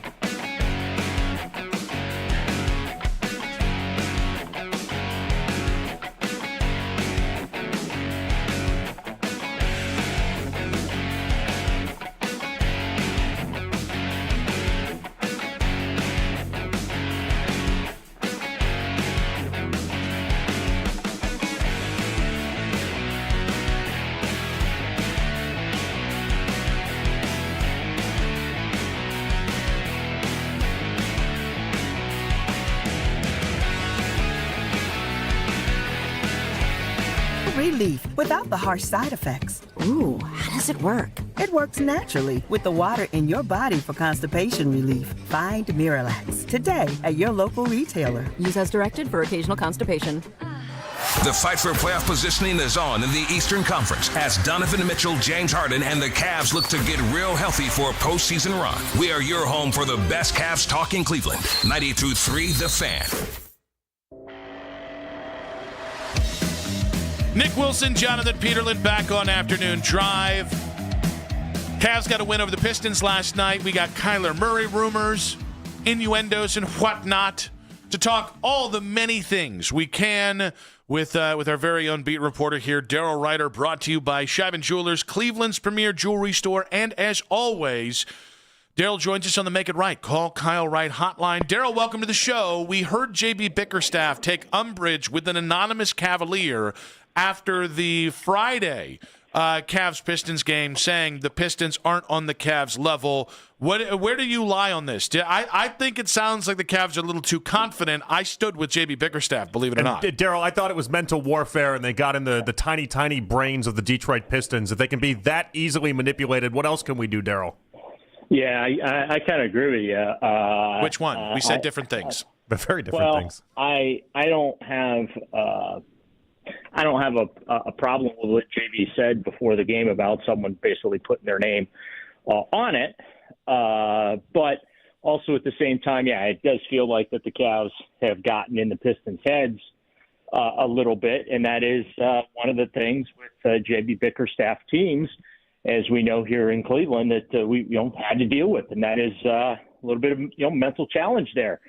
The Cavaliers backed it up last night. And, down the stretch, Detroit was not exactly crisp in their execution. The Cavaliers were a little better in the final 4 minutes of the game, and they were able to close it out. So I said it coming out of that loss last Friday in Detroit in overtime. I said it on Sunday. I felt like in a 7-game series, Cavs are going to win easily. And I saw nothing last night from that game that would change my opinion on that. All right, Daryl, you said you came over to the dark side. You're in with us with Kyler Murray. Just how deep does that love go for you?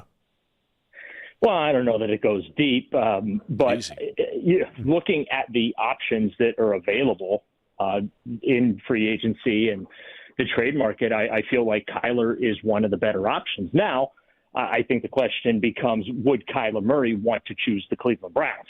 Now, if you listen to new offensive coordinator Travis Schweitzer today, you would think that the Cleveland Browns are about to field the most prolific offense in NFL history.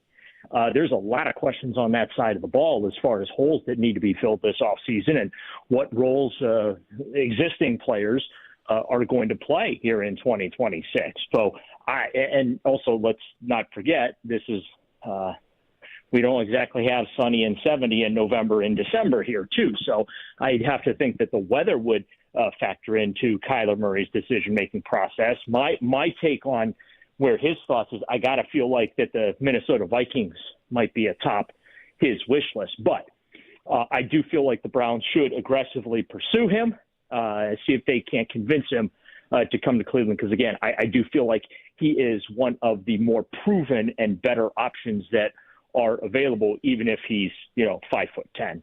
Daryl, if the Browns did sign Kyler Murray to a Russell Wilson Steelers-type deal, 1 year, vetman kind of money, how many games would you expect them to win in 2026? 5 or less, 6 to 7 wins, 8 to 9 wins, or 10 plus?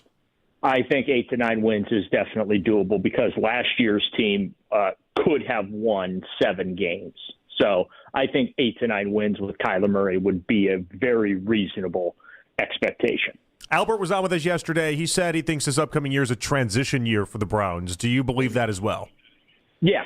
Oh, yeah, 100%. Just listening to the coordinators today, I got that sense. Now they were selling and singing a very positive tune, and that's what you'd expect from introductory press conferences. But we all know what the realities are that Monken and his coaching staff are walking into and are going to have to deal with when it comes to this football team. Obviously, the bright spot is the defense, but offensively, it's 100% a transition.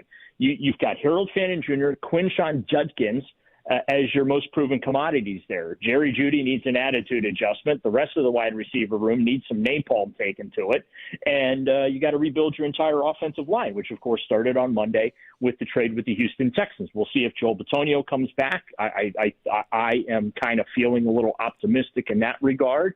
And I certainly don't want to speak for Joel, but like I feel like if you're taking this long, the longer he takes, I think the better the chance that he's going to come back. But there's a lot of things that need to be addressed on the offensive side of the ball. I don't believe that they can fix it in one off season. I do believe they can fix some of it or most of it in an off season, but I feel like this is at least 2-year process to get this football team to where they want to go, but that does not mean they can't have success and win some football games this fall. All right, so there's a bit of fool me once going on here. Last year was supposed to be a transition year. Now this year's supposed to be a transition year. You can't transition from a transition year. You can't. At some point, you're just mired in a thing here. So I guess my question is there a difference between what last year was and what this year was? Yeah, there is. And I think so. And I think that difference is what the expectation should be. They were what I think I expected them to be the last couple of years, even though it was pretty ugly to watch them win just 8 games. They've gone through a rebuild. They don't want to use that term rebuild, and for whatever reason, and but that's ultimately what this has been. Defensively they've had stability, but the offense has just been a gut job. There has not been a lot to work with on that side of the football. And again, good job by Andrew Berry adding Judkins, adding Sampson, adding Fannin last year. Those, I think, are 3 very important components going forward. I'm not sold that Jerry Jeudy is an important component going forward. I think Jerry Jeudy needs to show us that he actually wants to be an important component going forward. Instead, we got the bad attitude Jerry Jeudy that was with the Denver Broncos, and they couldn't get out of their building fast enough. And those are red flags that Andrew Berry chose not to look at. And yet here we are going into an offseason with the new coaching staff where those red flags need to be addressed behind the scenes with him. But yeah, so call it whether it's a rebuild, a retool, whatever you want to call it, transition, whatever fancy vocabulary that you would like to use to describe this particular phase of the roster building process the Browns find themselves at. The bottom line is they are not ready to be a playoff contender just yet. Daryl, great stuff as always, buddy. We appreciate you coming on early today. We'll catch up with you next week. Thank you, Daryl. Look forward to it, guys. Daryl Ryder there, brought to you by Scheiben Jewelers, Cleveland's premier jewelry store. We'll have more on the press conferences today, Kyler Murray, excitement, all that kind of nonsense in about 10 minutes here, talking about the Browns. But to get back to the Cavs, my fear when we traded for James Harden was it sounded like everyone just was so happy to be done with Darius that we were crowning the Cavs in real time because it's different.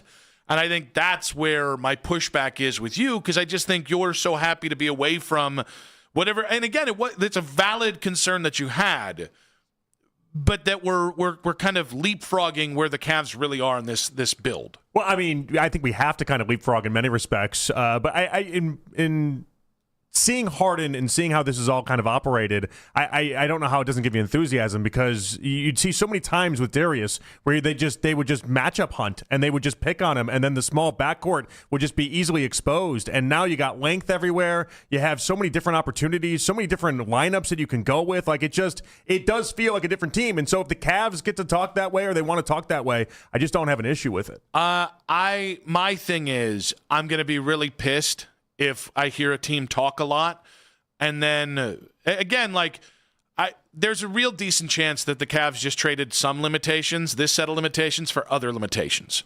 They are still light on the perimeter. James Harden still is James Harden in the postseason until proven otherwise. And again, he's had some success, but ultimately not what you expect of a top 25 player or top 75 player all time. I think that's where I'm at. It's like I think you can be both. I think you can be excited about where the team is while also looking at this and going, hey, guys, I've seen this play before. I would like a different ending this time, and just basically not leapfrogging anything of where they actually are. Let's go ahead and welcome in Sean in Bedford. Welcome to the show, buddy. What you got for us? Hey, what's going on, guys? Nick, I agree with Jonathan on this one. How dare you? You want them to have this attitude, Nick. You have to remember they are labeled as soft. They are labeled as, not tough guys. So you want them to have their attitude. Their attitude has changed because of the guys that they have added. And you want them to have this kind of swagger going into the playoffs. And I just think they're trying to pump themselves up. Well, but real quick, haven't they been doing that the last 3 years? I think I don't hear a different vibe now or a different message now than they were the 3 previous times where we've seen them go into the playoffs and kind of get punched in the mouth and fall apart. Yeah, but this year they didn't start. Last year when they started out with the great record, I mean, yeah, of course you're going to be feeling good about yourself. But I think this year is different because they started off bad, and now they're starting to turn the corner because of the players that they're added. And plus, it started with Jalen Tyson. I think he was the spark plug that started everybody's attitude changing. And I believe he's the one that said it. And I don't have any problem with it. Sean, we appreciate you, buddy. Yeah, and I think there was more of a meekness to them the last couple of years. Like last couple of years, I never got the sense that they were like overly confident or that they were, walking around like they were the cock of the walk.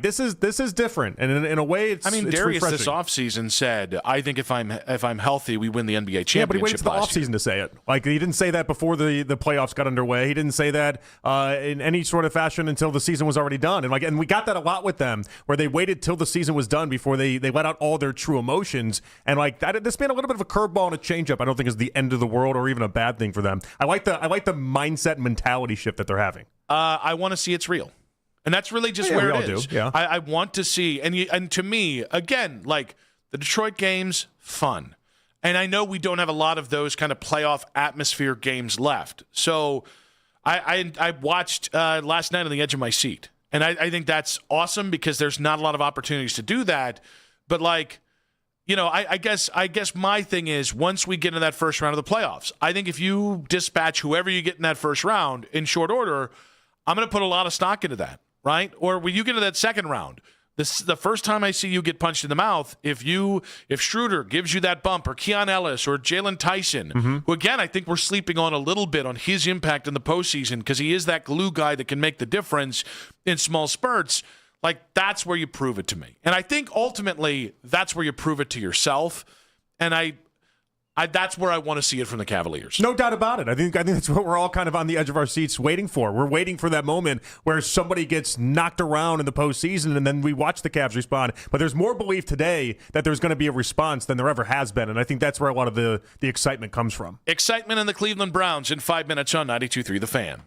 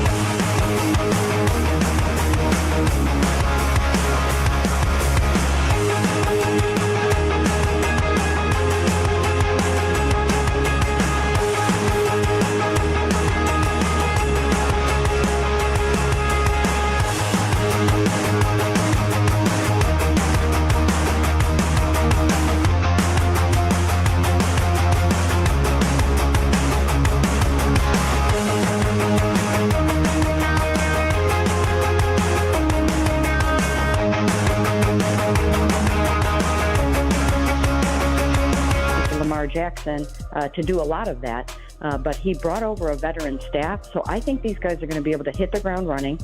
And let's see what Todd has. Listen for Mary Kay Cabot from the Plain Dealer in Cleveland.com. Thursday mornings at 8:20 on Cleveland's Sports Radio, 92.3 The Fan. It's the 3 o'clock hour. I'm not wavering. I might be wavering. On Afternoon Drive. You can listen to The Fan anytime, anywhere on the free Odyssey app or by telling your smart speaker to play 92.3 The Fan. And now you can find The Fan on YouTube, including The Ken Carman Show with Anthony Lima, 6 to 10 a.m., Baskin and Phelps, 10 to 2, Afternoon Drive. Nick Wilson and myself, Jonathan Peterlin. We go from 2 to 7 live each and every weekday on The Fan's YouTube channel. Subscribe to our channel for free to watch all the best content from your favorite shows in The Fan live and on demand now. Ashley Bastock coming up in about 20 minutes here. Nick Wilson, Jonathan Peterlin back with you. We got quick hits coming up at 3:40, and we'll see where the day takes us here. We did hear from Travis Schweitzer. We also heard from Mike Rutenberg. We heard from the special teams coordinator, who until I see a good unit out there, I'm not going to go ahead and even learn his name. Bubba Ventrone ruined it for me. But the point is, I will tell you, what surprised me about the Kyler Murray news yesterday, and I've heard a few people use this word, and I'm a little frustrated with myself that I didn't use it. Every time we've talked about quarterbacks, about that you can throw into that room this year, I've gotten it, like I've understood it, but nothing's really kind of inspired me to think that this season could be something more than a transition year, which feels like an absolute just get off scot-free kind of another dud year from the Browns until Kyler Murray got, the news came out that he's going to be released. Like the idea, and again, I don't know whether it's 7 wins or 10 wins, but I think that guy with Todd Monken makes so much sense to me, and it actually makes more sense than Kyler Murray and Kevin O'Connell together, even though obviously Kevin O'Connell has the better brand name around the NFL right now. Well, it makes more sense from like a scheme standpoint. I don't know that Kevin O'Connell, I don't know that Kyler Murray will be able to resist what KOC has been able to do with certain players, and so that's a hard selling point. What was you said there was a word that people came up with though, and you wanted to excitement. Just excitement. Okay. Yeah, like the idea of Kyler here got me excited about the 2026 season, which mostly I've just kind of been, it's going to happen. We'll see where it goes. Well, because I think it gave people a lot of hope that the season doesn't have to be just exactly as we were describing it with the transition year. Like, it doesn't have to be that. If you land Kyler Murray, there's something to be excited about the entirety of the year. And I think we all know deep down Kyler Murray is not going to win you a Super Bowl. But with Monken, you have a real chance to not only win a bunch of games, but then, grow and develop and see where it goes. It's just not a projection. Like, I am in a vacuum. Okay, if Shedeur ends up being the week 1 starter, yeah, I'm excited because he's a Cleveland Browns quarterback, and I believed in him more than the stats were last year, and I thought he was put in a rough situation. Like, I think Shedeur can be better in year 2, but you're projecting a lot, right? And even you're projecting to another series of questions with Shedeur next year, depending on how well he plays. With Deshaun, projecting that guy's going to play even 10 games is a massive, massive projection. It's a lot of wishes, hopes, and dreams. I know the injuries are a thing with Kyler. I don't really need to project anything other than, hey, maybe Todd Monken in a less structured offense than the Drew Petzing, Kevin Stefanski offense in Arizona can bring back the playmaking to Kyler that has been a little more absent in a more structured environment the last couple of years. That's a sensible projection to me. Nick, I'm shocked at the 24 hours that we've been talking about this and discussing this, and the amount of people that just seem like it's just a hardline no for them, and they don't want to even entertain the conversation, as if this is not the best free agent that'll be on the class, as if this isn't the best quarterback option that the Browns have. Yeah, anyone saying, and I'm going to leave this again. Fans, you haven't watched a lot of Kyler Murray. Any media member saying that this isn't a significant upgrade is embarrassing themselves and probably should stop calling themselves a football guy. Just not saying anyone specifically. Not speaking to anybody. I'm saying if you had the worst quarterback room in the NFL last year, which completely stymied everything, at the end of the season you couldn't run the ball at certain points in certain games because everybody just knew whoever you got in there is going to throw the damn ball to the line of scrimmage. Like, I understand that if we compare Kyler Murray to Patrick Mahomes, Kyler Murray is going to fall short. Yes, he is. Yeah. Ironically enough. But that's not nose, the comparison. Yeah. The comparison here is you had the worst quarterback production in the NFL last year. And I think it's more than just the quarterbacks, in fairness. Yeah. Like there were other reasons why it was. You can also attack those here. Like here's the thing. I don't want unwatchable in 2026. If it's unwatchable, Andrew Berry and Todd Monken have failed. That doesn't mean they're going to get fired. It doesn't mean they should get fired. You can easily avoid unwatchability in 2026. And Kyler Murray plus, which then you can take other money and throw it maybe a little bit more money at the offensive line, that gives you a chance to be an interesting, it could be an interesting 7-win team, but at least you can look at this and go, you're giving those guys in that locker room a chance to have a halfway competent offense, which you were nowhere close to last year in any way. Yeah, and I mean, the way I look at it with the money thrown in and the idea that he's basically free and no trade compensation, I just don't know how anybody would be against it unless your thought process is that we have to lose as many games as possible because you think Arch Manning is going to be the number one quarterback and that's your sole focus for 2027. Unless that's your thought process, I don't get this. Yeah, and even then, if this quarterback room is as deep as everyone thinks it is, if your downside is you're afraid you're going to get the 15th pick and miss out on quarterbacks, here's the nice thing. You will be able to trade up next year. Like that you are, especially if you pick up any future capital this year in any sort of trade down. I think this idea that you have to choose between a quarterback in 2027 and trying to be as competitive as you can in 2026, I think it's selectionist thinking. I think it's foolish, honestly.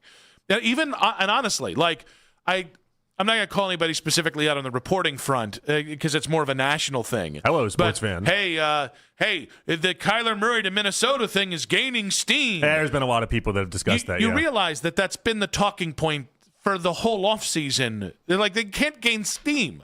The only thought is he's going to end up in Minnesota. We were going down the tracks here. We were already doing this. Which makes me wonder if it's being inflated. I don't mean like it's an intentional thing. If it's been stated so much that it's inflated by the media like the Malik Willis market. Like there's a part of me that thinks everybody just goes, well, look what Kevin O'Connell did with Sam Darnold, and he even gets some kiss there for Daniel Jones, who had the layover in Minnesota. It is more than just Kevin O'Connell, though, too. I mean, you got Justin Jefferson, you got Jordan Addison. Like, the pieces are better than what the Jets can offer, for instance, and some of these other teams. No, but I think my point is, if we get to the head coaching side of things, I do think Todd Monken, even though the head coaching brand is wildly different, he does have a feather in his cap that Kevin O'Connell doesn't. Kevin O'Connell's quarterbacks operate primarily from the pocket, and they don't do a lot of the other kind of things that accentuate a player like Kyler, more of an RPO spread type offense. If anything, I would lay out to Kyler, I would use the Browns as an excuse. Deshaun Watson comes here. What did Kevin Stefanski try to do? Yeah. Square peg round hole. And like I would tell Kyler, like if somebody tries to do that to you, that's not you're not set up for that. Like you have to have somebody that's going to play to your strengths. What Monken does and what his calling card at this point is playing to these quarterback strengths. And I think where Kyler is, I think you can have a legitimate conversation with Kyler and say, you're not our only piece here. So, and I would throw out this plan. I would say we're going to get Rasheed Walker to be your left tackle. All right? We're going to sign a couple more offensive linemen so we at least have an idea of where the offensive lineman is before free agency. Our first pick is going to be a guy by the name of Jordan Tyson with the number 6 pick. So you're going to have Tyson, you're going to have Jerry Jeudy, you're going to have Harold Fannin. We're going to bring at least one more body in there, and you can sell an offense based on speed. Isaiah Bond, Tyson. Jeudy has some giddy up, but he's maybe not who we thought he was going to be coming out of Bama. But you can sell that Dylan Sampson. You can sell Kyler with that speed and sell it as a Baltimore light. And I don't think I think that's who knows if it's going to win, right? Because again, Kevin O'Connell has this otherworldly pull now for the way people think about him, and I get it. He's earned it. Right. But I think this idea that the Browns are selling peanuts here. No, if the Browns really want to be serious about Kyler Murray, and oh, by the way, you don't have to worry about J.J. McCarthy the way you do in Minnesota. There's more credible fear about trying to beat out J.J. McCarthy, even after the last 2 years, than there is trying to beat out Shedeur and where Shedeur was taken in the draft. I want to see the Browns give a real go for this instead of just, transition year. We'll talk to you when we get to Brook Park. Well, and so they have to, and I've seen some people wonder, if they make a real run for it, is it going to piss off Shedeur? And how is Deshaun Watson going to handle this? Don't care.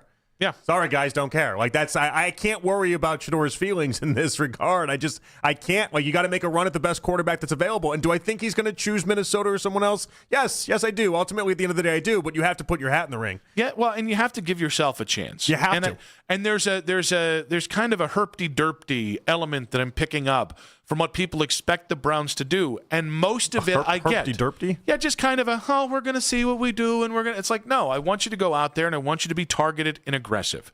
And to me, you can build a winning offseason around Kyler Murray. I do not know any other quarterback, maybe Mac Jones to some degree, although that involves draft compensation.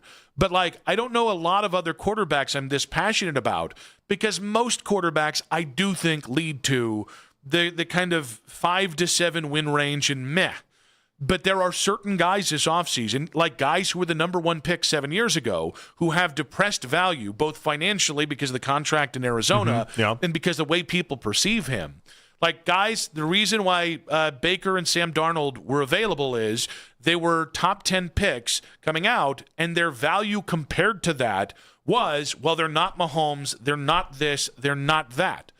That's the Sam Darnold, Baker Mayfield thing that you're trying to chase, not Malik Willis, who had one nice game a year ago in damn Green Bay. Yeah, between 2020 and 2024, the approximate value, that's what Pro Football Reference uses for like a catch-all type stat. They try to do, it's like their version of baseball war, essentially. Kyler Murray was 8th. And that's not a tiny sample size. That's 5 seasons worth of data. And then obviously he got injured last year. He was 8th. Like, he's in the conversation with a lot of these quarterbacks. And if you really do believe the Browns were just a quarterback away last year and the defense was good enough, I can't say it any more times. I don't know why you think Kyler Murray is a bad idea. I do not mind Browns fans being down on anything this offseason, because I get it. I do. And there's a fool me once kind of thing going on from Browns fans to the Browns. To me, this is where, if the Browns had the stones to sell me on Joe Flacco, Kenny Pickett, and 2 rookies a year ago, and now they don't have the stones to come out and put them on the table and say, well, let's really think about this Kyler thing and let's really chase him. And if we fall short, we're still going to fall back on the slap-ass quarterbacks we were going to anyways. I'm going to be honest with you. I don't think it's much of a conversation in Berea, because I think it's a no-brainer. And it should be treated as a no-brainer as such. If they're sitting there and having meetings, extensive meetings, debating the pros and the cons of Kyler Murray and going back and forth, then I think we got bigger problems that we need to address anyway, because then they're not giving 2026 a chance anyway. Is Todd Monken the selling point for the Browns with Kyler Murray? Ashley Bastock of Cleveland.com on Kyler Murray, the Browns, Todd Monken, and more in 5 minutes on 92.3 The Fan. What makes Mr. Hero so special? For starters, we've been a staple right here in Northeast Ohio for almost 60 years. The taste and quality.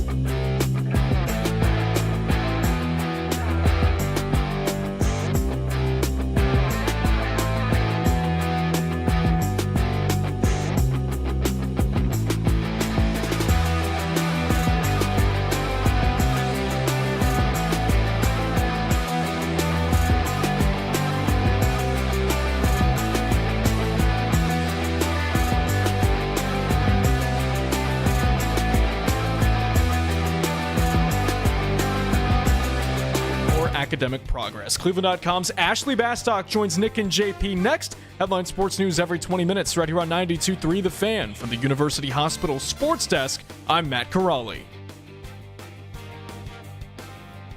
Get all the latest news during NFL free agency's legal tampering period beginning Monday. We are Sports Radio 92.3 The Fan.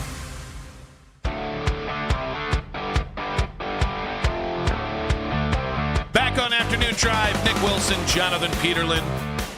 If you missed a moment in our show, use the Rewind feature on the Odyssey app, powered by Integrated Restoration, your local experts in water, fire, and storm disaster restoration.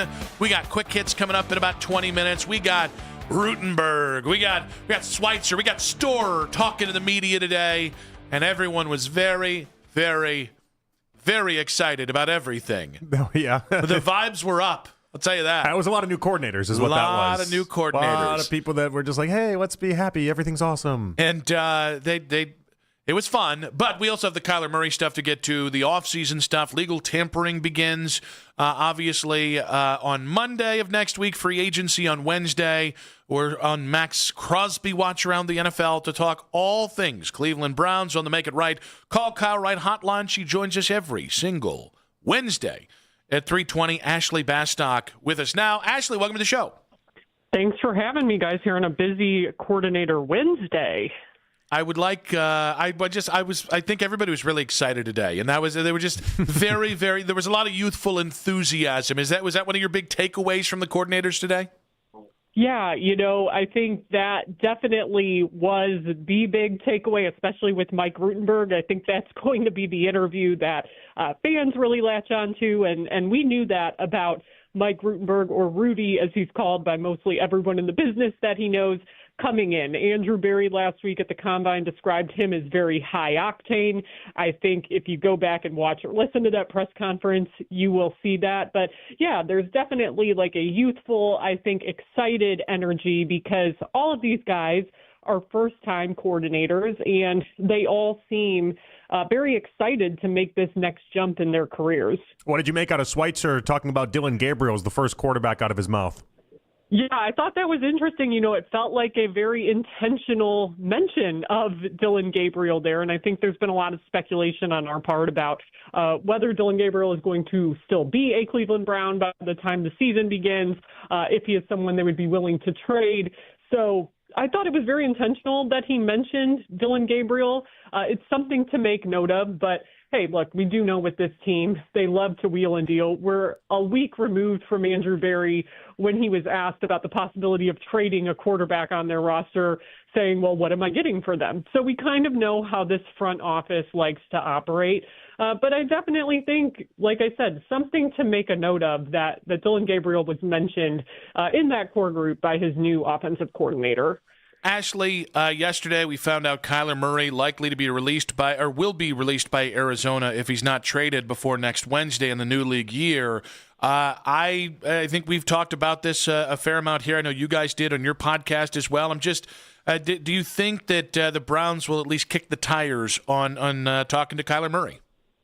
Yeah, it's an interesting question. I was going to say, guys, we were ahead of the game on this, because I feel like you were asking me about Kyler Murray, Nick, back in December. Am I wrong? Oh, no. Yes, we've been talking about this, and it's aged actually really well because we both come around to it.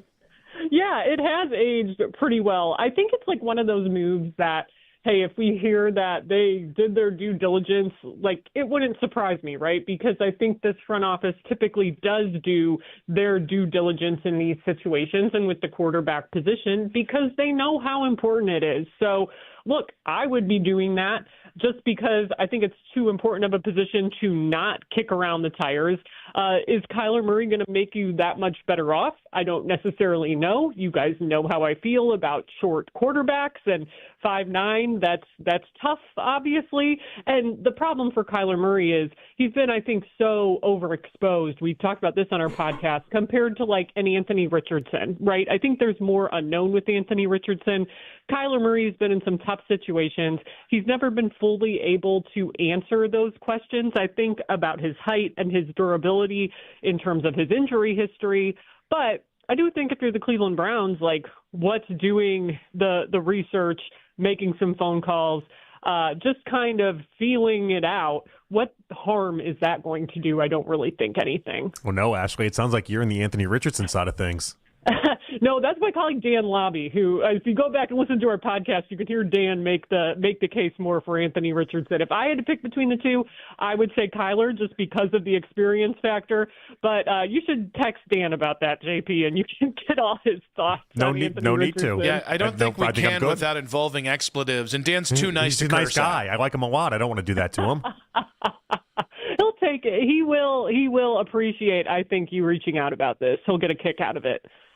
Ashley, if we take price tag for every quarterback that the Browns could hypothetically add, if we took that away from this conversation, because all of our conversations have been Malik Willis at $10 million a year. Okay, Malik Willis at $25 million a year is asinine. So, but if we take the price tag away, give me your top 3 quarterbacks the Browns could add this offseason that would positively impact the 2026 regular season. I mean, can you guys help me out here and think of who else is going to potentially be available besides these 3 guys we've mentioned? Can you guys help me out here since I don't have a computer in front of me? Sure, maybe Kirk Cousins. Okay. Mac Jones. Okay, yeah, Mac Jones. They did say This Malik is Willis. Interesting. Yeah, we said Malik Willis. Okay, so I would say Malik Willis would probably be my number 1. And look, I think he's developed nicely. I do acknowledge it's a small sample size with what he did in Green Bay, but I think the skill set would certainly work the best in a Todd Monken offense. Now, it's funny because Kirk Cousins a year ago, I think that is a very intriguing conversation. But now Kirk Cousins, older Kirk Cousins who's dealt with injuries, in a Todd Monken offense where Todd Monken talks extensively about wanting mobility and guys not being statues back there, I don't know that Kirk would be a good fit here. So I think I would have to say Malik Willis number 1. I guess Kyler 2 and Mac Jones 3. Like, to me, there's not going to be that perfect option, though. Like, if guys are a perfect solution, they're obviously not in a position where they're hitting the open market or where they're up to be traded. So it's kind of like you have to be the team that can find that next Sam Darnold or that next Daniel Jones. And look, there's always going to be that guy in free agency. We've talked about this, that fans on Twitter will go and they'll laugh at and say, oh my God, I can't believe Team X signed player Y. And that guy will go on to surprise people. So maybe it'll be one of those guys we just mentioned. We're not realizing it right now. But if I had to say right now, no money being a factor, that would be my top 3. All right, I want to give you first crack out of anybody in the city on this next take. Are you ready for it? Oh, no, I'm not ready for it. You're going to be ready for it. Your NFL expertise. You're going to be ready for this. All right, Rap Sheet reporting seconds ago the Patriots are moving on from Stephon Diggs. If you're the Browns, are we interested in Stephon Diggs when the new league year opens up and he becomes a free agent? That's a tough one just because, like, I feel like this team is not really what Andrew Berry said last week, like in a position to be adding like 30-year-old free agents and a bunch of veteran free agents. Like, I don't think they are going to make that blockbuster move. Obviously, the off-the-field issues concern me, as they have whenever the Browns have brought in players with off-the-field legal issues or allegations that they are facing. So I don't think they should touch that, but I mean, we'll see as we do every year. Damn, Stephon Diggs lost the Super Bowl, his girlfriend, and his job in 30 days. That is a run. That's a tough break. Yeah. You can't say he didn't earn it, right? Yeah, I think it all goes back to that pink cocaine. He did a lot of work on that one. Yeah. I mean, we don't feel bad for him. He'll be fine. No, he's going to be fine. But, all right, so legal tampering beginning on Monday. I've seen the Browns linked to guys like Linderbaum and Rasheed Walker, the left tackle out of Green Bay. I've seen them linked to more modest free agents. What does a splash in free agency look like for the Browns, given the kind of expectations of a great but a good, not great offseason in free agency? I think a splash would be, signing one of those bigger name offensive linemen. Like, if you kind of did that against all odds, like maybe that move they made for Howard or whatever would be like the move they're going to make in the offseason, and we won't really see any other splashy quote-unquote moves for them on the O-line. But for me, that's kind of the peak of where it would be right now. I don't think they're going to make that splashy quote-unquote move for a pass catcher necessarily, like a veteran pass catcher, because it just seems like from hearing Andrew Berry talk at the Combine last week, like they want to invest more in sort of like a youth movement, maybe like they did on the defensive side of the football over the last like year and a half. So, I mean, I think it would be splashy if they did that. I think it'd be splashy if they got one of these bigger O-linemen, but those would be the two areas I would consider just because it's where we know they need the most help. Combine week came and went. You spent all week in Indy. Has your thoughts on the Browns at number 6 changed after that week? You know, I still kind of feel how I did when I talked to you guys last Wednesday. Like, I wouldn't be opposed to them trading down and seeing what they can get. I think the assets would have to be right, but I think there's some good pass catchers that are going to go in that first round. There's some good tackles in that first round. I think Freeling, like what I was seeing on Twitter the day the O-linemen were going through their measurables and their drills, like I think Freeling out of Georgia, that's the tackle whose stock seems to be rising. I listened to Maui Noah out of Miami. I've seen some back and forth on whether he would be the first O-lineman taken or whether it would be Fano out of Utah. So, of course, those are two guys to keep an eye on if they do stay at number 6. But Fano's interesting just because there's all this talk, too, about with both of these guys about whether they'd be better suited as interior linemen. And taking a guy who you're going to play on the interior at 6, like, to me feels a little high. But if the Browns do see either of those guys as starting tackles, then they're also interesting in that way to me. Ashley, the crux of the Kyler Murray conversation, I feel like the Browns might be thinking, let's not do anything to rock the boat and cost us a chance at 2027 with one of these quarterbacks. And I feel like, given the ability to trade up in a draft, I want you trying to win now while still keeping 2027 in mind. Does it feel like the Browns might just be thinking, you know, transition year really means let's get as good of a pick as we can in 27, and, you know, that kind of puts Todd Monken behind the 8 ball in year 1? Yeah, you know, I think like the way Andrew Berry especially has talked about rebuilding, that to me has been interesting so far these first like 2-ish months into the offseason, because Andrew Berry says like he thinks a lot of times people have the wrong definition of rebuild, that it's like trading away all these veteran assets, essentially selling the farm and trying to lose. Like, I don't believe that's what the Browns are trying to do. But they are trying to get younger and better, especially on the offensive side of the ball. They know they need help there. So I think really 2025 and 2026 they are looking at realistically. And I think they know that there's not that for sure, absolute 110% chance he is your franchise quarterback guy that they have identified right now. You know, a lot is still up in the air with that quarterback position. It's hard to win when you're in that position. But looking at that next draft class, okay, the can getting kicked down the road, yeah, I think you want to make sure you're in good position for 2027, which makes the trade down interesting to me. Obviously, trading down from 6 versus trading down from 2 last year is a little different in terms of like what assets you might be able to command. But it's all interesting when you consider the 2027 draft and their place in it and the potential quarterback class there. Ashley, I'm going to commend ourselves for not going off the rails here. I feel like this is a real win today. We appreciate you. It is. There was just too much news today with the coordinators talking, but I have full faith next week that you guys will be back in your usual form. Oh, absolutely. Yeah. Regression to the mean is the name of the show there. I blame Schweitzer. Oh, that's fair. No, it's Rutenberg. Well, he got us all like jazzed up. Little Rudy, I can't hold it against him. Although, how were there no questions asked about Sprint football? What are you guys even doing with your research department? Listen. Ooh, that's, you know, Ashley, not a fan of short king quarterbacks. She did seem to be a fan of short king defensive coordinators. That's an interesting tactic by you, Ashley. Well, I'd rather my defensive coordinator be short than my quarterback. That does make sense. No, I mean, I get that, but like, are we just anti-short? Is that the idea here? Or are you pro-short in certain situations, Ashley? What's the shortest guy? What's the shortest guy you've ever dated? I put her on hold. I didn't know if you were asking her legitimately. I don't know now. Well, you know what? Ashley, there's still time to really drive this off the rails. So you're anti-short guys?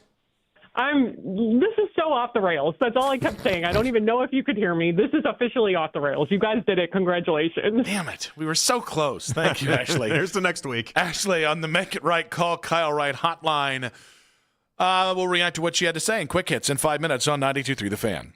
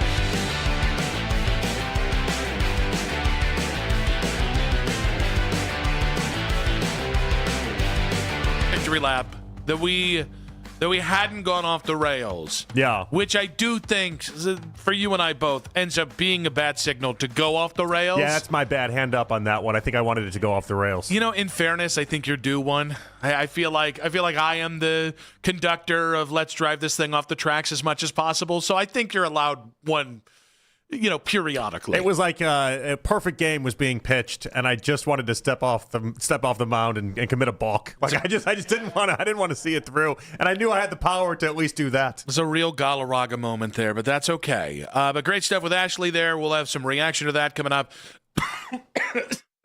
Don't die. If you die, we're not going to have any reaction coming up. Well, I guess I'll just be talking. Jonathan's captain now. But we'll have some reaction coming up in the lead, but let's get to quick hits. From the latest news and rumors around the sports world to the sound bites you need to hear. It's Quick Hits.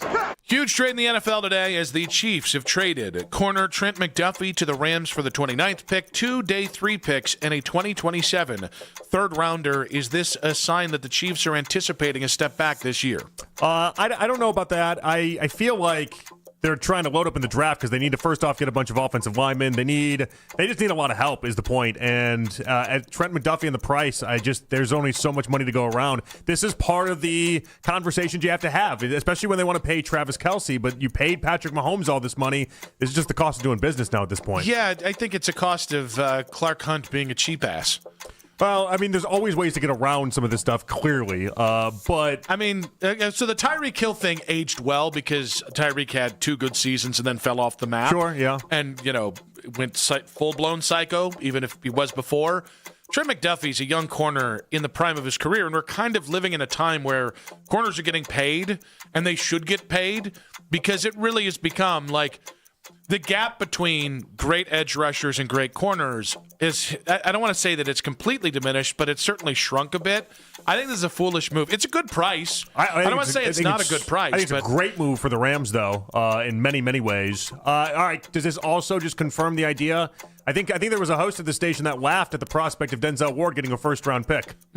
I think when McDuffie gets a first, a 2026 fifth and sixth round, and a 2027 third, I think that all but confirms that Denzel Ward would have also gotten a first as well. I did see a Browns fan or two say, man, if they had offered that for Denzel, would you have had to take it?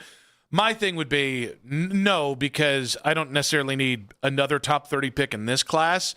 Somebody came along and offered you a first for Denzel in 2027. Given what you need at quarterback, you really would have to think about it. And it depends on the team. But like if Detroit came along and offered you a first for Denzel, that makes sense because Dorsey's there. You'd have to really consider it. I would probably say no because I think you should just extend Denzel, but I would get it. I'd get it if they had that conversation and then brought back MJ. It just confirms, though, that he would have that. That would be something that would be offered for him. All right, a guy you're very interested in, Alec Pierce, was on Up and Adams with Kay today, and he spoke about his impending free agency and if this is going to be a thing for him. Here we go. At this point now, it's like I love Indy. I've loved playing there. Great organization, great people in the city. Just a ton of support. I know we haven't been as good as we could be, and I know we can be. But yeah, now at this point, kind of earned the right to explore free agency, see what's out there, make a decision that's best for my career and for my family. I mean, so many are taking this as him basically saying, I'm not going to be a Colt next year, and I'm going to do free agency, and let's see how this whole thing goes. By the way, it's a great play to do with about 5 days till legal tampering. Yeah. Because Chris Ballard, part of the transition tag gamble that the Colts did with Daniel Jones was theoretically to save some money for Alec Pierce so you can try and get both back. So if you're Chris Ballard, and this is the hardball you got to play, man. It was very well done by Alec Pierce, and it's funny. I think he'll end up in like a Tennessee. He'll end up, or maybe even Vegas. He'll end up on a team that isn't going to be good. I would love to watch this dude with a real quarterback. Like, I would love to watch him with the Mahomes. I'd love to watch him with the Josh Allen. Like, somebody that is ready, raring to win a championship. I know the problem with that is that some of the numbers people are suggesting for him are getting into insane wide receiver 1 plus category. And I think that's I liked Alec Pierce at a cost. I didn't like him at $5 million cheaper than Justin Jefferson. So the last numbers I saw was like 26 or 27. I would still be comfortable giving him 26 or 27. Oh, I've seen it climb into the 30s and then even into the mid-30s, and that's where it's getting a little uncomfortable. Where it's like, did we all go overboard with the wide receiver market in this wide receiver in particular? I still think that again, like when you have the year that he had last year, it was great. Like with I'm a big fan with the quarterbacks that he's had. There's like a part of me that's like, well, he does make big plays. Like he has consistently gotten better, and anybody that can just turn at any point in the field, a 6-yard catch into a 100-yard touchdown. I actually think he's going to be one of the few guys that, again, if he goes to the right spot, you have to always say this with wide receivers, but if he chooses the right quarterback and it lines up, I think he's going to be one of the rare times you've seen a wide receiver get to the market in free agency, and then you go, oh, that was worth it. That holy crap, he actually performed up to the contract or better. I mean, we're just getting to a very uncomfortable spot financially with him, but it's going to be interesting to see how it plays out. Losing. Long-time NFL tackle Trent Williams went on the Pivot podcast and talked about the pain of losing a Super Bowl. I tell people all the time, I'd rather not go than to go and lose, because the pain of losing, it lasts for months. I was under a rock for 3-4 months, like literally. I didn't even want to be seen in public. I didn't want to see no Instagram posts. I didn't want to see no Twitter. I actually found peace. It was the worst pain ever. All right. Is it better to never go to a Super Bowl than lose it? It's very like, is it better to have loved and lost than to never have loved at all? It kind of lives in that I think it's an insane take by him. He went through it, not me. So like he's the one, he can speak to his experiences. He says he had a real problem dealing with it afterwards. I believe that to be true. I would so much rather go to the Super Bowl, go through the experience of the Super Bowl, play in the biggest stage, have the experience of all that, and lose. I would get absolutely destroyed in the Super Bowl and be perfectly comfortable and fine with that being the reality, all things considered, as opposed to losing in the, NFC title game. Yeah, maybe it's because I've just never had the glory of having my team in the Super Bowl. It's really tough to hear a player be like, "Oh, you'd just rather not go." It's like you get the vantage point of that. I don't. Like I've never. How do I haven't tell him what to do Super Bowl there? Yeah, and since I was like 4 years old. Like, get the hell out of here. They barely won't let me watch the Super Bowl, Nick. It's a real thing. Actually, you know who would be a fun guy to ask this would be Joe Thomas. No, he'd be awful at it too because he's never come close to a Super Bowl. Well, no, but that's what I mean. I would imagine he's got as much experience as we do about going to the Super Bowl. I would like to hear Trent Williams and Joe Thomas talk about this. Is what I mean. Oh, you mean where Joe's just like you're being an idiot, Trent? Yeah, because Joe's like Joe might actually call him an idiot. Joe's like the nicest guy on the planet. I very rarely ever heard Joe just outwardly call something stupid or like talk down. I think in this scenario, Trent Williams might get him to mother bleep him. This is a privileged football take is what this is. Yes. This is rich people problems in the NFL version of that. Person that grows up with all sorts of money being like, it's just so hard. How do I money doesn't buy happiness. How do I maintain my Nantucket place while also maintaining my big mansion that I normally keep all my stuff at? Jonathan, Like taxes. How do I maintain this? Like after taxes, it's really like $500 million. Nobody ever talks about like a full billion. Nobody ever talks about how exhausting it is to clean 3 different pools and have multiple people have to come over and do that. Like no one talks about those struggles. And then you have to look him in the eye. It's just a real nightmare. Sometimes you got to make the help an old turkey sandwich. True. And that's a problem sometimes. That's what you're really doing with this. You're angling for the days where you're rich, and they're like, Mr. Jonathan, he makes the best sandwich. Yeah, just while paying us minimum wage. Well, you got to ask for more if that's what you want. It's true. You're gonna have a sandwich or a livable wage. I don't set the prices. You guys. choose, Amish people. You set the prices. I just pay what you said you feel comfortable receiving for the service. That's all that is. I'd be an idiot to pay more than that. Absolute idiot. All right, Aaron Rodgers was on the Pat McAfee show. Yeah.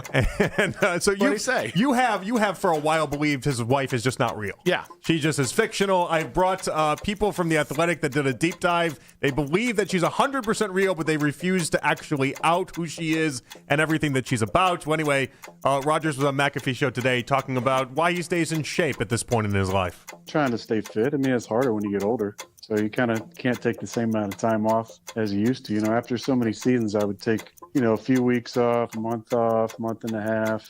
Now at 42, just to stay in shape, you gotta kind of always be dialed in on the diet and sleep and the workouts if you want to look the right way. we're not on ESPN. I mean, it wouldn't matter, but I want to look good. I want my wife to want to me all the time.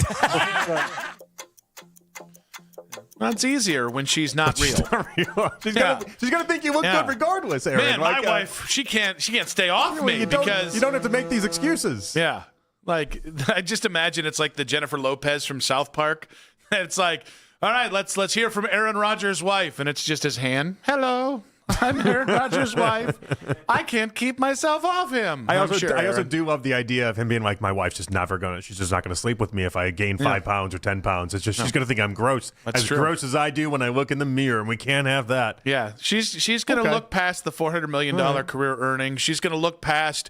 Does it make you want to know who she is even more? No. Now I need to know, who is this woman to be like, if he gains 10 pounds, you're just not sleeping with Aaron Rodgers, I guess. No. I guess you've made up your mind.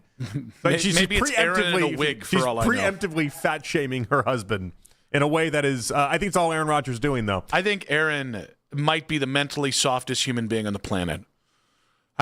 Just in Couldn't terms you just of answer it, I want to be good at football as to why I work out? Like, isn't that simple? When we I want to need be good to at my job. create a wife that doesn't exist, to then try and bait people into doxing her so you can then show everybody how foolish they are, you just have to be the biggest bee on the planet. He's also I'm siding with Aaron Rodgers' family the more and more I hear this guy talk. Yeah, poor Jordan Rodgers. He also added he has not made up a decision on whether or not he's going to play this year. Yeah, which again, it doesn't take that long to make that decision. High Aaron. praise for Will Howard in this interview as well, too, by the way. I mean, you got to, right? I mean, like above and beyond praise, though. Aaron's just not a BSer, though. That's the weird thing about that. You don't have to. He is a BSer. No. Well, I guess there's a difference in BSer and completely full of crap. With this, he'd have no reason to. I really like Will Howard, and and I'm saying that because my wife won't want to sleep with me if I don't say it. He just doesn't have to. That's the thing with him. He just. Why'd you turn into my version of Ken? Oh, Aaron Rodgers' wife's real. All football guys know that. Oh. It's good to have. It's good to have called for. Take shot Nick back. It's nice. It's nice to be here. 216-474-0092. And I did that because I didn't look at my sheet and see what's coming up next. A transition year as opposed to, trying to win for the Browns in 5 minutes on 92.3 The Fan. Weather's warming up, and it's time to start thinking about that spring home improvement project list. And Nick Wilson here for Victor's Home Solutions. The most important yet often overlooked spring home improvement project is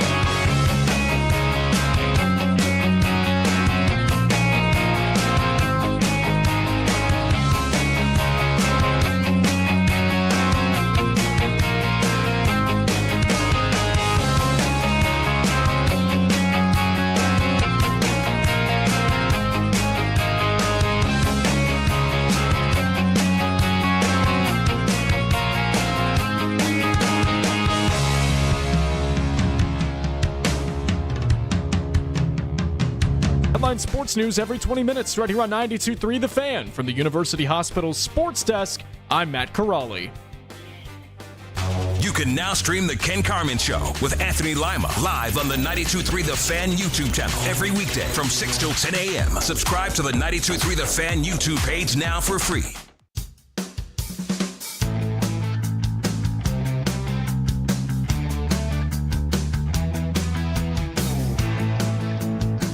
Back on Afternoon Drive, Nick Wilson, Jonathan Peterlin with you. Back to some Cavs basketball. Michael Pena coming up potentially in about 20 minutes here. Yeah. And still no movement on the Kyler Murray thing from Browns fans. It is almost, you would think, like there's the initial, oh gosh, what's the name that we talked? Oh, it's the Monken thing. Yeah. Where when we first talked about Monken, everyone was like, oh, Todd Monken's the head coach. And within 24 hours, we had really done the circle of trust there, and we landed that we actually liked the idea. Mm-hmm. We have not landed that with Kyler Murray, given all the different responses we have to our videos talking about why Kyler Murray makes sense for the Browns. I think it's a really hard sell for people. I think it is. And I think it's easier for us as we're sitting here and we get to discuss it and flesh it out and talk about it. I think for the common fan, the person that just hears Kyler Murray's name, I think what comes with that is almost like a repulsive nature. And so it's just hard to wipe that off. And like for instance, your guy Dustin Cook.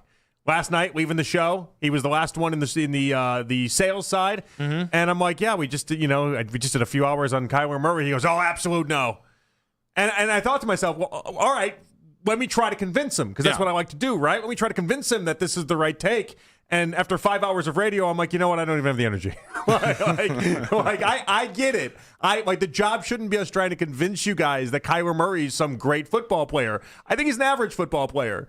But I think he's also incredibly cheap, costs nothing as far as a trade is concerned, and gives you the chance to win the most games in 2027 or 2026. So, take that for whatever that's worth to you. Yeah, so maybe that's what inevitably, maybe actually does frustrate me underneath all this, is that everyone's just so willing to sign up for this drunken promise of 2027, as if you have to choose between being as competitive as you can this year and getting a quarterback in 2027.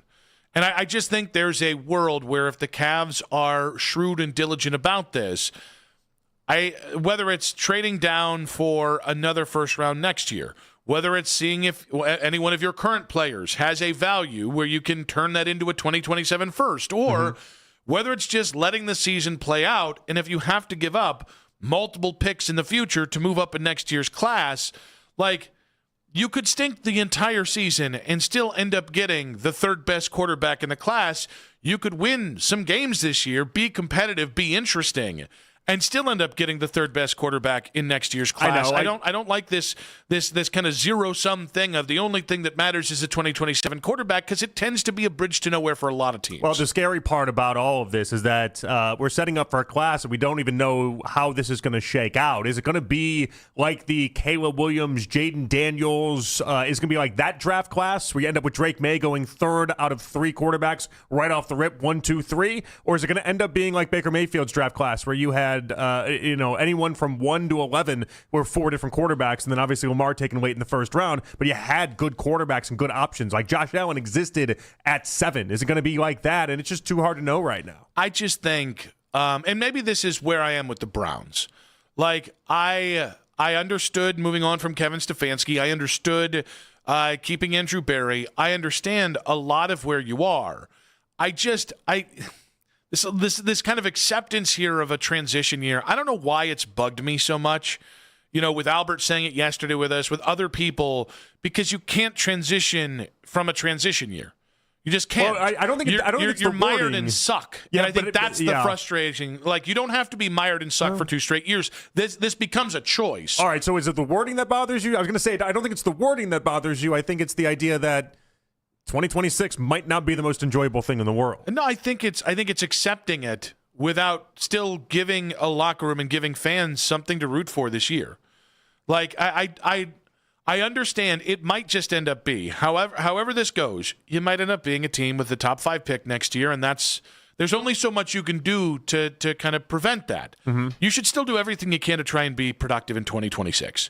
This organization has to understand that tanking got them nowhere, because tanking manifested all the other problems that the organization had. And the best you really had to show for it was 1 playoff win and 2 playoff trips in a 4-year stretch. And then the ass fell out of this thing again.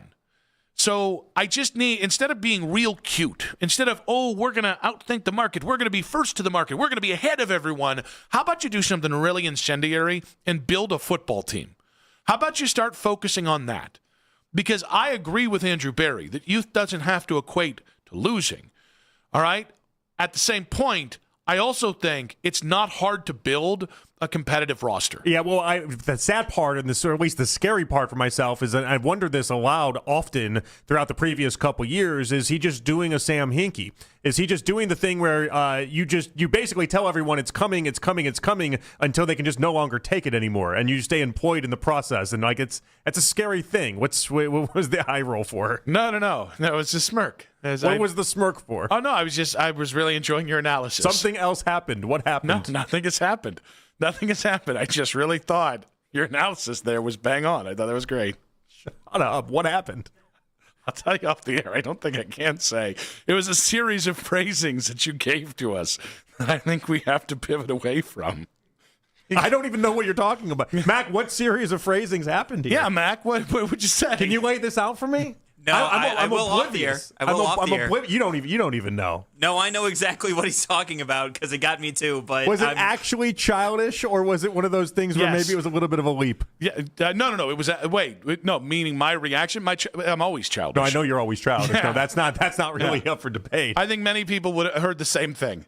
I got to know what it is now. You're gonna have to wait about 7 minutes. I got to know what it is. I would love to.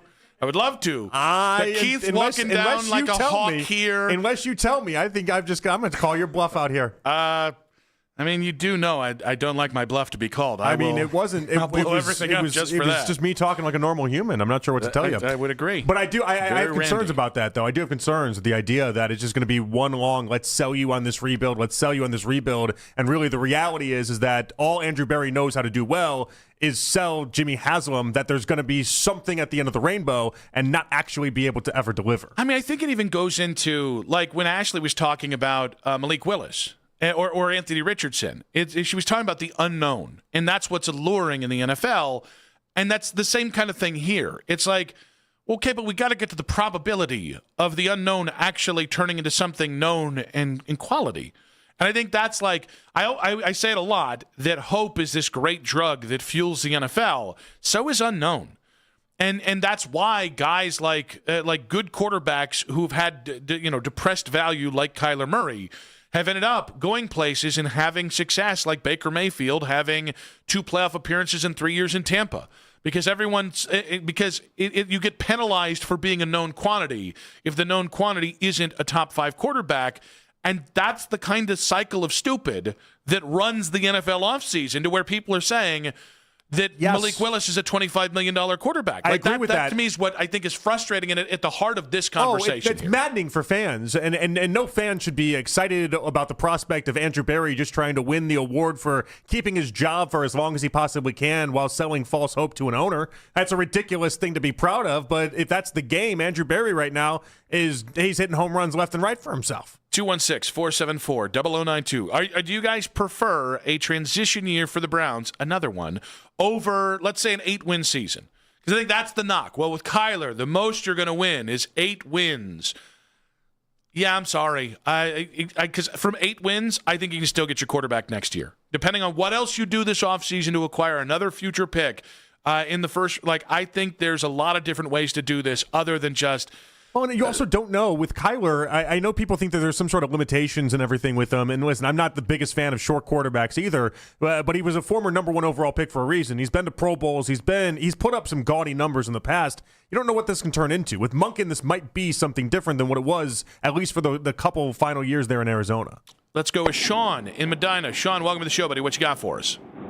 So, I mean, we have to take hope and have to cling to the unknown, because of all the stupid decisions our owners made when it comes to money and handing out these large contracts to failed quarterbacks. And then the only thing that we have to cling on is another failed quarterback from Arizona. And how has he failed? Like he's been a consistent starter in the NFL for 7 years and has had a couple pretty decent years. It's also not clinging on. Just because I go to work every day doesn't mean I'm a good employee. That's funny. Fair. I mean, I don't think it's fair to Kyler. Kyler's been one of the 16 best quarterbacks pretty much every year that he's been in the NFL. That's a much higher bar than we're used to the last 2 years in Cleveland. Yeah. Okay. What is Arizona's win-loss record over the last 3 years, then? Win-losses are not a quarterback stat. That's not in the regular season. It's just not a quarterback stat. No, it is a quarterback stat. No, it's not. The quarterback is the captain of the ship. Nobody uses that as that's not a thing. The defenses have to be accounted for in this equation. He's never had a great defense in Arizona. Like you can't just put win-losses fully in the quarterback. No, but here's I want to give you a real answer, Sean. When it comes Sean's on one. I know. Listen, Sean, we're on the opposite side of this, but I'm having fun with this call. I'm enjoying this. When it comes to the clinging on comment, I do want to discuss that because there's like the fun part about Kyler Murray is that if you don't like him after 1 year, do the same thing the Steelers just did to Russell Wilson after one season. You let him go. He's gone. You don't have to think about him ever again. Like it's a 1 year commitment. This isn't a 5 year deal. This is 1 year.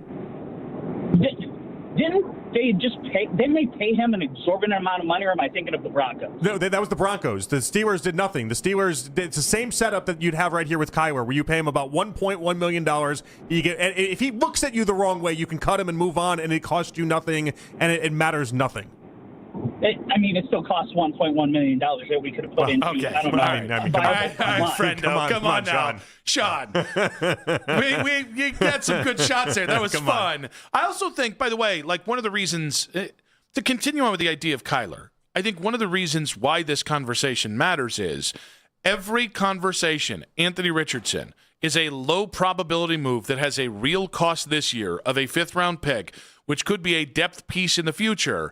And so it's a low probability move, and it's a 1 year move with very little chance that it could extend into anything beyond this year. That was all last year was when it came to the veteran quarterbacks. 1 year, like Deshaun Watson, guys, is a 1 year move again. Last year, Joe Flacco was a 1 year move. Kenny Pickett was a 1 year move.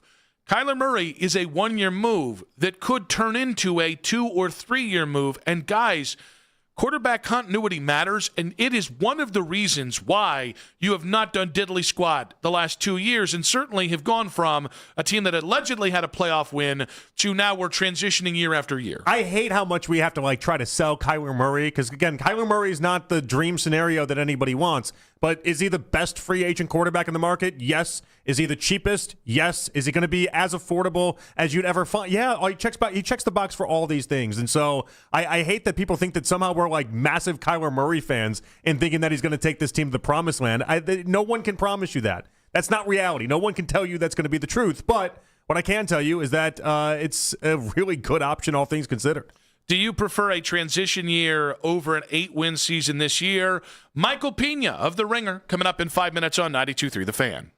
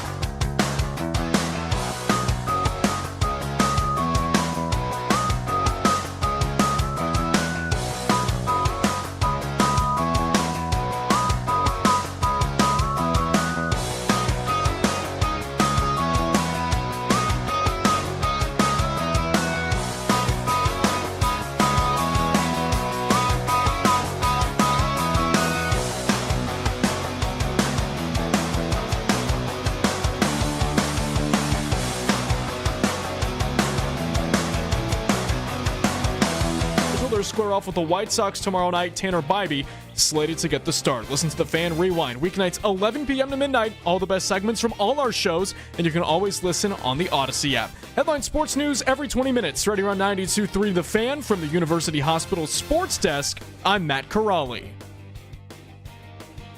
All day long. All day. All the time. At work. 923thefan.com and the Odyssey app. Check it out.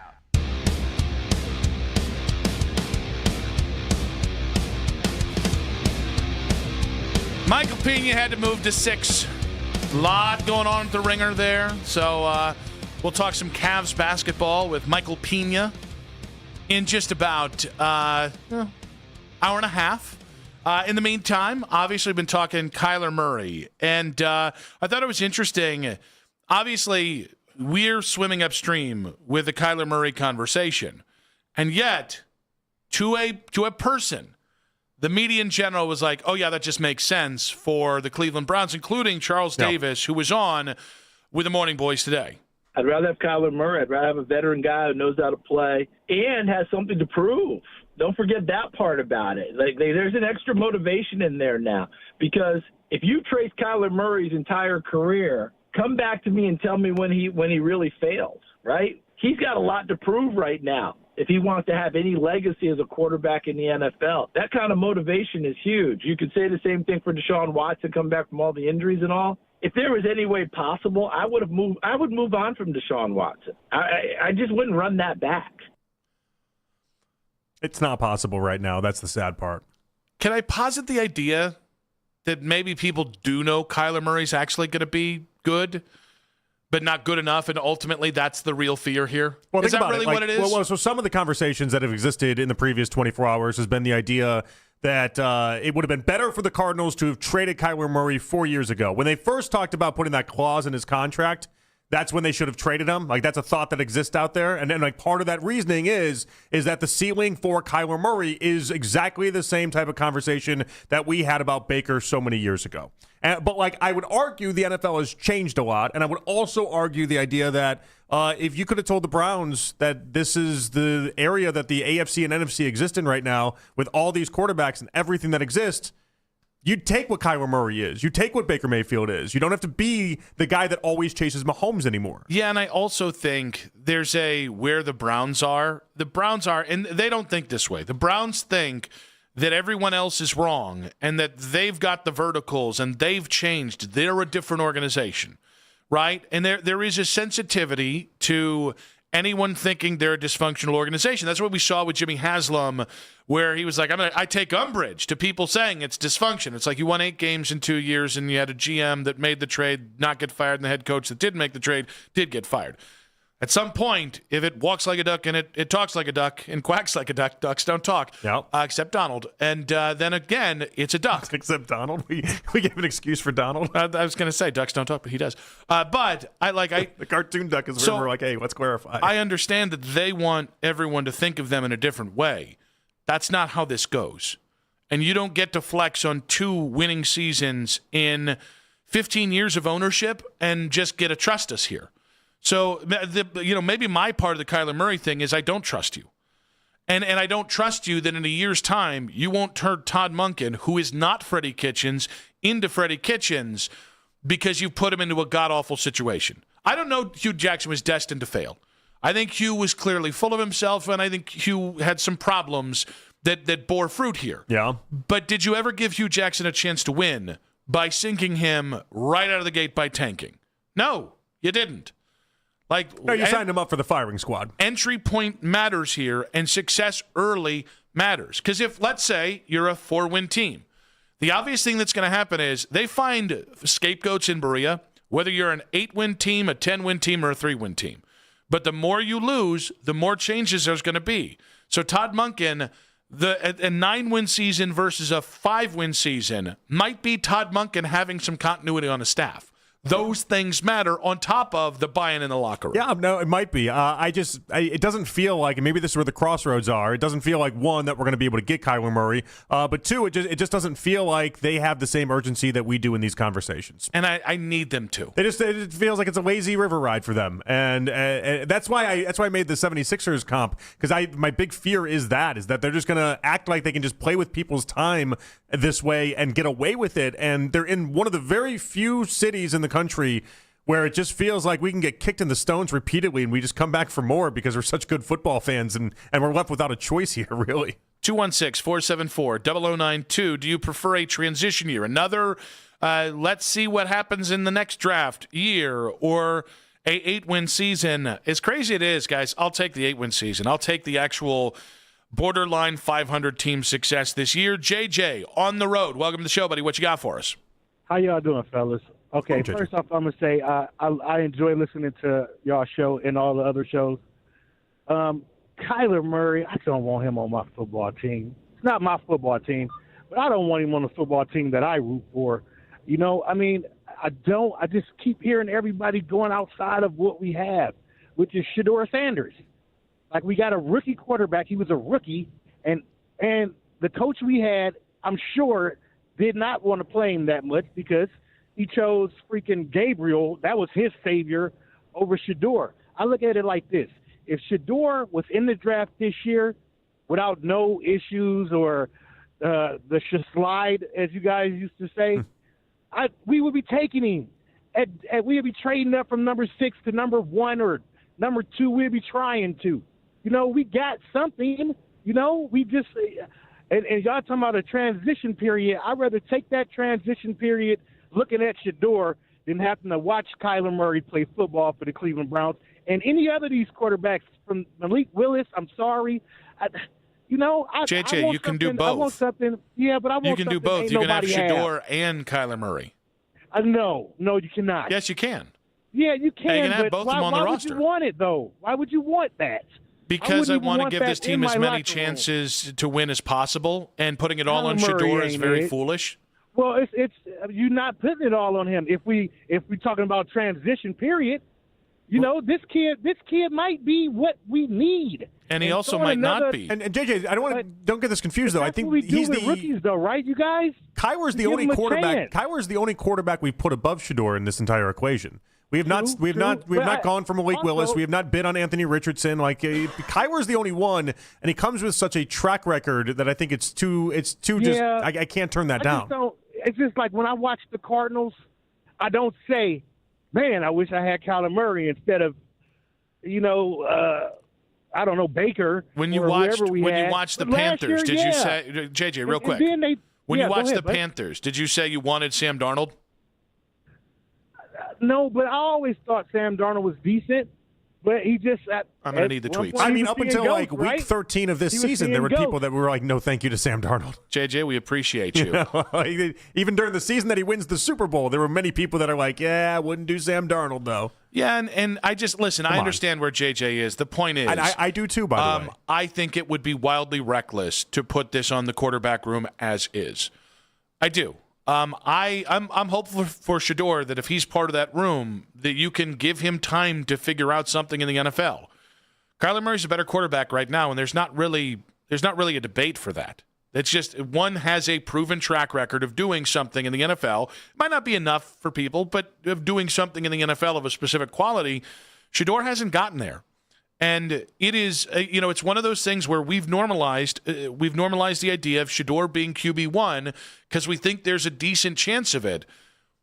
I can't think of another time that a fifth-round quarterback who came out and put up stats that weren't great, even if I think he made more plays and hasn't given credit for what he actually did, just given the keys to the kingdom the next season.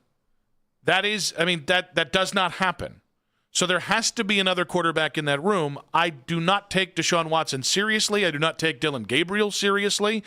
And if Shedeur's good enough, Shedeur can beat out Kyler Murray.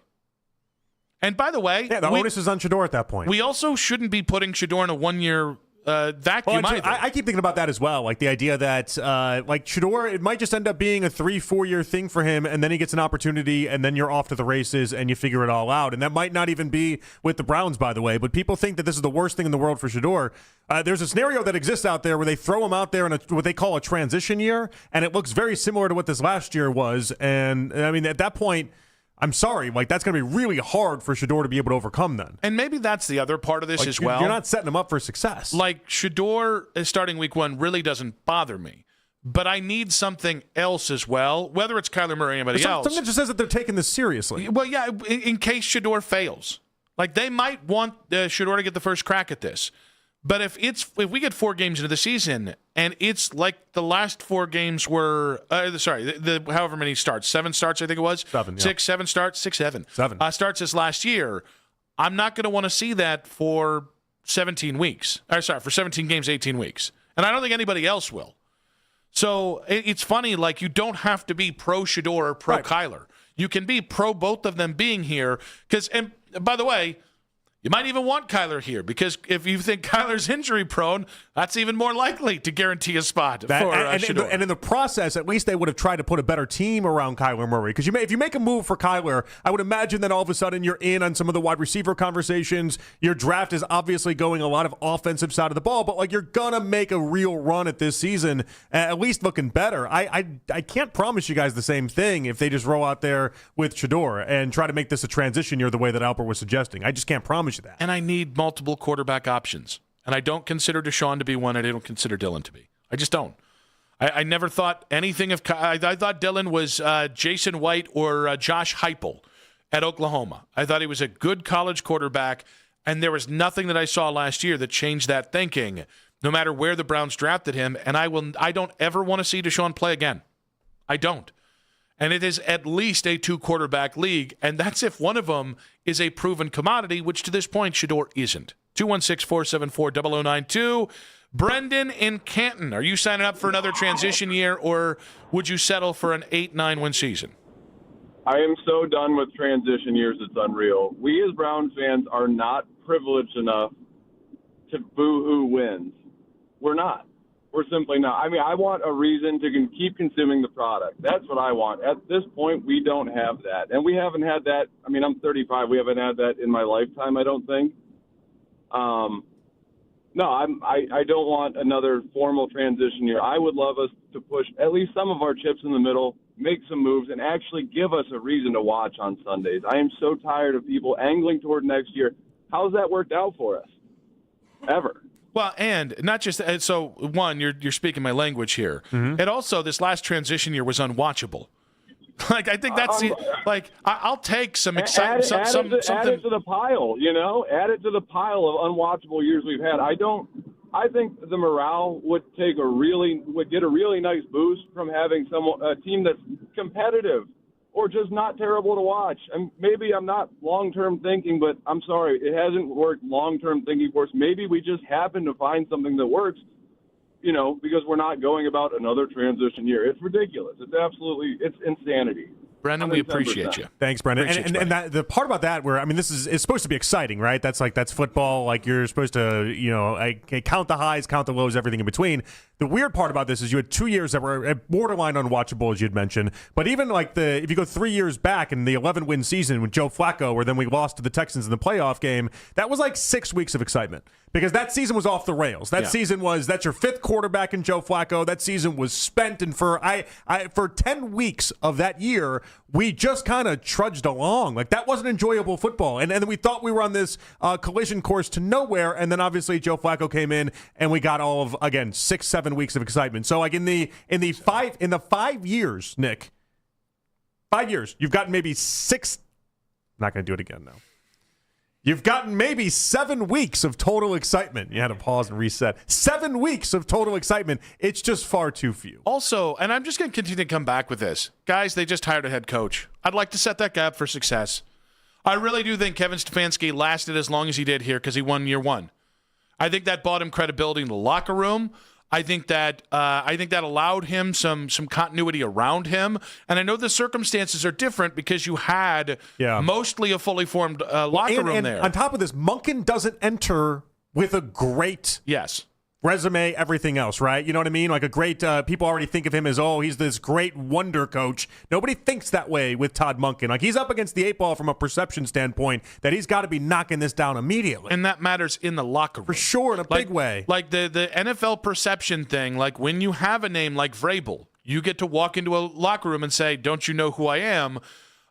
Todd, and you also get to sit back and be like, I got this. Trust me, guys. Like, I've done this. I've coached other places. I've been to the AFC title game. I can do this. I can turn this around quickly, and people believe it. With Monken, they don't know what to believe. And if you start losing, they're just going to then it's going to go sour and sour. We do have a little bit of breaking news here to pass along here. I'm not, I think this might be a little expected here. On3 Sports, amongst others, reporting that Lou Holtz, legendary college football coach, has passed away at the age of 89. Oh, that's sad. I mean, that's a legend right there. There's no other way to put it. That's a legend. Well, and it's what's kind of, like I know Lou at the end of his career, especially with Ohio State fans, it became a caricature.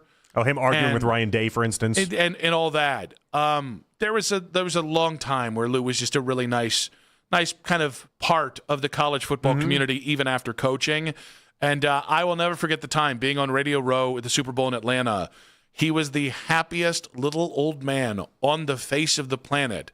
And he had one of those satchels, the Crown Royal bags, and he was he was kind of shuffling around. And I joked that I was going to take it from him. And he's like, I'm going to get you. He's just a really funny little old dude. And he had a great sense of humor about him. So Lou Holtz has passed away at the age of 89. Real quick here, let's go with Brandon in Springfield. VA, what's up? Welcome to the show, buddy. Good afternoon, gentlemen. First-time caller using our glorified Odyssey app to have this conversation. Works well. We appreciate that. Like that. Yeah, man. Got to do some promo. I'm out on the Kyler Murray thing only because of the fact that we don't know what he can bring. He is a smaller quarterback. Our line stinks. I think, if anything, if they're going to do anything, they're going to build the line first. I'm out on Jerry Jeudy. I just don't see the push to just make it through. And we also got to remember Monken is fresh in here to be a head coach. The whole coaching staff is fresh. So I think at the end of the day, we just got to give these guys some time. Yeah, we get 8-9 wins. That's great. And considering how the AFC North is right now, that could possibly shake up the playoff conversation. But at the end of the day, we need to protect the quarterback. It doesn't matter who's behind the line. We just got to protect them. So you might have Kyler Murray just scrambling around like crazy. You might have I know we've been talking about number 4. Maybe we don't want to put him in, but we've already paid him the money. I don't know what the circumstances are of not keeping him around, but I just don't see bringing in another veteran quarterback when we already have a veteran quarterback unless we can get rid of him. And then on top of that, again, I go back to the line. Like, offensive line is just not there. I've seen a few. Real quick, Brandon, here's why. One, you can't get rid of Deshaun because of money reasons, but you haven't been able to trust him to play more than 7 games in a season. And I thank you for the call, buddy. Keep listening on the Odyssey app. So that's already a sunk cost to me. With Kyler, because he'd only be about $1.5 million, you can then spend more money on the offensive line. Like any quarterback move you do or don't make, you can still spend money on the offensive line this free agency. You don't really have a choice. Or you can just account for the idea that you are paying Deshaun $46 million, and so instead of your quarterback room being like a $70 million deal if you sign Malik Willis, it's like a $50 million deal, which is much more manageable to then have another team. And now you and I had a Donnybrook about the Cavs earlier today. I think we might be able to get behind being really annoyed at what Chandler Parsons said about your Cavaliers in 5 minutes on 92.3 The Fan.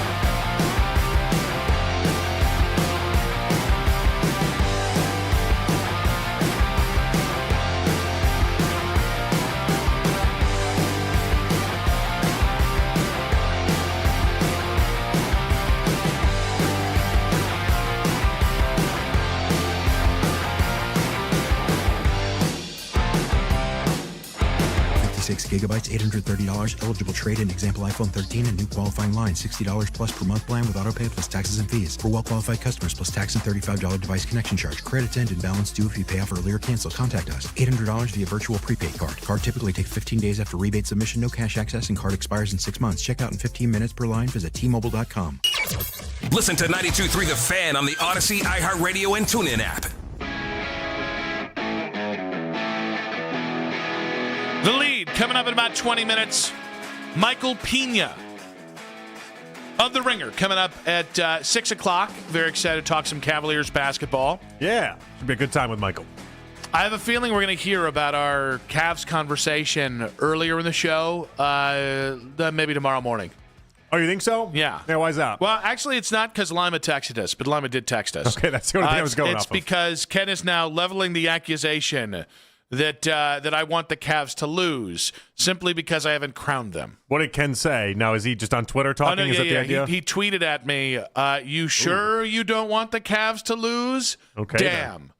Then. Yes, you can root for a team to win and also think premature victory laps are a bad idea. You can do that. I assure everyone you can be a Cavs fan and not just wave the pom-poms every time we talk about that. Sounds like you got a date to call in tomorrow. I don't know. It's been a minute since we last did a call-in. It's been like 2 weeks. I was going to say, it wasn't that long ago, was Yeah. it? I don't remember the last time you called in, but I remember you telling me that you were going to call in one day. I think I might have been off the following day, and I never followed up. You did call in, right? I did. Yeah. But I don't remember that far back now.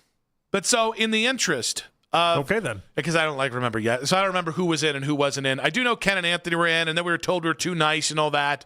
So this next time I call in, get ready.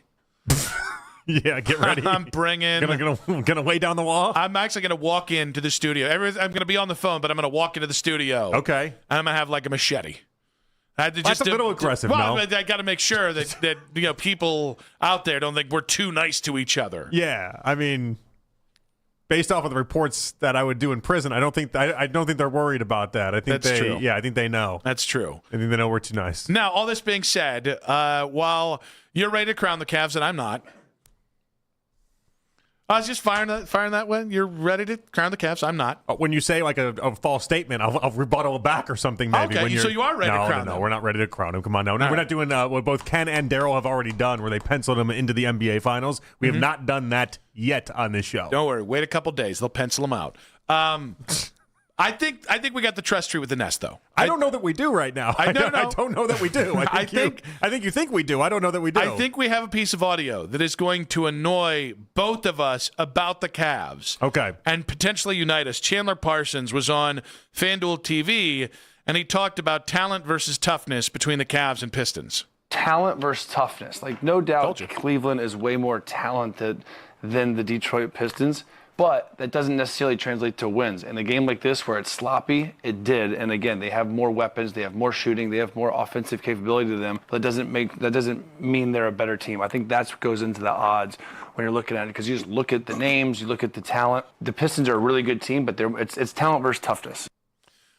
I don't really know that? I don't really know the point. So the Cavs have more talent, and that's what went into this game. I think you just laid out all the reasons why the Cavs are better, but then said the end result is the Pistons are tougher? And somehow that makes them the better team. So you see why when I saw this today on social media, I got pretty irritated. Oh, by the way, I'm already out on Chandler Parsons because I distinctly remember him being kind of weirdly critical of LeBron. He's been weirdly critical of the Cavs since LeBron left too.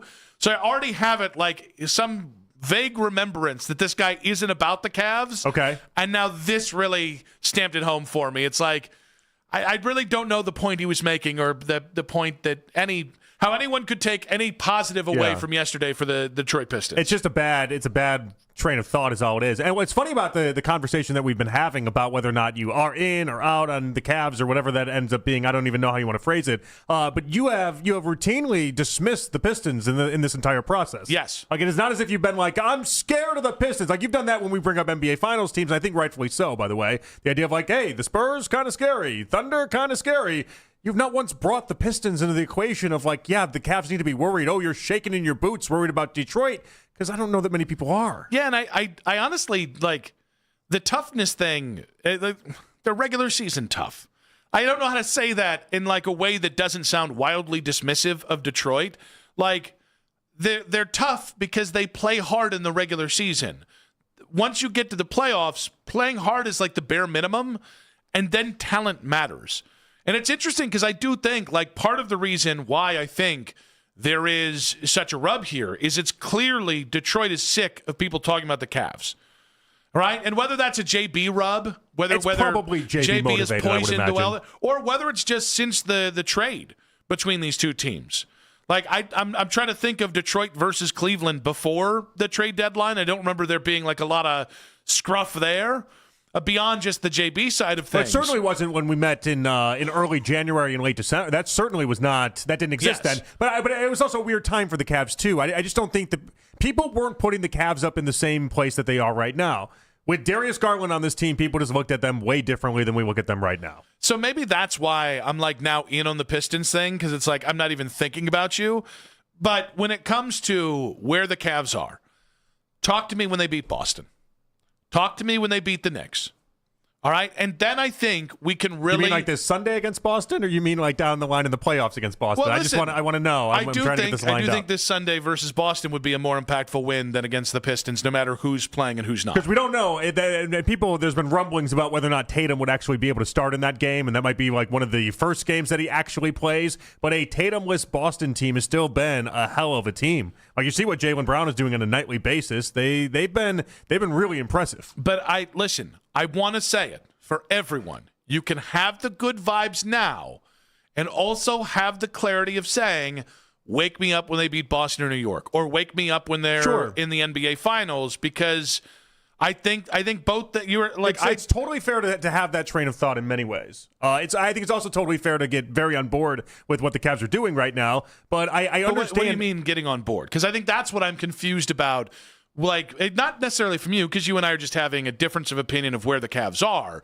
But I do think, like, and I know Ken's being a little playful here, but are you rooting for them to lose? Because I have serious questions that need to be answered in the playoffs, which just feels like a logical point to have. No. I'm trying to meet you somewhere in the middle here. I'm trying to, like, if I was playing on your side of this, of the idea of, like, hey, I want to be proven something before I go ahead and say, let's go with this team.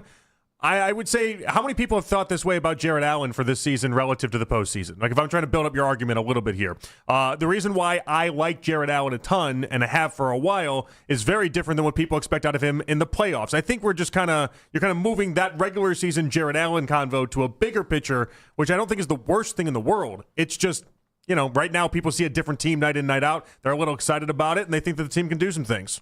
216-474-0092. How much confidence was gained versus the Pistons? I do think, I just think in general, I do think it's funny that on Friday night, an anonymous Cavalier said, hey, they're not in our class. And then people were like, that was a real confidence win last night.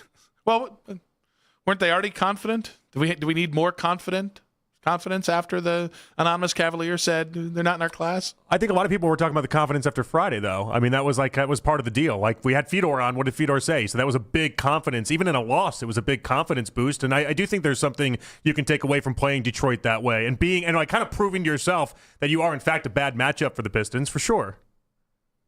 You can have confidence in both games. I'm very confused as to how you got lost here. I just think we're selling a fight. I think there's a lot of confirmation bias going on with the Cavaliers. And I don't think we need to go there. I don't, because I don't think it. Well, just a really good basketball team playing really good basketball right now. In an East that is very, very open.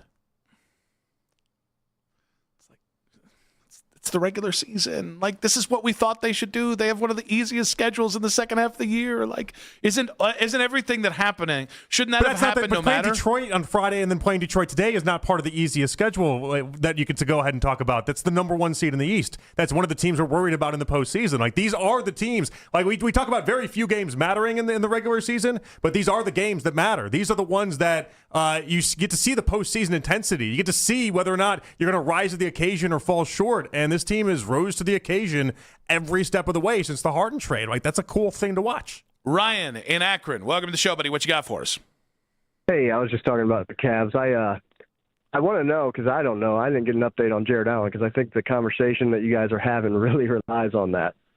Well, so Withers talked to him after the game, and I guess he told Tom that he's going to be all right and everything's fine. We have not gotten an official update from the Cavs in the slightest bit, but Tom Withers last night talked to Jared Allen. He said he'll be all right. Yeah. Well, that's really good news. And Thomas Bryant, man, with the minutes he gets, he is lighting it up. I hope he gets on the playoff roster. But as far as Nick feels, I think he's right in saying this. We do have to work the Celtics because they always beat us. I think we got the Knicks number this year. I think with the Harden trade, we got the Pistons number. They had no chance. If Jalen Tyson doesn't make that foul for the 3 shots, we win that game. In Detroit, in that environment where Bickerstaff wouldn't stop running his mouth, the fans, I've never seen that before, are yapping at the referees and getting removed from the game, and the Cavs went into that environment and lost by 3 in overtime. This is the deepest the Cavs have been since 2016. I don't think they can win the finals, but, man, if they can beat the Celtics, I think they're going to be really good and maybe even get to the finals this year. Ryan, we appreciate you. I'm not going to put that much on Sunday's game, but that's Boston is the one team that scares me, by the way. Yeah, I think so. I mean, although the Tatum thing, I do think the Tatum thing could break up this ridiculous run they're on as much as it could. It could upset the apple cart as much as it could help. For sure it could, because you're expecting Brown to take at least a step back when you put Tatum back in the lineup. But they're the one team that really does invoke some sense of fear for me right now. The lead in 5 minutes on 92.3 The Fan.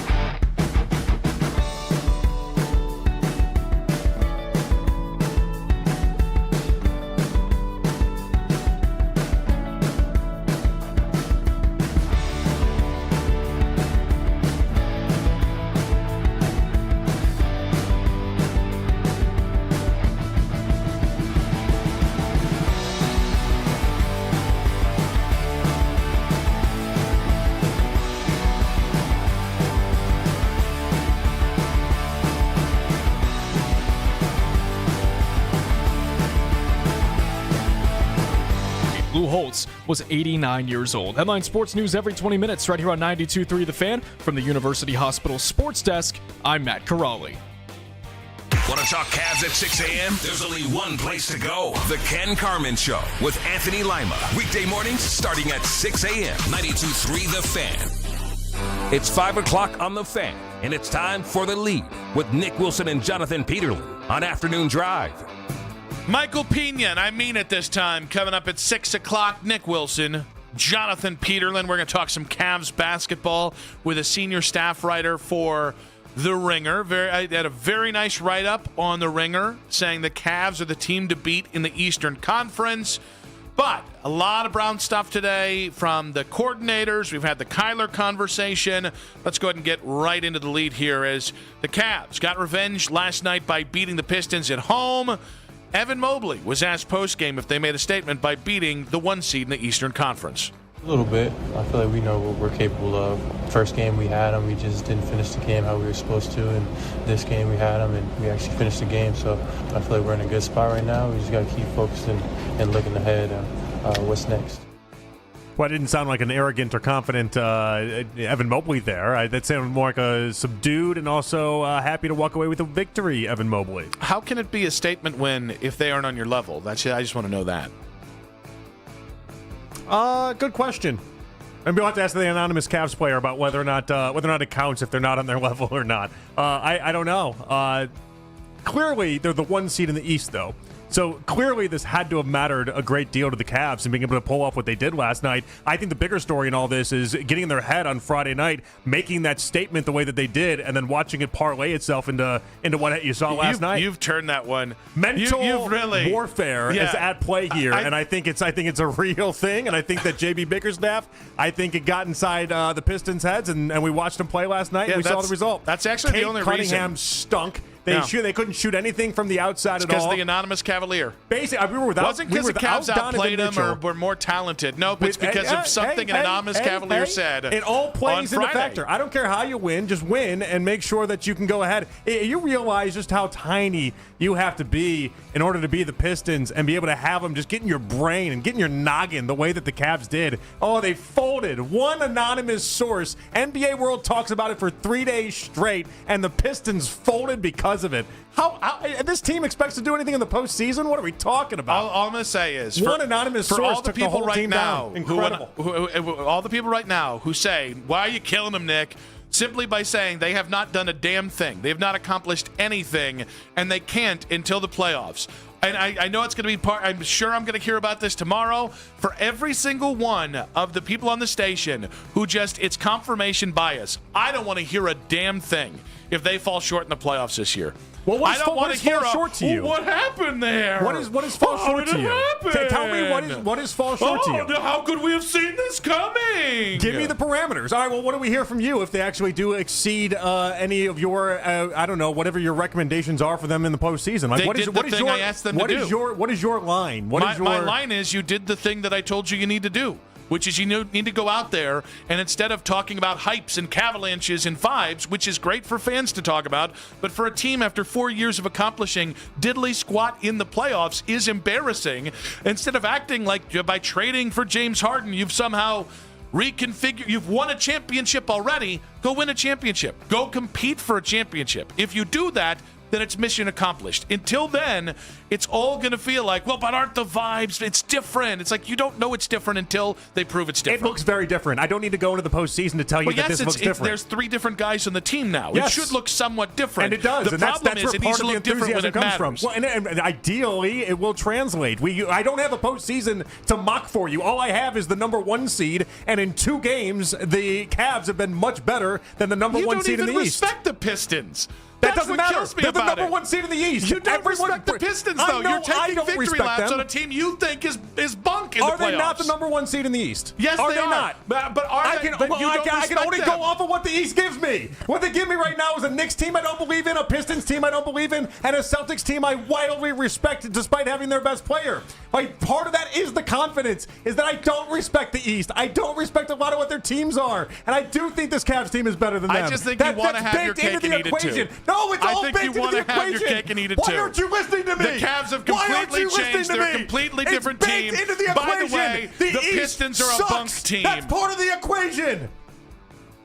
If it was Juggernaut Central and Juggernauts left and right, we might be singing a different tune. We're not we talking just needed about the to get this Celtics or team Knicks. We're to a talking about the decent Pistons. spot. We had to get them to a decent spot in order to beat the Pistons. That's all we had to do, and they're at that decent spot. You don't have to be the you do not Globetrotters respect to the take Detroit down Pistons. the Pistons. You have said you do not respect the Detroit Pistons, and then are acting like this is a statement win. The statement was the Pistons wanted All to win. you get to go you up wanted against, to win, and all you you won. get to go That's up against nice. is the teams that are in the East as of right now. The Pistons are not only in the East, they're the top of the East. And for 95% of those two games, you have been a much better team. I don't know why that's not confidence building for you. Because it doesn't matter until it gets to the playoffs. Now I'm out of breath. I just think it's really funny. You want all these big confirmation wins, and then at the same time you're saying, I don't think the Pistons are anything in the playoffs. I just think it's really interesting. That's part those of two the things equation. seem to be counterintuitive. No, they go hand in hand. Part of the confidence within the Cavs is the This is the idea J.B. Bickerstaff. that I We don't got their think, head thing I all don't over think again. the Pistons are anything as part of the equation. What part of that are you not listening? I'm listening. What part of that are you missing then? Because it's obvious. Because then you're saying it's like this big statement win. I'm not saying. When have I said it's a big statement win? I believe I've never 2:30 once today. said big statement win. No, you're putting words into my mouth now. Was it a big win? I've never once said big statement So it win. was an I unimportant never win. even said It was an unimportant win last night. It was is what you're not saying. unimportant, but it wasn't some massive statement win either. It lives in a nice place that confirms a lot about you being a better team than the Pistons, which goes along with the idea that I don't think the Pistons are much, which goes along with the idea that the East is wide open because I don't think the Pistons are anything. They all work in concert with each other. And why you can't see that is so confusing to me. Listen, I'm just glad we're in the good vibe zone. I'm not used to that the last 4 years, and I'm here to just, you know what, guys, let's just put on a little Sade. Let's get the rosé out, all the Zays really, and let's just enjoy it, right?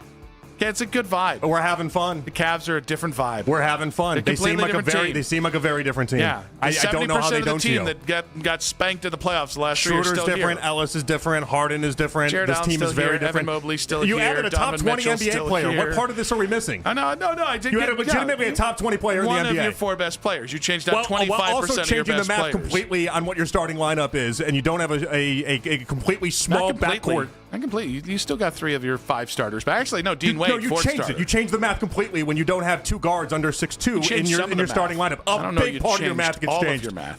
You've seen these games. You've changed so much of what happens. They've played.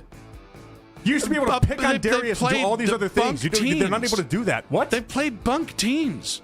They've got one of the easiest schedules in the NBA, and you're turning it into the 2016 run here. In the past week and a half, they played the Thunder, they played the Knicks, they played the Pistons twice. I don't And know what's what their else. record? I don't know what else Their you want from them. record's 2-2. Yeah, but I don't know what else you want from them. Like you said, these bunk teams in the past week and a half.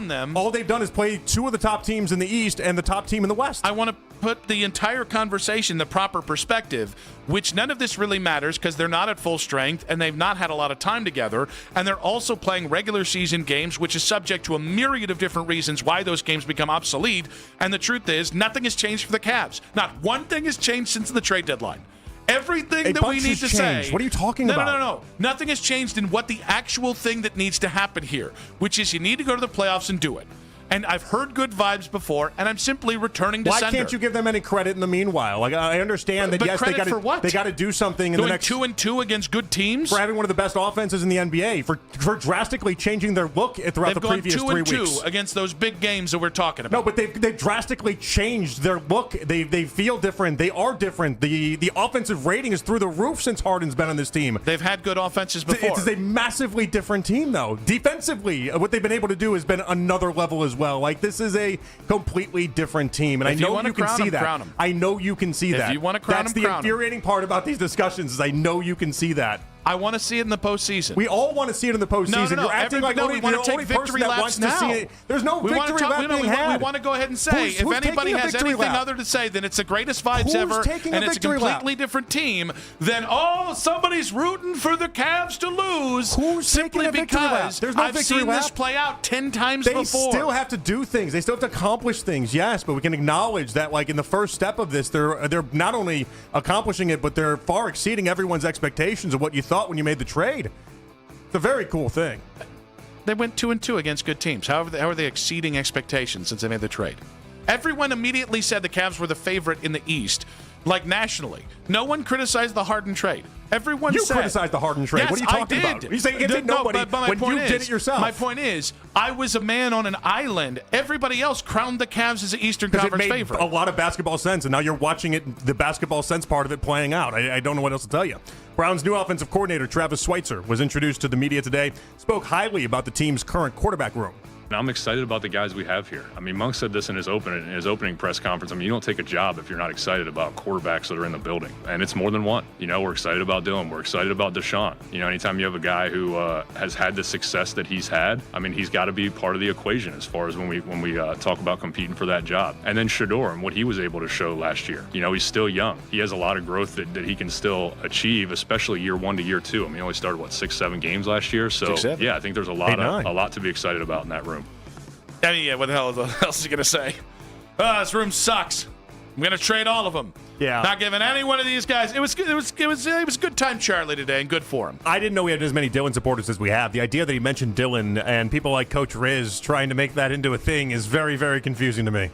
Wait, Coach Riz likes Dylan Gabriel? Yeah, color me shocked. Yeah. Wait, are you surprised I by really this? or didn't you know know this. I thought he loves Dylan. I know him to be a good and smart and thorough football man. He loves Dylan. Did he watch Dylan this year? Did he just maybe hasn't watched him? Did you get the mass text that I got earlier today? I assumed it was a mass text. Maybe There's it wasn't. a chance that I just scrolled over it. It's been a day. That He sounds goes, like I'm big time in Coach Riz. I don't mean it did that I way. hear Schweitzer say Dylan Gabriel's name first, asking for a friend? I said, he definitely did, LOL. He goes, I'll let my friend know. As if that's like a victory lap for Dylan Gabriel, because he got mentioned first in a press conference from Schweitzer. I think Schweitzer is just being nice. That's all that is. He's like, I get it, Dylan. You get forgotten about in one of these convos. I'll throw you a bone here. I'll tell you, if I'm not going to crown the Cavaliers after 10 games with James Harden, I'm not crowning Dylan Gabriel after what I saw last year. I just think you misplaced your crowns. You don't know where to find them. That's the hang Where up. could my crown be? You misplaced them, I guess. I don't know. You just never know with those kind of things. That's why I'm not royalty. All right, guys, that is the lead. We might have something to talk about here in just a second. Obviously, we do have Michael Pena coming up of The Ringer at 6 o'clock, but potentially some Myles Garrett news to talk about in about 5 minutes right here on 92.3 The Fan.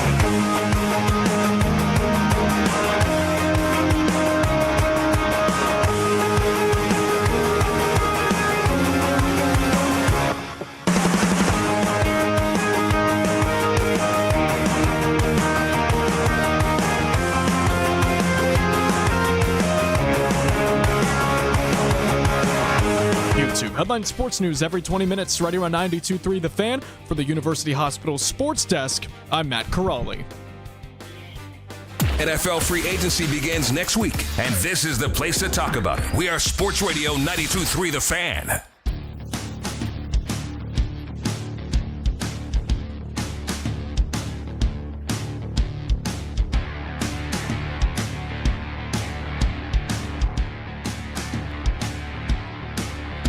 Win a pair of tickets to the 2026 MAC Tournament Men's Championship game Saturday, March 14th at the Rocket Arena. It's simple, guys. All you got to do is enter the word SEED, S-E-E-D. By the end of this hour at 923thefan.com to get registered to win. Get tickets at rocketarena.com. It's all from Sports Radio 92.3 The Fan. Michael Pena coming up in about 40 minutes here of The Ringer. We'll kind of include him on our Donnie Brooks about the Cavaliers today, but we do have some news here facing Myles Garrett as Ed and Peggy Gallick of the I-Team there, Fox 8 News, reporting Myles Garrett was pulled over in Wayne County on February 21st after being clocked doing a 94 in a 70 on I-71 North. He was cited for speeding.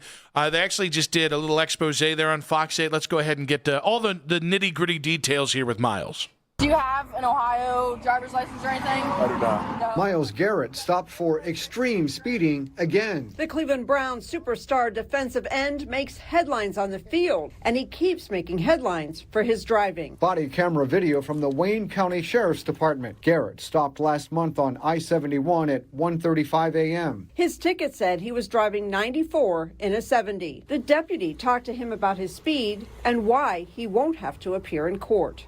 All right, sir, here's your license back. It says give me your citation for your speed, but instead of citing you for the over 100 miles an hour, which would make it a mandatory appearance, I cited you for less. So I cited you for 94 and a 70, so it's not mandatory. His record shows convictions in the last 7 years, including speeding 100 miles per hour in a 60 mile per hour zone. Plus 99 in a 70, 100 in a 65, 91 in a 60. We took another look at this rundown of his tickets in Ohio. The Bureau of Motor Vehicles does not have any orders in any of these cases for Garrett to have his license taken away or suspended. We also looked at the Wayne County court records for this latest case. The court records show that Myles Garrett will have to pay about $155 for this speeding ticket. When you hopped over in the left lane, I didn't think you were going to stop. I thought you were about ready to take off on me. So I appreciate you stopping. Not on you. Please slow down, get to your destination safely. Was he like flirting with her at the end? Somebody was flirting with somebody there. Also, he definitely got off going way. I mean, he was going over 100 miles per hour. Yeah, that's what she implied in that. I'm going to give you a break and not have you go to court, and I'm going to give you for something under. A little dirty pool there by the Gallics there, putting that part of the footage in there. Hey, you would have to appear, but I'm going to say you were below 100. Man, they bird dogged that. Those Gallics, they were on top of this story. Yeah, definitely. So now this is what, like the 11th citation for Myles Garrett. I have a hard time being like, man, why won't he stop doing this? When you see like the results are what? He's not going to have his license isn't even threatened. It's $155 fine. Like I don't understand. 216-474-0092. I am genuinely asking you, how big of a deal is this? Because I understand on one hand, Myles is a habitual offender of this. On the other hand, like the last time that I really got outraged by Myles with his driving was the car accident. And it was a car accident because I also happen to know where he was on a car accident in Northeast Ohio. You missed games because of that. Yes. Well, and it was so middle of the season. That was a time where the Browns actually had expectations, and that was before we gave up hope on them again. Like, this is the offseason. He is like, I struggle with this because I think it's a valid thing to look at this and go, hey, Myles, maybe we go 75 or 80 in a 70 and you'll be fine. And I do think like there's always the genuine concern of if anything ever seriously happened to Myles, I would just be so I wish the best for him is for what he's done here and what he's meant to the Cleveland Browns. The same point, I just stop. I know, like it's one of those we could have definitely seen it coming a mile away if something tragic does happen or something sad happens to Myles. But also in the same respect, I don't know what the Browns here are supposed to do. Are we gonna hire him a driver or something? Like I don't know the answer here. Yeah, and here's where I really struggle with the Myles. And maybe this kind of goes into the Shedeur conversation as well. I'm sorry. I'm going to say these aren't the only Cleveland Browns or the only professional athletes doing borderline reckless things in fast cars. Yeah, look at Georgia's football team. Obviously there's some serious stuff there with Jalen Carter's car but they accident. continue to have accidents, or not accidents. They continue to have speeding and everything. We just had another report a week and a half ago. 2 more Georgia players. Like it's a thing that happens with young players in these really expensive cars. I also think what has kind of changed here is since Miles' the last speeding ticket they got, guys, I didn't even register it. We talked about it for a bit. We kind of moved on, and that was after the car accident that was really concerned about Miles and kind of his driving habits. And since then, the Browns have brought in a lot of guys that just that really make me wonder what the hell they're thinking about when it comes to character with things that are so much more worse than speeding. It really does. It puts it in perspective. When you bring in a guy who's the face of the franchise for $230 million guaranteed, that's sued over 20 times for sexual assault, that's really tough for me to then turn around and be like, oh, Miles, you with that speeding again. Mike Hall story. And it's not, Devin Bush I was thinking Judkins. I was thinking Isaiah Bond. And again, I understand that there were, each one of these are different cases, and it doesn't mean everybody's guilty, but it's tough to sit here as a grown-ass man who does drive and has exceeded the speed limit, even if it's not over 170, but who clearly, we all kind of have our own driving stuff. It's tough to get that outraged about this, even if Miles is a habitual offender. Yeah, I'd love to tell Miles it's dumb. I'd love to tell him it's stupid, but beyond that, I don't know what else we could really do here. I don't know what else. Are there fans out there? We really do want to hear. If you're one of these fans that are just like, this is why you need to trade him, because he won't follow the speed limit. I don't understand. I don't know what people want. And also, how is this different from the 10 times before? Jason in North Royalton, welcome to the show. Yeah, thanks for taking my call. I don't think you should trade him, and I don't even think the Browns should discipline him. I just think he needs to be held accountable like any of us would be. And I understand if you're an athlete, you're going to get a little bit of special treatment. It sounds like he's already gotten special treatment many times. So if this is the 10th or 11th time, he needs to go to court, and they need to start putting points on his license.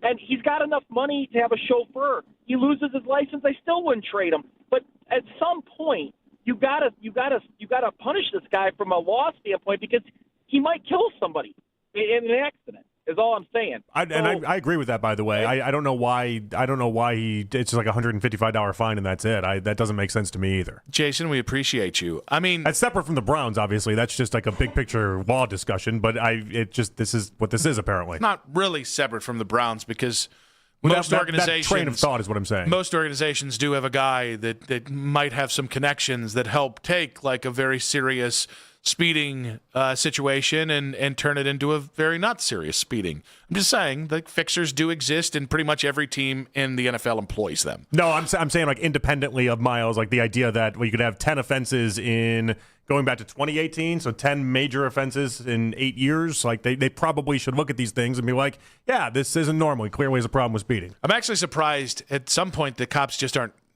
known about this. Meaning I feel like every time Myles Garrett gets popped for speeding, the Galaxies are all over it. I feel like cops would have heard about this. Been like, wait, where have I heard of your name besides football 8 times before? It's kind of impressive. We found 10 different cops that apparently are Browns fans. There was going to be a joke there about the Browns, and I was like, you know what? Let's go ahead and go with Diesel. We only know the ones where he got ticketed. I can't imagine the ones he didn't end up getting ticketed. Diesel in Lakewood, welcome to the show. Hey, what's up, guys? Thanks for taking my call. Listen, I know he's been caught for all this speeding and stuff. That's not what my mind came to when I heard that, he got caught again with this stuff. Do you guys remember he flipped his car and wasn't he out for a couple of games too? He was in a Porsche, and I swear he flipped his car and it rolled over multiple times. We talked about it. That's when he missed games. We talked about that. That's what, 2022, 2023? Yeah, dude, it was 22. Are you learning anything? Bro, you could have died. That's a serious at some point, what are we doing? We gotta have someone's gotta talk to him and be like, hey, man, remember when you almost, you flipped your car multiple times? You could have died. Dude, forget being on the field. We need you on the earth, Miles. Bro, this is dangerous at this point. I'm genuinely concerned for him. If I were anyone in the Browns organization, what I would do, only thing we can do, get some protection for Shedeur Sanders, and everything will be fine. Honestly, just give the keys of the franchise to Shedeur Sanders. We pivoted to a football take very quickly there. Diesel, Diesel, real quick. Are you driving right now? Yes, sir. And you're on your phone? Well, CarPlay, hopefully. Hands-free, yeah. Smart. Okay, making sure. Just when the honest, we're trying to be safe here with the Trust You with the Nest. We appreciate you there, jam Diesel. him up, Diesel? Is that what's going to happen there? Yeah, it's a little ironic. You forgot about CarPlay, though, didn't you? No, it is still driving while distracted, even if you're not hands on your phone. That's not what you were going for. What do you mean? You tried to jam up Diesel there, weren't you? Yeah. He's driving while on the phone, while talking to a sports radio station, while talking about how Myles Garrett needs to be more responsible while driving. I just enjoyed the symmetry there, the irony. Is the CarPlay, if you use your phone in the CarPlay, is that illegal? I didn't know that was illegal. I think it's illegal, but you're not fully alert if you're talking on the phone while driving. I know. I've done it. Hands-free. Hands-free. I never looked at that as a bad thing. Maybe I need to start looking at that as a bad thing, I guess. I never looked at it as a bad thing. See, because I don't just view it, is it illegal? Is it, not illegal? I view it, how safe is it? Scott, on the road. Okay. What you got for us, buddy? Good afternoon, gentlemen. How do we find ourselves today? We're doing all right. You're very peppy. You're giving us Rutenberg kind of like vibes this. here. What up, Rudy? Heck yeah, man. We do not go limping to the finish line every day. We rush to the ribbon every time, all right? Not every time. I'm not a rusher. Not every time. I'm not really. No, I'm more of a limper. I just fall down and don't even make it to the line. All right, fair enough. Hey, look, I told your call screener I have had more speeding tickets than anyone you will ever meet. I will take that bet with anyone, anytime, anywhere. And I have a lot to say about this Myles Garrett thing. First, regarding him going to court, I think Jason and North Royalton might have missed it. Just because Myles has been caught at these excessive speeds and he has been cited, it does not mean that he has not gotten points. Those points go away in Ohio after 2 years. And if you do the spread, the number of citations over the number of years, he could very well be accumulating points for these just like anybody else and just hasn't earned a suspension. Please don't assume he's automatically getting special treatment. I have done that many citations and more within the same 10-year period and never had a state suspension. That's quite a brag there. Also, are you driving too? Driving too? I am. This is Android Auto though. This is not Apple CarPlay. All right. Well, we know the specific way of doing it. I don't know Scott, we appreciate you. I don't know the difference. So where do we land, guys? 216-474-0092. Big deal, little deal, no deal. I'll say it's a little deal. And I mean, it's something. I think with Myles, because of the previous car crash, I certainly understand the seriousness of this. I do think to the degree that people take it to, which is this means he's not a leader. I'm sorry. There's plenty of players that get popped for speeding that we don't hear about because the Galaxy don't live in Pittsburgh or Minnesota. All right, but I am interested to find out. Yeah, but I am interested to find out how Todd Monken handles this. Is the first thing that Todd Monken's had to actually deal with in some sort of way. And to think about it, what did Stefanski do the last time around? Don't give me that look. What is Todd Monken going to do? He's going to look at his porcelain horse and not call Myles. That's what he's going to do. What did Stefanski do last time this happened to Myles? He went this whole dialogue about how extreme disappointment was the words that kept coming out of his mouth. Extreme disappointment. All right, well, what is Todd Monken going to do? Maybe it's like points on a reset with a new head coach. Right? It's like, Coach, I only got 2 points with you. I had like 35 well, imagine with being Monken. You're like, I didn't even know he had a speeding problem. I didn't even know this was a thing. And now he's got to go to the podium at some point and discuss Myles Garrett's speeding. Is he going to go to the extreme disappointment line again? Is that what we're going to hear every time with Myles? Well, when's the next time we're going to hear from Monken? If only this had happened, earlier today, maybe we could have gotten Travis Switzer on. Schweitzer? I said it. The offensive coordinator? Oh, you know who would have killed on this? Rutenberg would have been on actual 11 DC about this. He should have been asked about this. And he would have said, Myles can go as fast as he is because I'm not Jim Schwartz and I want him to like me. What he would have been like, have you guys seen him play? Did you watch him win the Defensive Player of the Year award last year? I prefer Myles goes fast on the field. That's my Rutenberg. I'll get him a harness. We can start doing like stock car racing if you want, but I don't care how fast he goes. That's the point that Rutenberg would make. So if you guys are just joining us, Myles Garrett speeding again, 94 and a 70. Although apparently it's a little more than that. And in Wayne County, I just kind of know where it is on 71 that might be at. kind of a place that you go real fast in. There's really nothing there. And I'm not excusing it. I'm just kind of speaking of somebody who's lived off 71 and lived off that stretch. I understand it. Although a lot of Amish around there. Oh, really? Yeah, not on the highway, though. No, the buggies don't go that fast. Yeah, thanks for the clarification. Thank you. Just, like they're more on the side streets there. Yeah, that's what I hear. 216-474-0092. How big of a deal is this? Where's the outrage with Myles Garrett's latest speeding citation? And I think a lot of people want to know now. I don't think Jonathan's there. I don't think I'm there. Should the Browns trade him now? Should they reconsider the trade request a year ago because of this speeding? We want to know from you guys. Where's the outrage? Nobody's traded him yet. It's not. Don't think this one's going to tip that into anyone's favors as far as being traded. The comments online, by the way, all people have is jokes. Yeah. There's not a single person that has taken this with any grain of seriousness. Yeah. Including the cop who pulled him over. We all kind of understand, right? Like, no one ever asked Myles to be some sort of captain, so this isn't like a, hey, lead from the front type thing. He just plays really good football, and that's all we can ask him to do here. Also, does that mean Tom Brady didn't speed? I just don't. We're not asking him to really. I'm not asking him to drive your kids to school. I'm not asking him to do that. I'm just asking him to play football on our team. And maybe that's all slow we're down asking a him to do hair. here. Like, yeah, maybe. Yeah. Let's keep it It'd below be nice. 90 there, slugger. Is it great that he's out here speeding? Obviously not. No one in the Browns is going to do anything about it. What do you think Nick and I are going to do about it? You think us yelling on the radio is going to be like, the Browns are going to be like, whoa, 11th time we finally heard you. Okay. Like, some things I think, like, it's cool. We can really get into, like, how the Browns need to act better or do certain things or whatever. And there's a chance it might get back to them and maybe they'll start to listen more. Obviously not with this one, guys. They've had a lot of times previously to hear people just rally about the idea that Myles needs to not speed. They don't care. We haven't had Nick and Jonathan sit down with Myles yet. We've had head coaches. I'm sure his agents talked to him. I'm sure the families talked to him. He hasn't been talked to by Nick and Jonathan. Only thing that was missing in this convo. Or maybe it's like you need like DeJuan Jones. Because like Myles is such a big dude. He's like 6'6". You need like a bigger guy to sit down, a little more imposing. I'm not bigger than Myles, but maybe DeJuan, and DeJuan can be like, I might not be able to stay healthy or be good at football. But I do drive the speed limit. But I go 66 and a 65. And I am bigger than you. And then Myles is like, damn it. DeJuan's like, let me tell you about this thing you can do. You got a 5 mile per hour buffer on each end. Maybe take advantage of that, Myles. You can go 70 and a 65, and they won't pull you over every time.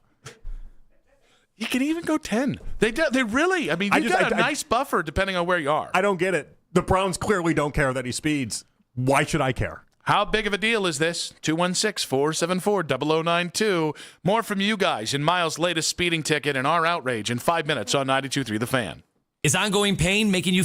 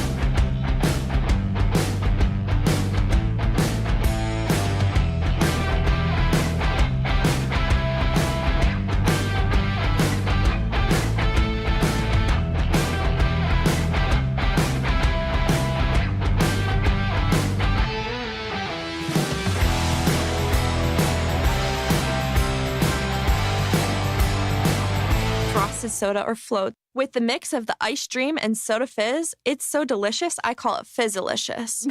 Order a Chick-fil-A chicken sandwich and a new frosted soda and float at your local Chick-fil-A restaurant. Real team member paid for their testimonial. There's only one place to hear breaking Browns news. This is the radio home of the Cleveland Browns. 92.3 The Fan.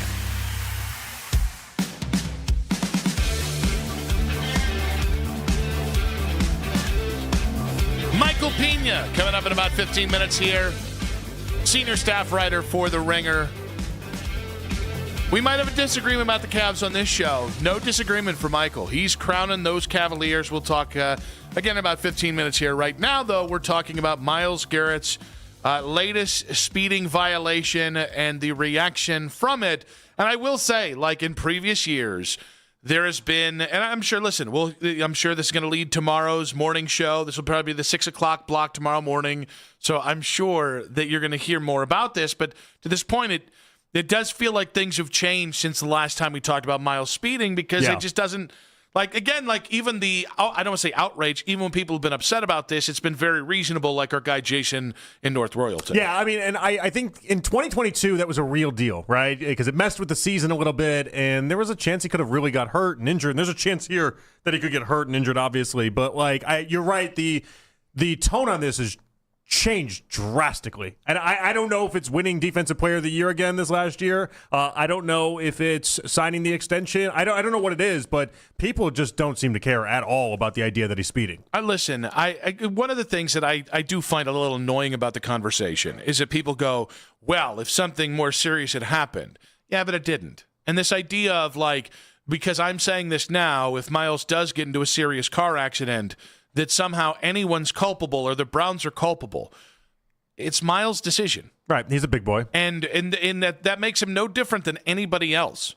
And so I'll be honest with you, I actually overreacted a little bit at the car accident just because it did scare me. I know that stretch where he got in the car accident. It was a very serious thing. He was very lucky in that. But when it comes to speeding, like, you know, I maybe every time I go out to Berea, I can say, hey, big fella, love watching you play football. Would really love you to be 80 one day. Could you just keep it under 90?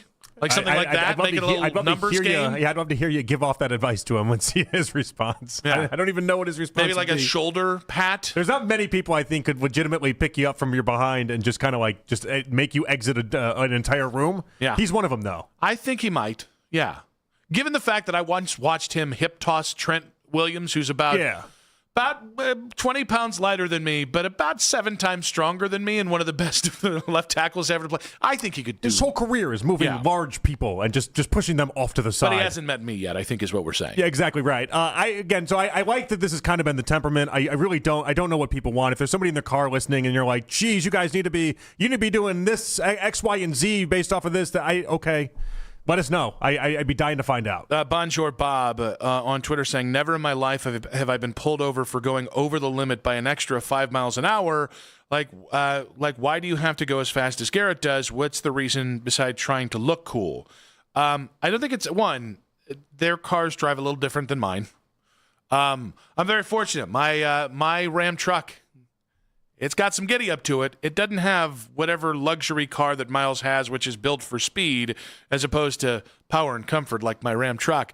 But I do think there's an element that I've been able to accept that I will never be Myles Garrett. Shocker. Mm-hmm. Big of you to admit. I've never been a 30-year-old franchise superstar Greek god who's been, a millionaire since the time I was 21 years old, with all the toys and fixings that come with it. And I think it's really easy to go into the outrage of, well, I've never done this, and I can't. Yeah, you can't wrap your mind around it because we're not Myles Garrett. Yeah. And we're not Shedeur, and we're not the young guys. Like, I can't. If you're a Browns player listening, slow the hell down, please. We like you alive more than we do the opposite, and certainly anybody you might come across in the path. Beyond that, it's adults making. By the way, not even just Browns out there. Let's just do a PSA here. If you're speeding right now, stop. I feel like we've accomplished it. There we go. I drive very slow. In general, I'm a very slow driver. I am I barely hit the speed limit often. Did you know that about As a me? matter of fact, I go 5 miles under. Did you? I'm not doing that. I'm just saying. Like, did you know that about me? I did not know that. I drive very much. Like, if the speed limit's 65, I'm right there at 64, 65. I just never go over. When I was in college, I used to go faster, and then one day I was like, dude, this is dumb. And that was it for me. It was just one day you had an epiphany. That's all it was. It was like I think I did the math on it, and I was trying to figure out how much quicker you actually get to a spot. And I was like, I'm saving 2 minutes. Yeah. Like I'm not saving any actual time here. Well, that's and why Miles was going 30 over, because you really start to save some time. Well, especially there. over long trips. Then you know, if we're going like 300 miles, maybe we're getting something there. I'm a patently slow driver. So you're who everyone's cursing on the road. Yeah, I don't hit the left lane, Nick. We don't ever touch the left lane. Is that the no Jonathan? That's a no Jonathan lane. We don't Jonathan? enter it. No Jonathan. I think anytime I even like venture to get into the left lane, I can sense around me the cars getting agitated that I even bothered to think about entering the left lane. When you turn and on, I just stay in the middle. When you turn on the left turn signal, patent middle and far right lane driver. When you turn on the left turn signal, do you go, "Oh boy"? I don't even get there. Oh no! I don't even play with it at this point. I just know it's a no Jonathan zone. Let's go with Ben in Connecticut. Ben in Connecticut, welcome to the show. Good evening, fellas. How are you today? Doing very, very well. How about you, bud? Okay, just for the record, I am driving Apple CarPlay hands-free. Okay. This is good. This is good. All right. We made a declaration on that. Is that okay? Is that not okay? I think if you're talking on the phone while driving, it's not great. It's not illegal, so you're safe, but it's not great. I think you're fine. You won't even go 65 in a 65. Which is Who the how hell? you know that it's legitimately fine. So, general rule of thumb that I learned early on in my driving career was just if you're 5 miles per hour over the speed limit, I think you're pretty good. You're pretty safe. Maybe we need to teach that to Myles Garrett, but I think I think you're making a mountain out of a molehill with getting rid of Myles Garrett because he's speeding or has a habitual speeding habit. All right, Ben, because there's going to be people who call and say this at some point in the next 24 hours. Does this make Myles a bad leader? No, it doesn't make Myles a bad leader. It just makes him a lead foot. That's all. He's 100 miles an hour on the football field. I kind of expected that he'd want to drive 100 miles per hour in his car. Drives how he plays. All right. Okay. Ben, we appreciate you. Let's go Dustin. Final one here. Dustin, welcome to the show. What you got for us? Hey, guys. I'm thinking, Myles is so big. The way he presses the gas, it might just jump up. He drives fast cars, and he's not a slow or a small guy, so it could just be a light little tap on his gas pedal. That's true. Does he have too muscular of legs? Yes. His toes are probably muscular, so. I kind of want to see a muscular toe right now. Dustin, we appreciate you. By the way, would that be... All right, so remember, somebody once did get off the murder stand and get off murder charges for the Twinkie defense. So understand the kind of defenses that have held up in court. What's the Twinkie defense? I'm not familiar. The Twinkie defense is the guy that killed Harvey Milk had sugar problems and had a Twinkie before he went and killed Harvey Milk. Yeah. And that was the legal defense that got him off of killing Harvey Milk. Because the sugar made him crazy or what? Yes, it made him unstable. Oh, well, the jurors are just idiots. I believe you're correct. That's all that was. But I can answer how that went. But does Myles just pull out like a really impressive calf and go, I'm sorry, I don't know how to go 65. I want to. I so badly want to go 65 and a 65. I'm going to go 65 and a 70. Yeah. But look at my feet. Well, we already debated whether or not he was flirting with the cop to begin with. I think that might be taking it to another extreme there. Here's the thing. Yeah. I've known many women who've said, I've cried to get out of a ticket. If Myles was very charming to try and get out of a ticket and it got him below the threshold of having to appear in a court, fair trade. Also, where is he with our get-out-of-jail-free cards that we discussed about with Shedeur? We both were given get-out-of-jail-free cards after having that discussion. I have it in my glove. I have it in my glove compartment. Why don't you have more get-out-of-jail-free cards? If Myles has them, first off, he didn't use them, but why doesn't Myles have these? Because he's used them all. We talked about it on the radio and got sent these cards. I just used my FOP card 30 minutes down the road. Can you just talk to that cop and see if it's a twofer? Maybe it's like a BOGO. I don't understand it. Why Shedeur should have taught him everything he needs to know. Just turned into a pro Shador take. Get the You're get out so of jail ridiculous. free cards. That's not a pro Shador take. That's a that's a learning from Shador's who's lessons. leading who here? Miles has been speeding since Shador was in high school. He should be teaching Shador how to speed.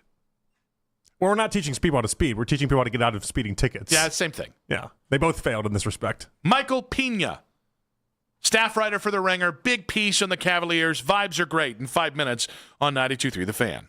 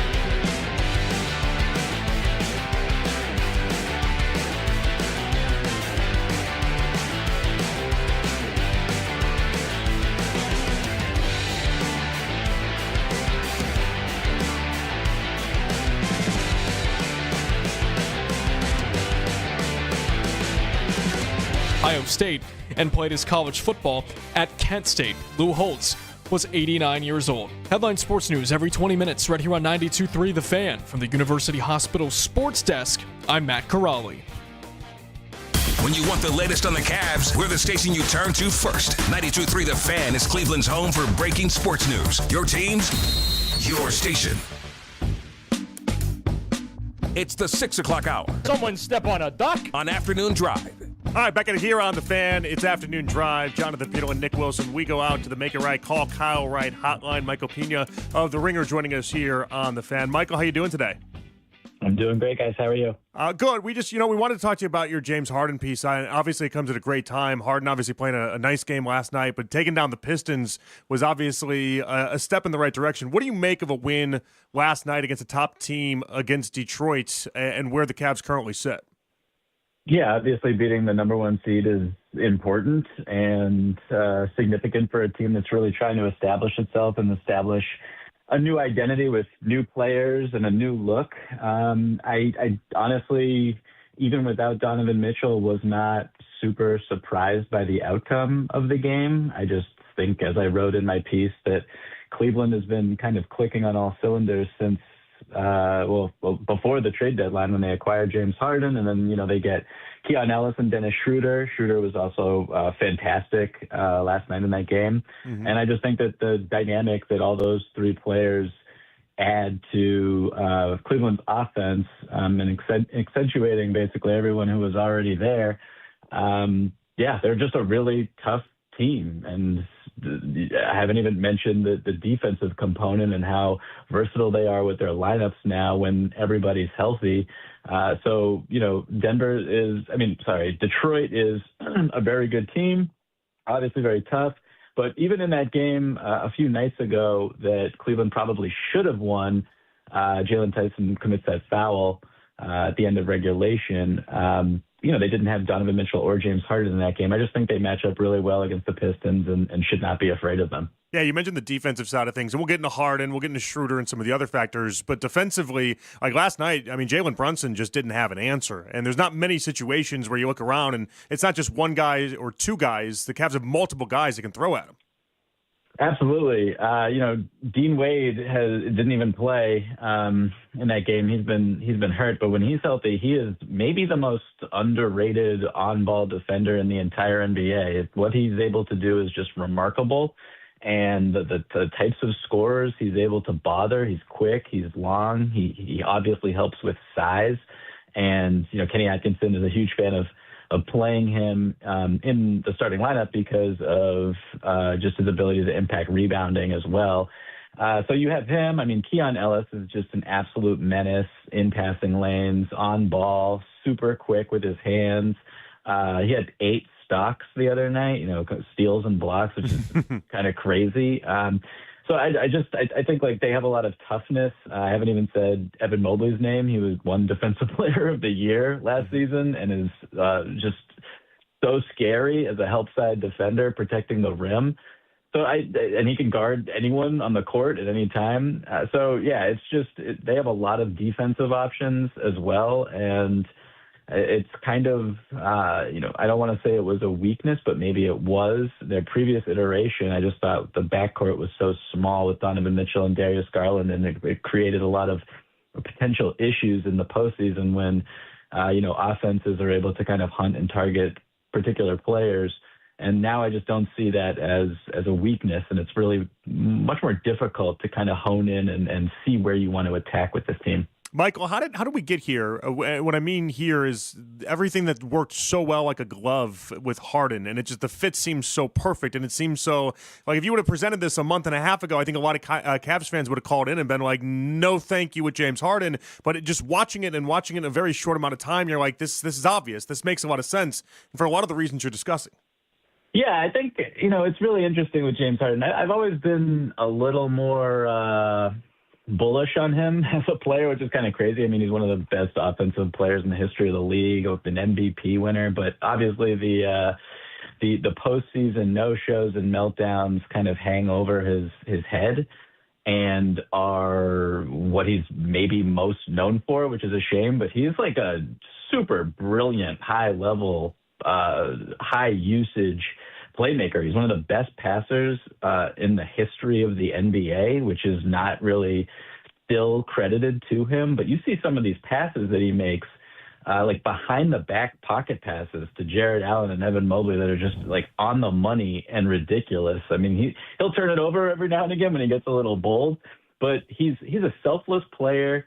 He kind of understands the pieces that he has around him. You know, Cleveland has some of the better three-point shooters, better movement three-point shooters in the entire NBA. Jared Allen and Evan Mobley can be, you know, excellent rim running, lob catching bigs, and there's just every piece that he has at his disposal as he's able to benefit from them, and he's able to accentuate everything that those guys can already do so well. So I just think it's a tremendous fit, and he has such experience playing with some of the greatest players in the history of the league. I mean, he's played with Durant, he's played with Westbrook, he's played with Kyrie Irving for a stint, Joel Embiid, Kawhi Leonard, you can go on and on. So he's familiar with that type of environment, and I think that, you know, fitting in with Donovan Mitchell, I didn't ever think that would be a big problem. So he's been excellent. Michael Pina of The Ringer joining us here on the Make It Right Call Kyle Wright hotline. Yeah, I mean, he has been awesome. And watching it work, I think the only hang-up anyone has that was maybe negative about it or maybe didn't agree with it when it happened is, well, what happens to playoff Harden? Is there concern that the playoff Harden is going to be a factor, or do you feel like, because this is not a number one role, it's a different role for Harden, he's going to be able to thrive in this role a little bit better? Yeah, I mean, I guess we'll see when we get to the playoffs.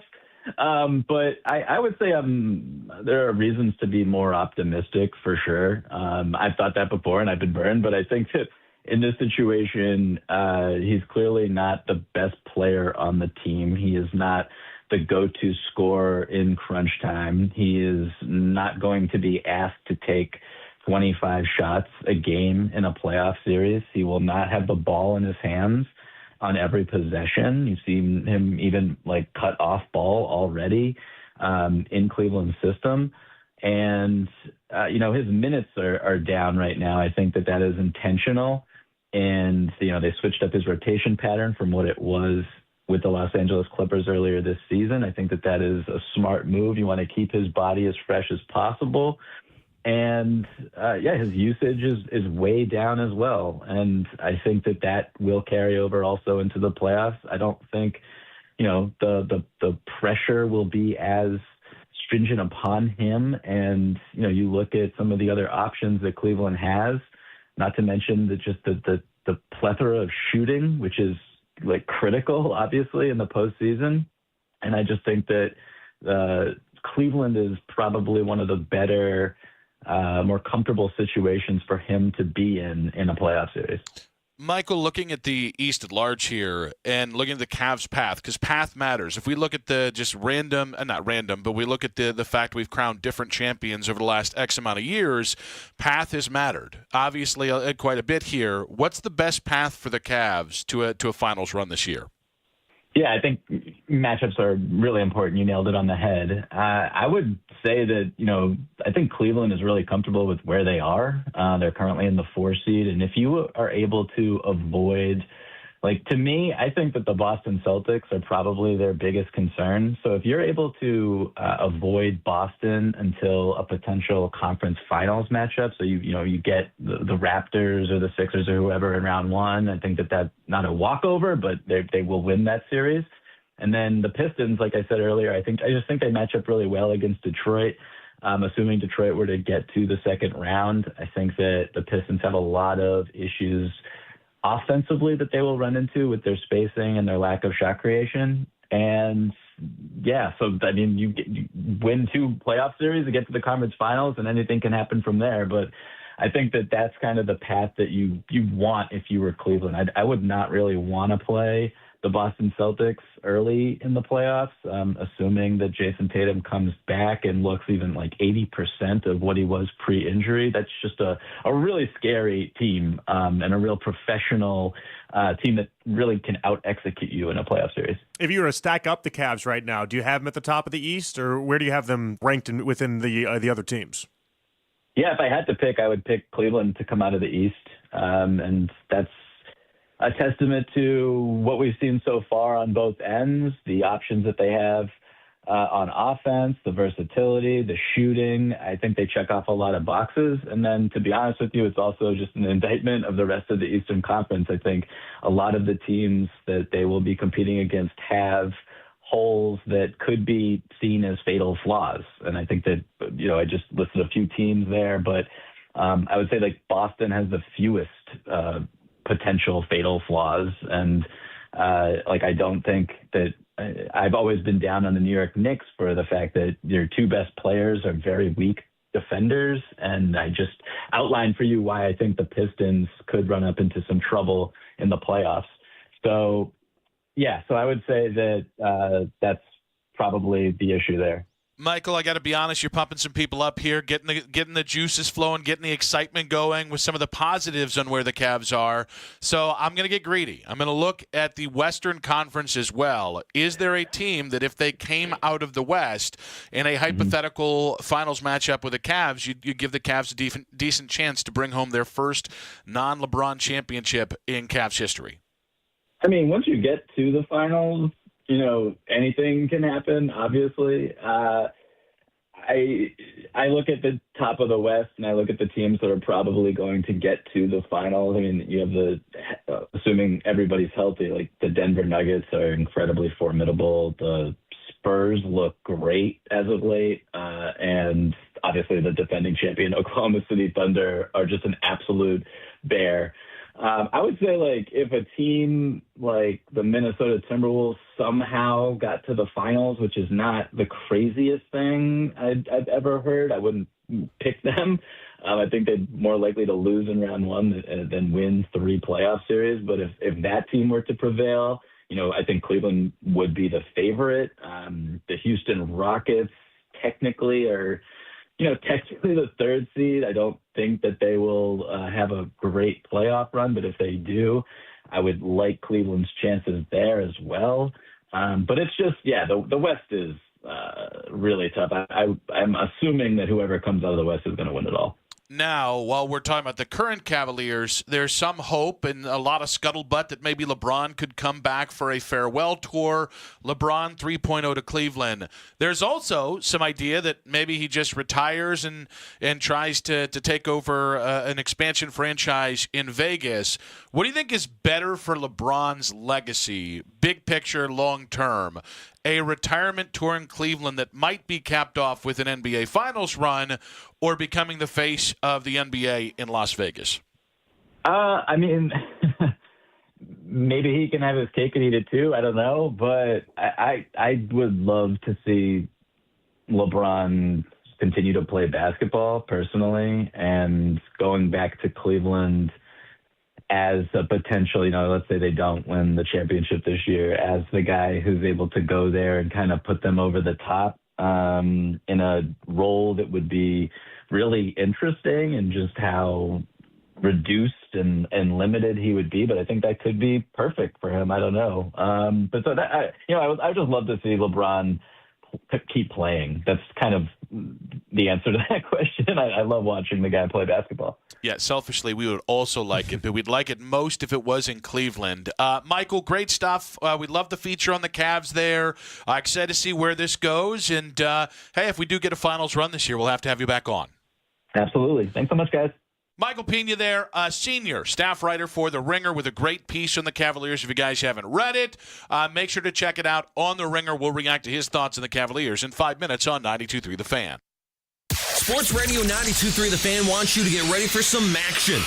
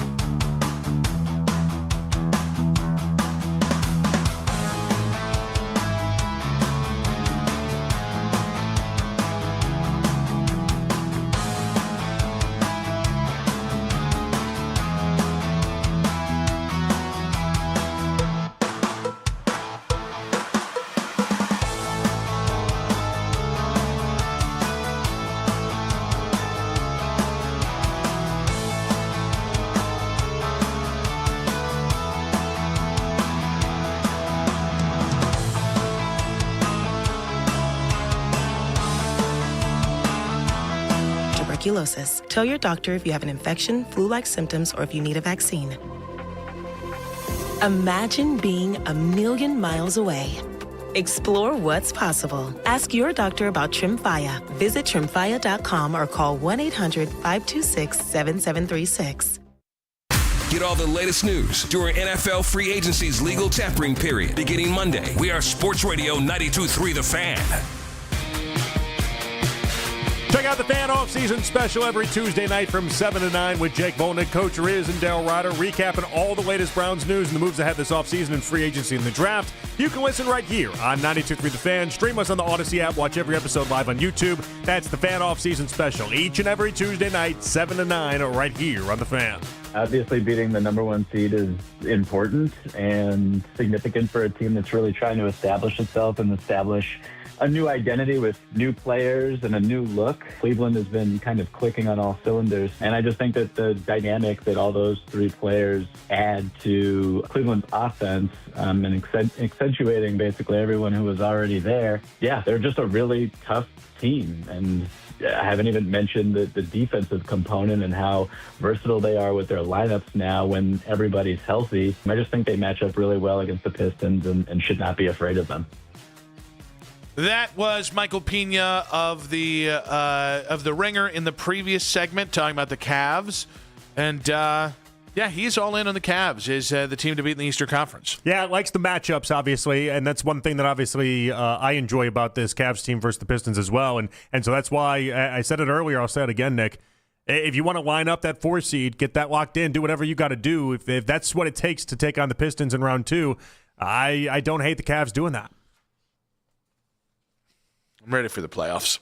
Well, I think we're all ready for the playoffs in many ways. I think that was at the crux of our disagreements today, is that I'm ready for the playoffs.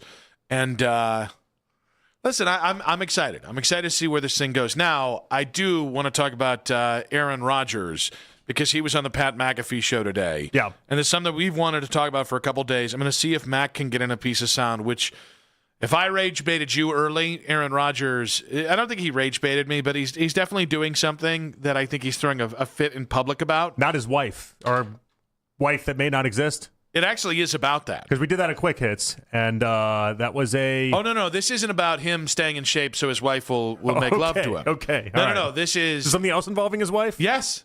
Why does he... For someone that doesn't want his wife to be public at all, he's very adamant about talking about his wife. Well, then, you know what? I don't know that we need the audio, although we'll get it here in a minute. So Aaron went on like this 30-second rant about how everybody wants to know about his wife, and they won't just let him be. Yeah. Which I think is, and I don't think it's true at all.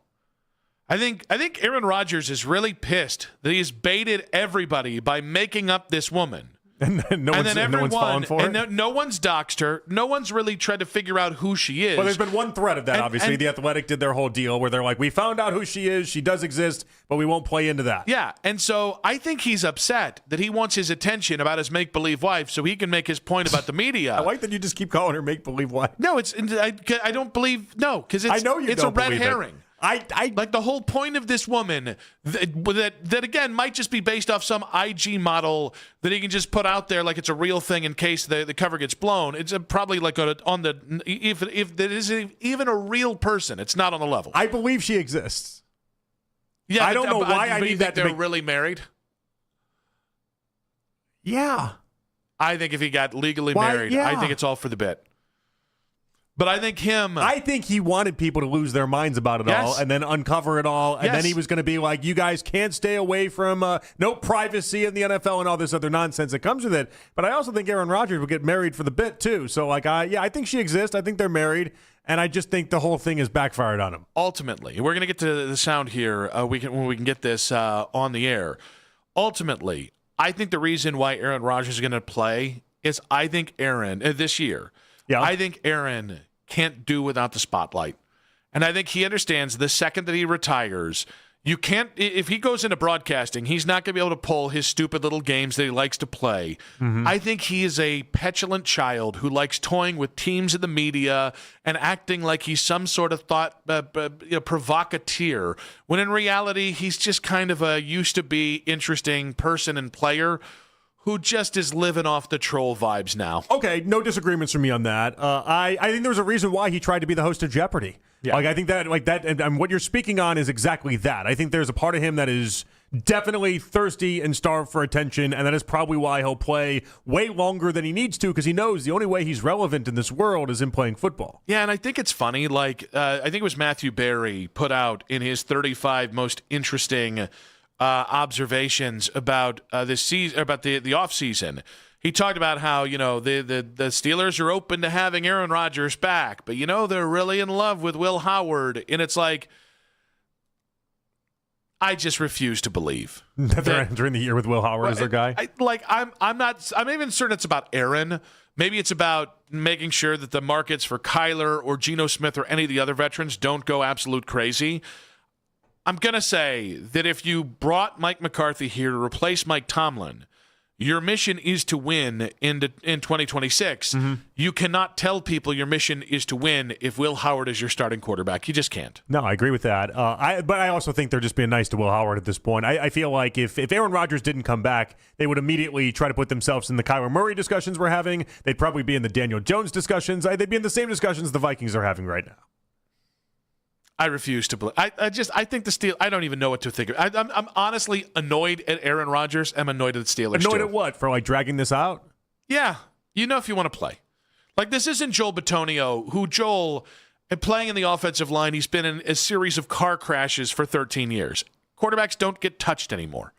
Aaron Rodgers, his big concern is, am I going to tear my Achilles again running away from a defensive lineman that can't land on me? Okay. He does get hit. It is a thing. Come on.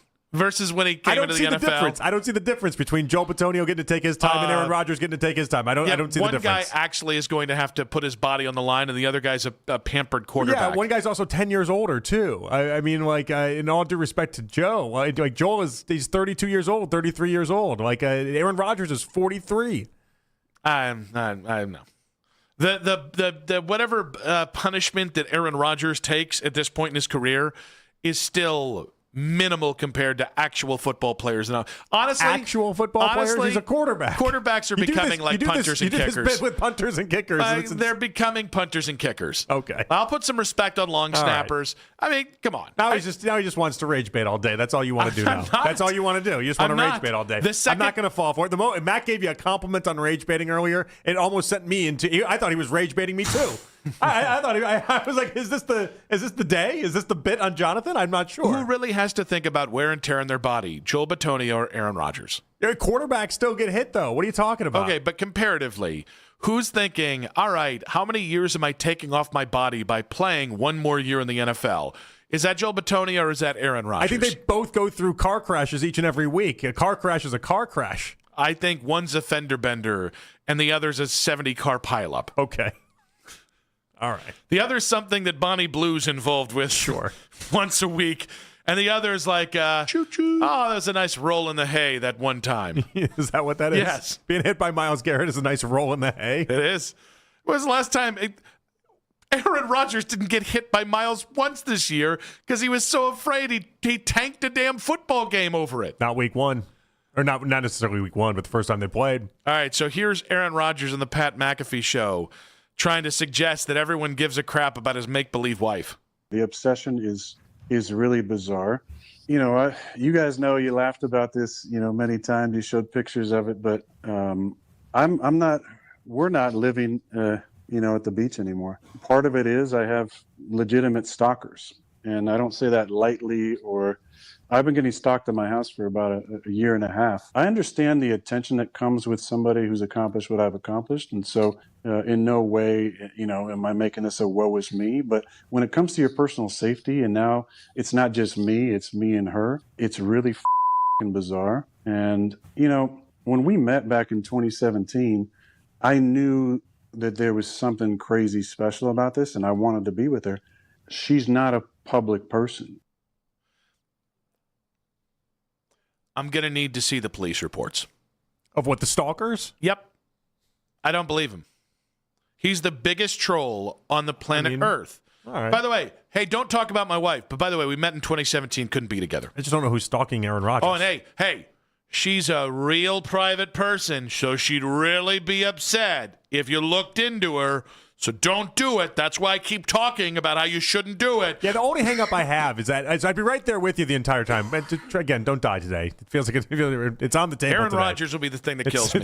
It's on the table Not today Miles for some speeding. reason. It'll be Aaron Rodgers. It's the Charlotte Wilder report and everything. Like, why would she say that they found the wife, they know the wife exists, if in fact she does not exist? I don't know. This is The Athletic. This isn't Page 6. I don't know. This isn't all of a sudden some gossip tabloid or anything like that. Like, these are real sports reporters that would care about the legitimacy of whether or not she does exist or does not exist. Again, a person can exist that identifies as Aaron Rodgers' wife. It doesn't make it true. There's somebody that Aaron Rodgers likes to call their wife. I can understand that logic. I mean, I think the Walk me idea through is that one more time. Yeah, Aaron Rodgers can have a made-up relationship, even if that is a so-called. No, this is not this. This guy is pushing everyone to try and find out who his wife is, and he's getting really frustrated and really backed into a corner because no one gives a rat's ass, except for his stalkers, apparently. Which again, show me the police report. Keith saying he wants to hear a collage of Aaron talking about this and Manti Te'o and his girlfriend. I don't see a difference. I just don't understand why Charlotte Wilder and the people at the Athletic would lie about it. What is Lene Kakua up to these days? Well, you know that. Have we gotten Lene on the record? Yeah, she did there was a whole documentary made about it. I mean on Aaron Rodgers. Okay. Maybe. Okay. She also on Good Morning. She's on Good Morning Football too? They're not a public person. Why? Because of the whole Manti Te'o thing. Yeah, naturally. Wouldn't that be funny? Wouldn't be? I mean, like Aaron Rodgers was very, very involved in trying to win football games when Manti Te'o and that situation happened. Like, it's not like he was like, oh, let me take one from his playbook that obviously failed and didn't work out in any sort of way. Maybe he saw that documentary. Was motivated? And just saw something special in that person. I don't think so. I'm just going to, I don't, and no offense, listen, Charlotte Wilder, who was the other person? I don't remember the other person's name. Incredible journalist. That's part of the problem. That's why I keep just saying Charlotte Wilder, because I don't remember the other girl's name. In fairness, we think it wasn't. By the way, it wasn't a we definitively. I believe it was. I think we know who it is. No. It was definitively we know. I don't even remember. I don't recall. Pull up it that the audio, way. Mac. We had it in Quick Hits at one point. It was we definitively know. We played it in the last 4 months. We won't say who it is because we think that's the game that Aaron Rodgers is trying to play. That's why they wouldn't like unmask the identity of this woman. Charlotte Wilder, Aaron Rodgers' wife. All right. What are you hoping to accomplish with that Google search? No. One. What do you think you're going to get there? By the way, potentially identified. Potentially is the word that I'm reading here off the Page 6 article. Pretty sure. Oh, whoa. Oh, Madeline Hill is the name. Claimed. I knew that was her. Claimed they've identified his mystery wife as a woman named Brittany. Claimed that they're pretty sure they found. So we don't. They Where haven't do you think they came up with Brittany from? You think that one just came from the clouds? Again, pretty sure they found. Because Rodgers started talking about Brittany's sister Christy, and then it went spiraling from there. I think at this point in your life, you need to open your brain a little bit. You need to get on the understanding that Aaron Rodgers is a giant troll, and until this person is in fact doxxed in public, and then Aaron gets to come out and say, "You guys are sick," and this is I told you this was going to happen. I'm sorry, she doesn't exist. Somebody that could be Aaron's wife, I could do that with anyone. I could walk down, I could find you somebody that could be Aaron's wife in town. I just go down to Pittsburgh and find some gap-toothed woman, and I guarantee you, all right, I blame Mac. I blame Mac for this segment. You gave him a compliment on rage baiting, and all he's trying to do is just rage bait for 10 minutes. I'm not rage baiting. I think Aaron Rodgers is a troll, and I think he's upset that no one gives a crap about his wife, and so he keeps dropping hints, hoping we're going to try and find about. I don't care. The ruse here was then they thought that he could turn around and say, "Look, the media is awful and inappropriate and out to get me," even though I would argue he's given the public just enough information to be able to find them. We do have the audio of Charlotte Wilder talking about identifying the wife. Let's play it. Yeah, I mean, it wasn't hard to find. We believe we have found Aaron Rodgers' wife, Brittany. That's not definitive. We are pretty sure that we found Brittany and her sisters, Christy and Mia. We are not here to dox these women. Right there. All right, play back the very first sentence. Listen to it. We believe we have found Aaron Rodgers' wife. Stop Brittany. right there. And nope. What's wrong with that? We believe we have found Aaron Rodgers' wife, Brittany. They didn't say definitively. You're speaking definitively. They have not said definitively. We believe. What part can be misconstrued? We have found. Yeah, we believe we have found Aaron Rodgers' wife, You understand Brittany. There's a difference between we believe we found and we definitively have found? There's a difference there? I think in the court of law, the idea that they're telling you they have found Brittany is the understood statement out of that. I found Brittany. Not only and did they find her, I found Brittany. They've given her a name. Why does the name matter? Because you're not just making up a name. Jonathan, I believe I have found, and I have found are two different statements. Play it again. I blame Sam. you, Mac. I blame you for this. This is your fault. have found Aaron Rodgers' wife, Brittany, with an I. We are pretty sure that we found pretty sure. Brittany With an I. and her sisters, Christy and Mia. We are not Made-up here names? to dox these women. If they want to be private, that is fine. We also, of course, don't know for sure if we are correct. However, we're pretty positive. They're pretty positive. What part of that? They're pretty positive. We don't know for sure. That's because they know Aaron Rodgers is a crazy person, might sue him into the oblivion if they don't say things like, we're pretty positive. I'm going to hand you this L over here. Do you want to take this L? Want to take this L? I'm not taking that L. I think you're taking that L. Take that L back to yourself. I'm not taking that L. I'm leaving it right there. I left it near your water bottle. Mac, will you like to declare a winner here? And who's making the point? There's no winner. Everyone's a loser for this conversation. There's no winner in this conversation. Who won here? Who do you believe? You play a piece of sound, I'm going to beat your ass. Do you believe they've actually... What's the piece of sound? No, he's going to play some, I don't want to do it Do you sound. believe they have actually found Aaron Rodgers' wife or not?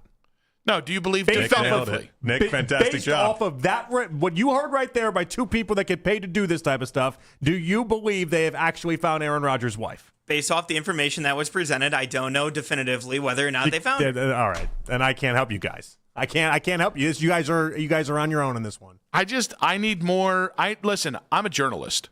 You're not a right? journalist. And I need You're a sports talk host. double You're not a journalist. confirmation. I guess, hey, I think we found it. Did you find the gold? Did you not find the gold? You got a gold brick to show me? I understand how the pretty positive wasn't enough for you. You went to Lindenwood. That's a very esteemed place. Everyone and talks. You're right here doing some not journalist stuff. And this is I'm not why a people on journalist. Twitter get after you. I'm not a journalist. You're clear. not a journalist either. I mean, I'm showing Nobody journalistic in this room- integrity, though. I have a journalism degree, but I'm not a journalist. We're cartoon characters. Yeah, because as evidenced by the previous 10 minutes. Because I have given you some journalistic integrity here, and you've no journalistic integrity. Besmirched Lindenwood. Bingo, bango, bongo. You're besmirching the Ohio Media School right now is what you're besmirching. This is why they never invite me back. I know. It's why they act like you don't exist. Well, that, and the fact that I was abrasive and kind of a jerk when I was there. Not that that's a... Not just while you're there. Yeah, no. Still since. Yeah, I know. Still since. Yeah, very aware. Yeah. Have me back. Talk to the kids, though. Give me the old pep talk about journalism and Aaron Rodgers' fake wife. Now, this isn't being a journalist. In case they said, and I quote, we're pretty sure. That's not, come on now, Big J journalist. Come on, Big J Jonathan. In case we missed it, in 5 minutes on 92.3 The Fan.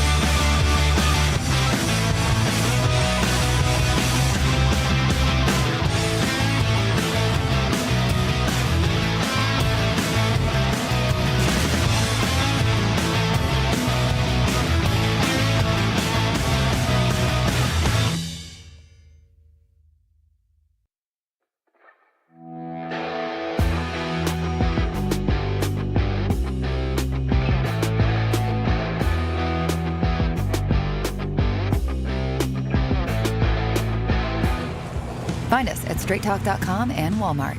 Straight Talk Wireless. Straightforward. Always.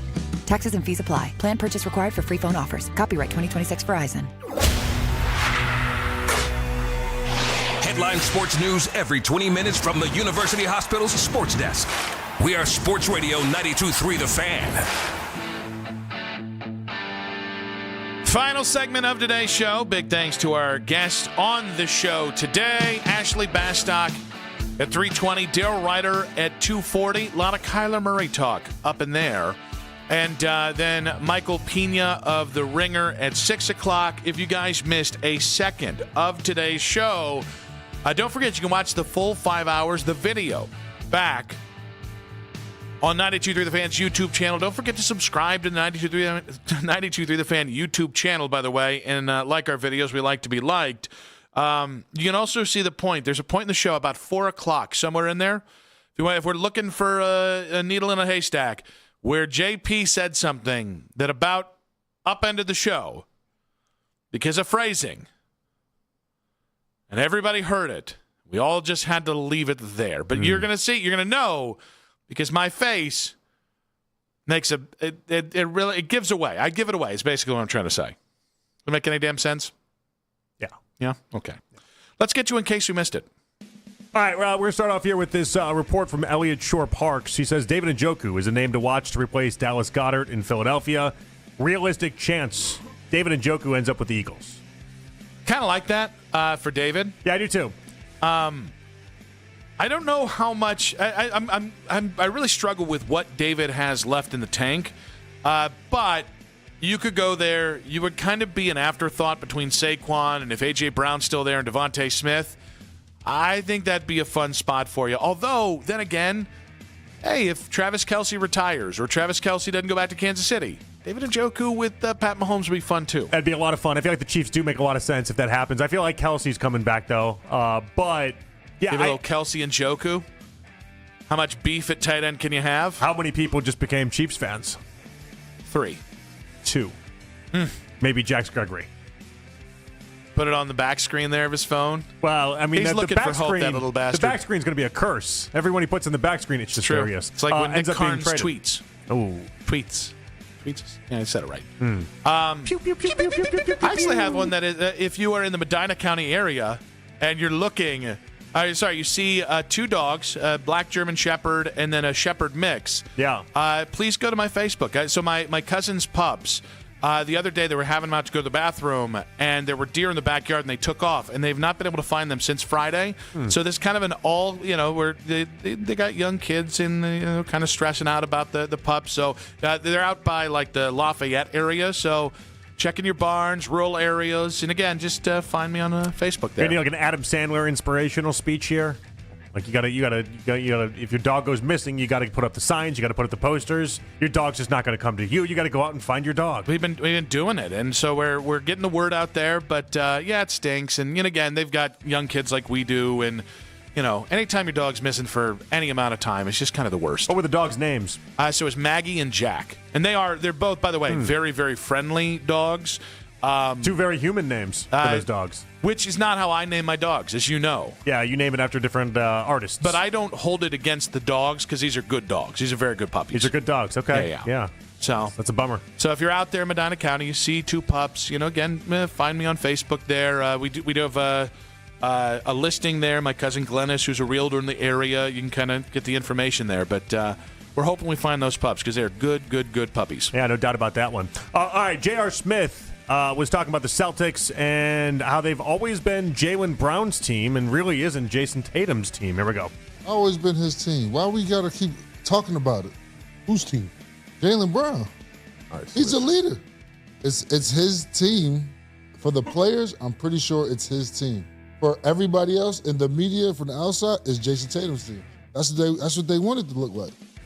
It's an interesting thought. I don't know that many people in Boston subscribe to this thought, but JR would know players. He would know how the team is constructed and what it's set up to be. I find it fascinating that he would think it's Brown's team over Tatum's team. So I've always liked Jaylen Brown a little bit more than I have Jason Tatum just because he's just a ferocious two-way player. And I think I think he's always been more apropos to take the step back. whoever the best player on the team is, that's their team, though. Like, I don't think that's like... Especially a championship team. And I maybe you'd make the argument because Brown won Eastern Conference Finals MVP and then NBA Finals MVP. But, like, no one's ever considered it to be... Like, Tatum's the Batman, and I'm sorry, Brown, you're the Robin. Yeah, and listen, I think this is a great moment for J.R. to say this because I think this is kind of a moment for everyone to give Jaylen Brown the credit that he deserves for the step backs that he's taken. I mean, I think you and I both have actually said together that we agree that I think if you put Jaylen on his own team, that he could put up the same numbers as Jason Tatum. He's been phenomenal. This is kind of bare. What was it, 29 points per game this year? But again, the Celtics have built it around Jason Tatum. Jason's been the highest paid, highest scoring player. He's been the highest rated player in terms of like FORP and stuff like that. So like. Yeah, I do agree with the sentiment, though, that maybe I need like 3 more of Jaylen Brown saying, hey, we really miss Jason Tatum, and maybe 3 fewer of Jaylen Brown in the media being like, yeah, this team is awesome right now. A little bit too much of celebrating how great this team has been, how good Boston's been without Tatum involved here. So every time I start to think about Boston and maybe get concerned about Boston in the playoffs, I think to myself, Jason Tatum coming back, because the whole point of Jason Tatum coming back this year is Jason has to accept a role in which he's never accepted in this dynamic. They've struggled to work together certain years where it's just Jaylen has to accept this. So this is completely antithetical to any situation Jason Tatum's ever been in before. I think that's a huge disruptor. I don't know that Tatum's going to sign up for that, by the way. Exactly. And especially at the idea that he's going to be, 85% Tatum. He's not going to be 100% Tatum, at least for a while. And I think it's easy for Tatum to say going in that he's so hungry to get on the court. Well, of course, I'm going to accept this role.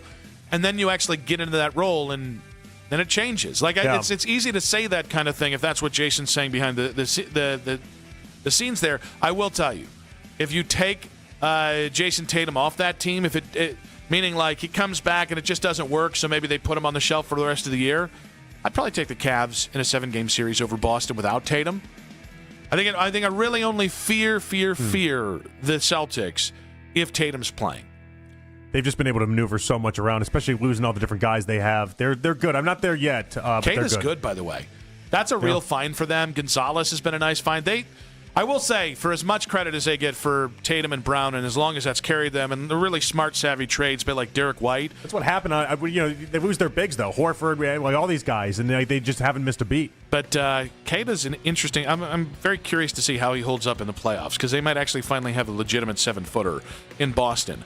Big thanks to Mac Robinson on the board. Yes. Big thanks to Jake Murrin, man on the 92.3 The Fan YouTube channel. Big thanks to Aaron Rodgers' fake wife that totally doesn't exist. Big thanks to Matt Corrali doing Matt Corrali things. 2020s do themselves, I'll tell you that. That's exactly right. I hope Aaron Rodgers sues you, and I hope you have fun for the rest of your night. I would have to dox his wife first, and that won't happen because she's not real. But that's the part that he's suing you for. Yeah. How dare you? Like, Aaron, you're going to have to produce her in court, or you're just not going to have a case. Is that the big plea? I'll dox my own wife just to prove what a jerk you are, fat man. What a knob. I can't imagine, this is the what annoys me most about Aaron Rodgers, is I can't imagine having lain with Olivia Munn and with the race car driver and any woman I've ever wanted. Shailene Woodley, Danica Patrick. Made $400 million in my career, been the face of a league, won a Super Bowl, and given a rat's ass what anyone... I don't give a rat's ass what anyone thinks about me, and I haven't done those things. Ayahuasca's a hell of a drug, Nick. Yeah, it's supposed to make you more aware, not more of an a-hole. Maybe he became too aware. That's what turned him into an a-hole. It's true. Oh, I'm such a jerk. Oh, no, I secretly suck. How do I do this? The WASC will do that to you. Good stuff, JP. Had fun. We'll do it tomorrow. Back tomorrow on a Thursday. Maybe another Kyler Murray day. Let's see. Maybe another... Cavs going to the finals and winning it. Who knows? We're going to just go full fanboy tomorrow. That's 6 to 10. See you guys tomorrow. 2. Keep it spicy, baby. Let's go. I love you. Have a great day. Take care, Nick. Take care of him. He needs help.